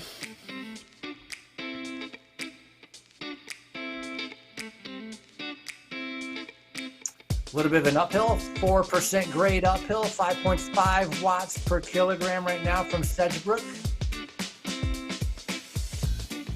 So just kind of keeping it steady. They're all just kind of keeping an eye on each other, and still got almost 15 kilometers of racing. Pretty good ways to go. Yeah, Don't forget, still time to enter to win a Project Echelon Sunrise jersey. Sorry about that, Frankie. This actually ends today, so I want to make sure people have a chance to enter. Just check out Project Echelon Racing on Instagram, and you're going to have a chance to win this very cool Sunrise jersey. Giving away 6 of those Jackfruit jerseys designed by Stice Designs. We talk about the designer of this jersey did the collaborations between the high fashion brands in pro racing teams. He got them to do a Project Echelon jersey. And really cool story behind these jerseys. They're working with a group called NAVA, the Native American Veterans Association, with a program called 29 for 2021, recognizing the 29 Native Americans that received the Medal of Honor during their service to our nation. So really cool way to partner with NAVA and recognize those riders. And then, of course, the Sunrise jersey, bringing awareness to veteran suicide epidemic happening in the United States as we lose far too many service members, and the Sunrise jersey there to remind everybody that the sun always rises the next day and there's always hope. So a great story, a great mission, and a great message with the Sunshine jersey.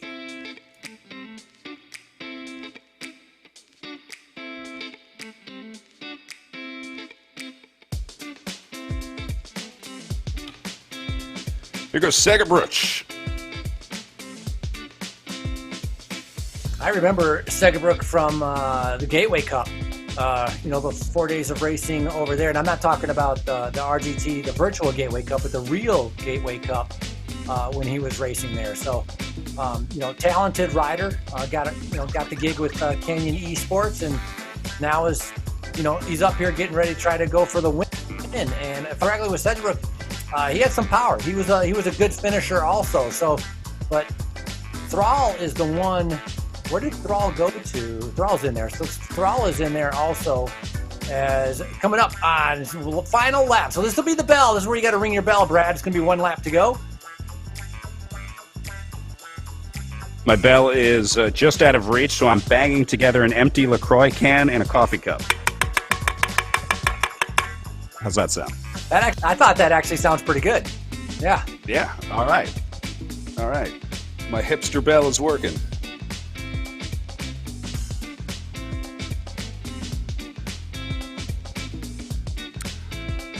Well, Frankie, this one looking very similar to the way things went down in the women's race, as it looks like this group of 6 is going to go to the line together. It might go down to 5 or maybe even 4 here on this last lap, because there are going to be some tired legs in this group. But looking more and more like this selection is just going to sprint it out, and that's going to be really exciting when these guys hit the line for the final time here. These are the chasers behind them, starting with what is going to be, 7th, 8th place in there. There's Eric Hill in 8th leading the way. So pretty good group of riders racing here for sort of the second half of the results here.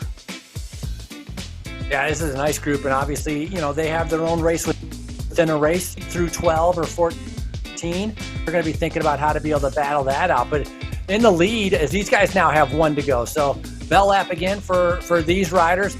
But in the lead for Thrall, he's going to be thinking about having to really sit in and do nothing and try to see as he can for the sprint. But right now I'm seeing like 8.5 watts per kilogram on there. So I'm sure those leaders are going to be attacking each other as we go back here to Blackburn. Talked about the experience of Blackburn today just not being, maybe the day that he wanted or needed, as this is it's a hard race course. In other words, you got to put out a ton of power to be able to keep up on all parts of the course. It's not easy to be able to sit in. As we go back to 17th, it's John Heinlein. Another Project Echelon rider. And then a big group back here in the battle for 18th with, you see Marshall, Schwent is there, Jonathan Crane in there, Melville also in this group. So let's see, 2, 4, 6, 8. I'm going to call that 9 riders in this group, racing for 18th, 19th, 20th. See, if I was Heinlein in 17, I would just sit up and wait to be with that group. I mean, I would want to ride with somebody. What's the point of riding a virtual race and you're around by yourself? I guess it's the same with riding on a real race and you're riding around by yourself. The point is to ride with some other guys. It's like I wouldn't want to just sit out there by myself. As right here we go a little bit further back.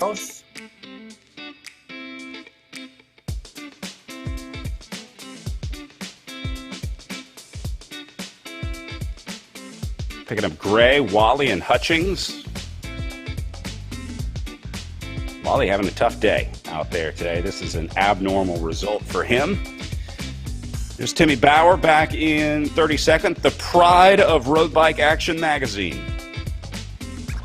Yeah, Timmy Bauer from California is 33rd. A little bit further back is Navin, who is the one complaining a little bit about how hard this course was, experiencing it first time. Triple X Athletico out of Chicago.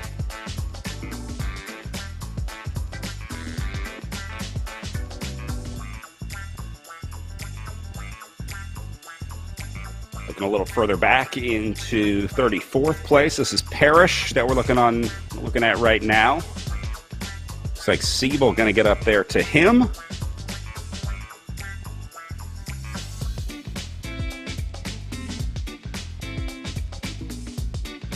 We go back to Toppings and Jan Deca in 37th.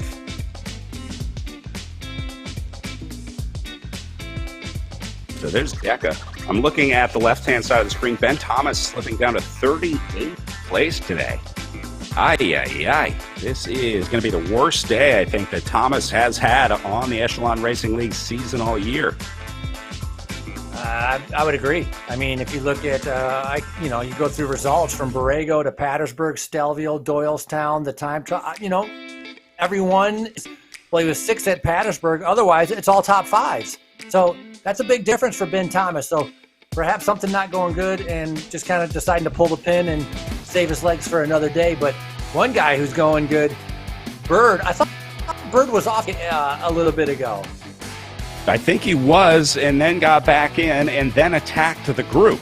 And now he's showing 120 meters ahead of Usborne and Nair. So while we were looking back through the rest of the field, Bird attacked the front of the group and is now solo off the front. So this is what we get for going back to track the top 30 in the group. Bruce Bird taking advantage of the opportunity.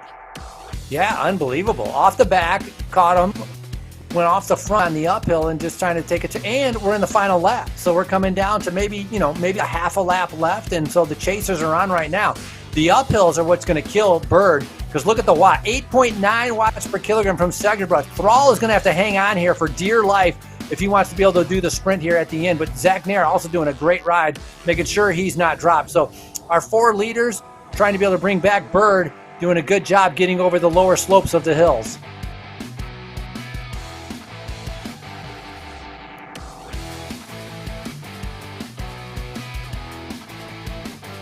Bird doesn't have another play here. I think this is an all-in move for Bruce Bird here because if this one's brought back, there's no way that he has enough time to recover here, Frankie, and try and sprint it out. So Bird's probably looking at Tom Thrall in that group and saying, no way. I'd rather try and beat him in the long game here. So Bird launching the attack from almost an entire lap out.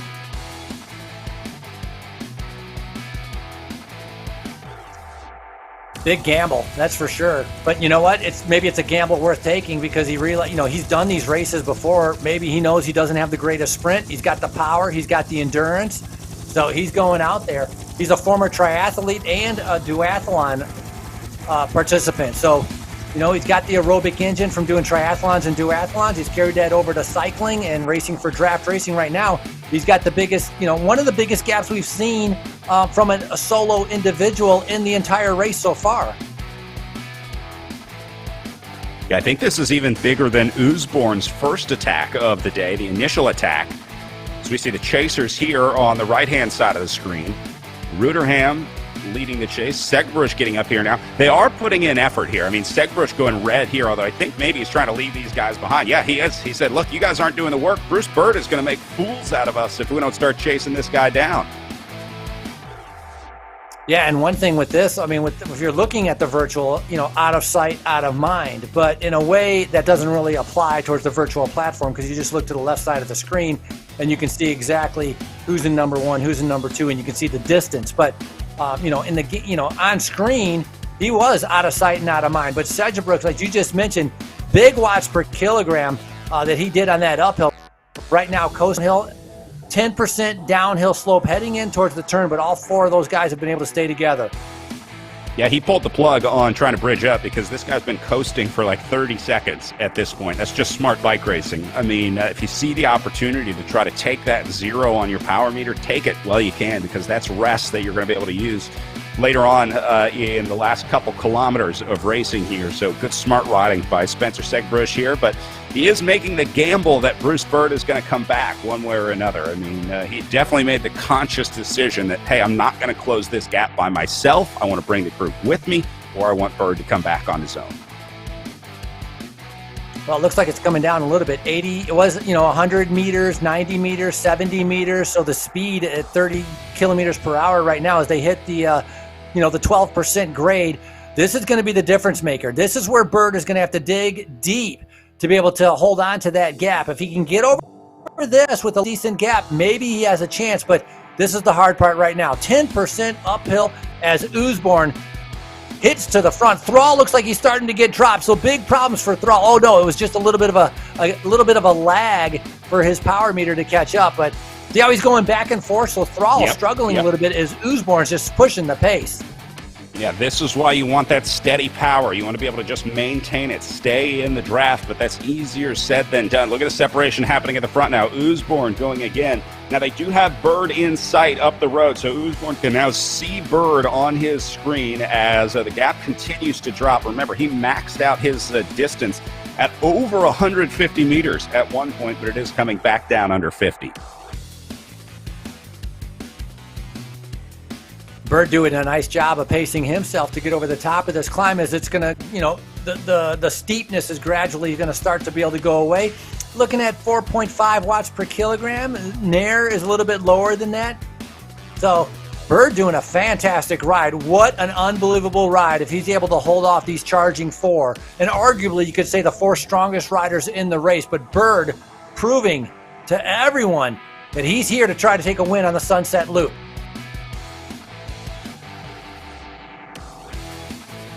Man, if this pays off, this will be a ride for the ages.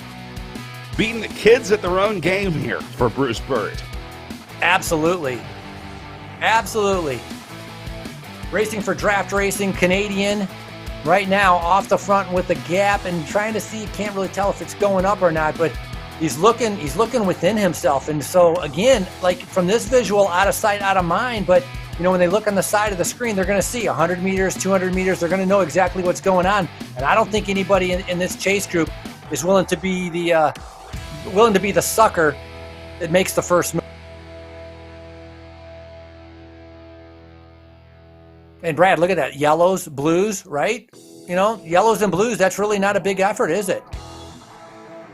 No, these guys are not putting in the effort that they're going to need to. Ruderham might have had something to do with that, trying to set a false tempo up on the front, and they're running out of time. We're inside 3K to go for these guys. Well, for Bird, this guy's a little farther back at about 120 meters. Wow, this is incredible for Bruce Bird today. And we talked about maybe the advantage of having a teammate. This is maybe a perfect example with Sedgebrook being able to kind of launch and get onto the wheels and be able to shut things down. As we see Oosborne right now, 9 watts per kilogram. So things are going down in the back as the chase is on right now. And look at them. The riders are coming up. It's amazing how quickly they can shut down a gap, and that's exactly what's happening right now. Bird has to react to this. Zach Nair in a little bit of trouble, trying to respond to this redoubling of the effort. Back for the chasers. And once again, Oosborne is the one leading the way. The eternal thorn in Bruce Bird's side. No, sorry, Brad. Rudderham in a perfect position to just sit and wait, hoping that his teammate Bird can hold everybody off. But if not, I think Rudderham should be able to respond to this. And Thrall really needs to be able to stay in there because he's going to have the quickest sprint out of the remaining riders. Great chance for victory for Thrall, but also for Draft Racing with either Bird or Sedgebrook. Gap is down to 40 meters for Bruce Bird, back to Sedgebrook and Oosborne. They can now see Bruce Bird on their screens up the road. Remember, this went from 150 to 40 meters pretty quickly as they approach 2 kilometers to go. The math doesn't work out for Bruce Bird right now unless he picks up the tempo here. Bird has to get into that orange and red zone because they're doing it in the chase behind him. They are all red across the board on the right side of your screen there. So Bird needs to find some more watts in his tank if he's going to make this one work. Yeah, Bird, he needs to get to the top of the climb. He needs to get to the downhill to be able to have a chance. But you're right, a lot of red coming from the riders in the back, and they're gradually making it back. And look at that, Oosborne starting to drop, has a little bit of a gap on Rudderham. Sedgebrook suffering a little bit also with Nair. So Rudderham, sorry, I don't know if I was saying Sedgebrook was going to have a good advantage. Rudderham is the one that I meant that's going to have a good advantage. The other rider from Draft Racing able to follow the wheels and be able to sit on, but Bird about to be re-caught by Oosborne. Rudderham can just let this happen. He can sit right on Oosborne's wheel and say, great, you used all your energy trying to chase my guy down, trying to chase down Bruce Bird. And you're absolutely right, Frankie. Great opportunity for Rudderham to try to go over the top. But I think he's got to do it long range. We're inside 2K to go now.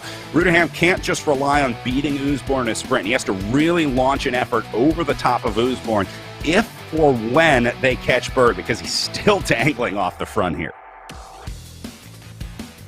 Look at Sedgebrook. He has to be able to get onto the back of these riders to be able to have a good chance. The hill's just proving too much for Thrall. Tom Thrall is gone, so this up and down. He had a great chance if he could just stay with the guys, but isn't that how it always is? Like, you know, it's like if a coulda, woulda. Thrall had a good chance. You can see him chasing way in the back there, a little bit off the back. So if Thrall can get up here, he might have a chance for the sprint. But again, the kilometers are diminishing. They're going away, starting to run out of road as Usborn's pushing the pace. 1.5K to go now for these guys up on the front. Draft Racing has Usborn exactly where they want him right now as Ruderham goes now. This is what I was talking about, Frankie. Textbook racing here from Draft as Ruderham goes now. Ruderham counterattack. Maybe not. Well, he should have the legs. Like I said, he did a great time trial, 6 kilogram, but Usborn maybe having a better day right now. And Bird hanging tough, not even getting dropped from the counterattacks from everybody. This is Ruderham. Desperately trying to hold on to the wheel of Matt Usborn now. Man, this is great. I love watching these guys battle it out in the last kilometer. It's like as hard as I was seeing Ruderham going, he's probably thinking like, how in the heck is this to stay with me? And Usborn's going as hard as he can. And he's thinking, how is this young kid able to stay on my wheel? But that's exactly what they're doing. They are marking each other. Ruderham right now out of the saddle, doing everything he can to stay on Usborn's wheel. He's got to get into the draft. It's now or never to be able to make it to the finish line. Ruderham suffering. Let's take a look at Usborn here. Oh, Ruderham's going to crack. He's got to get on the wheel. This is so close, Brad. That's hard to watch. Come on, Ruderham. And look at the effort from Usborn. You talked about it. He's been missing that elusive win, and now a big opportunity to be able to take it here. Usborn into the red. He's into the finish stretch, and I think he's going to do it. It finally pays off for Matt Usborn today as Above and Beyond Cancer gets the win at the virtual Redlands Bicycle Classic. The first guy to attack out of the gate, it came back, they attacked again, and in the end, Usborn, the only one able to hold on for the win. And look at these guys. They are absolutely crushed after that ride. Absolutely blown. Unbelievable performance. You know, and you know what would be interesting is like Usborn realizes how hard he went and how bad he feels. He has no idea how hard Ruderham went also, and how they both were like barely able to stay on their bikes, even in stationary trainers at the finish line. That was a showdown, an epic showdown worthy of the Sunset Loop at Redlands. All right, let's watch these guys finish up. This is going to be 7th place on down as looks like Duel going to try and lead the way, although he's going to get swarmed by these guys behind him. Here goes Warner. Here comes Ravel. Hill is in there as well. Yeah, Rebel Duel gets doing swarmed. a Now good comes job. Hayden Warner up the right side. Go ahead. I was just gonna say, Duel doing a good job. Races for Team California. He's a Zwift software engineer, 22 years old, and so right now everybody else. Eric Hill is in here trying to be able to set it up. Eric's done enough of these to know that the positioning is important when you're setting up for a sprint. As he just now goes flying up to the front. Warner also has done a lot of these. Has had good results. Excuse me. Racing for Above and Beyond Cancer. So Hayden Warner right now on the front. I'm not sure where the banner is or how far it is to go, but it looks like the sprint is definitely starting right now. So an all-out sprint right now, trying to be able to see who will pick those 7 through 12. Looks like Rebel going to the line, but he gets swarmed. Doesn't quite make it. So I'm going to say that's McKinney. Yeah, McKinney going to take 7th. Then Eric Hill will roll through into 13th. Pretty good. McKinney, a nice time to sprint right there. O'Dowd also coming through there with Harden, and then Warner and Hill. Got to say, Hill, a nice ride. Being able to, what a tough course. It'll be interesting to talk to any of these guys to describe how hard this course was, how hard the hill was. Also, you know, the start, I don't know if the start seemed harder than usual, but it seemed like it was harder than usual because the speed was so high in the very first part of the race. And I wonder if that affected some of the guys. All right, we're going to grab a word with our race winner, Matt Usborne, in our Zoom room. Matt, it finally worked out for you. Congratulations, man. This has been a long time coming. It's got to feel good to finally get this done today. Oh, it's like a chicken with a key on a keyboard. Every now and then I peck in the right chord, right number, and make a word. It's pretty good. Hey, so obviously breakaways were a big part of your plan and your riding. Safe to say you don't consider yourself a sprinter. I mean, does it feel good to finally have this pay off, to see, like, man, it's that 99 times out of 100. You get caught out of the breakaway, but the one time it goes right, it's magical. Oh, absolutely, 100%. Yeah, I definitely not a sprinter. I'm kind of a all-rounder, kind of in the middle, not a pure climber like a Zach Nair or someone like that. I'm kind of, take my chances where I can. Any teamwork out there today? We were trying to figure out if you guys can really work together well in the virtual racing world. I mean, how does that work for you guys?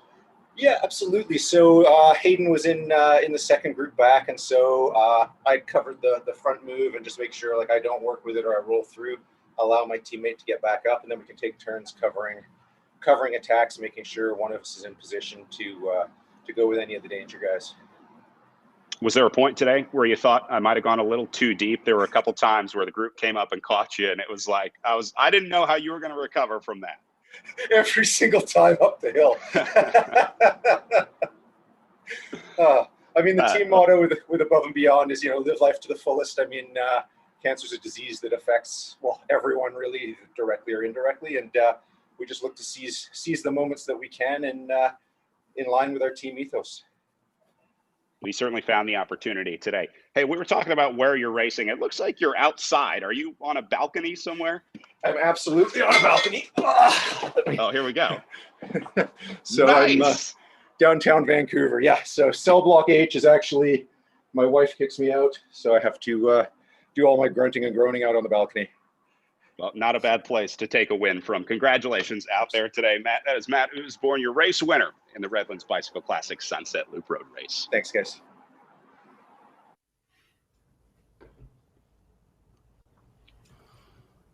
All right, how about it?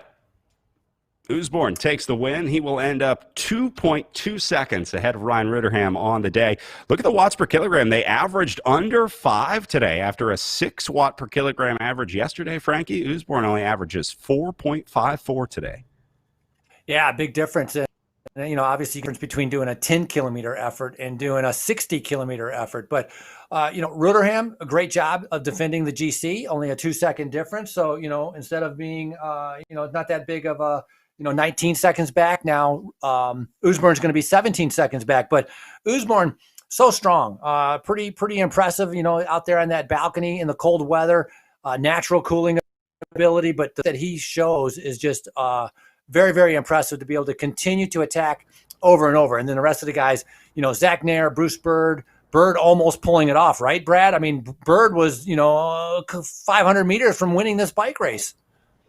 Yep, absolutely. It was a ride just like Matt Usborne. It almost paid off, but I think Bruce Bird will have his day. So don't be surprised to see that name back on the leaderboard in the Echelon Racing League as we wrap up day 2 here from the Redlands Bicycle Classic. Don't forget, more racing tomorrow as we resume racing for the last day of racing, the Oak Glen Climb at 11 a.m. Eastern tomorrow to wrap up the last day of the Redlands Bicycle Classic. And then the Joe Martin Stage Race, the next stop on the pro calendar. Don't forget, amateur riders can sign up for our next 3 events as well, with the Joe Martin Stage Race, the Indy Crit and Dirty Reaver Weekend, and then the Tour of America's Dairyland to wrap up the Echelon Racing League. So, Frankie, another great day of racing here in the virtual racing world, as it's always good to see the underdog get it right, and Matt Usborne gets it right today. So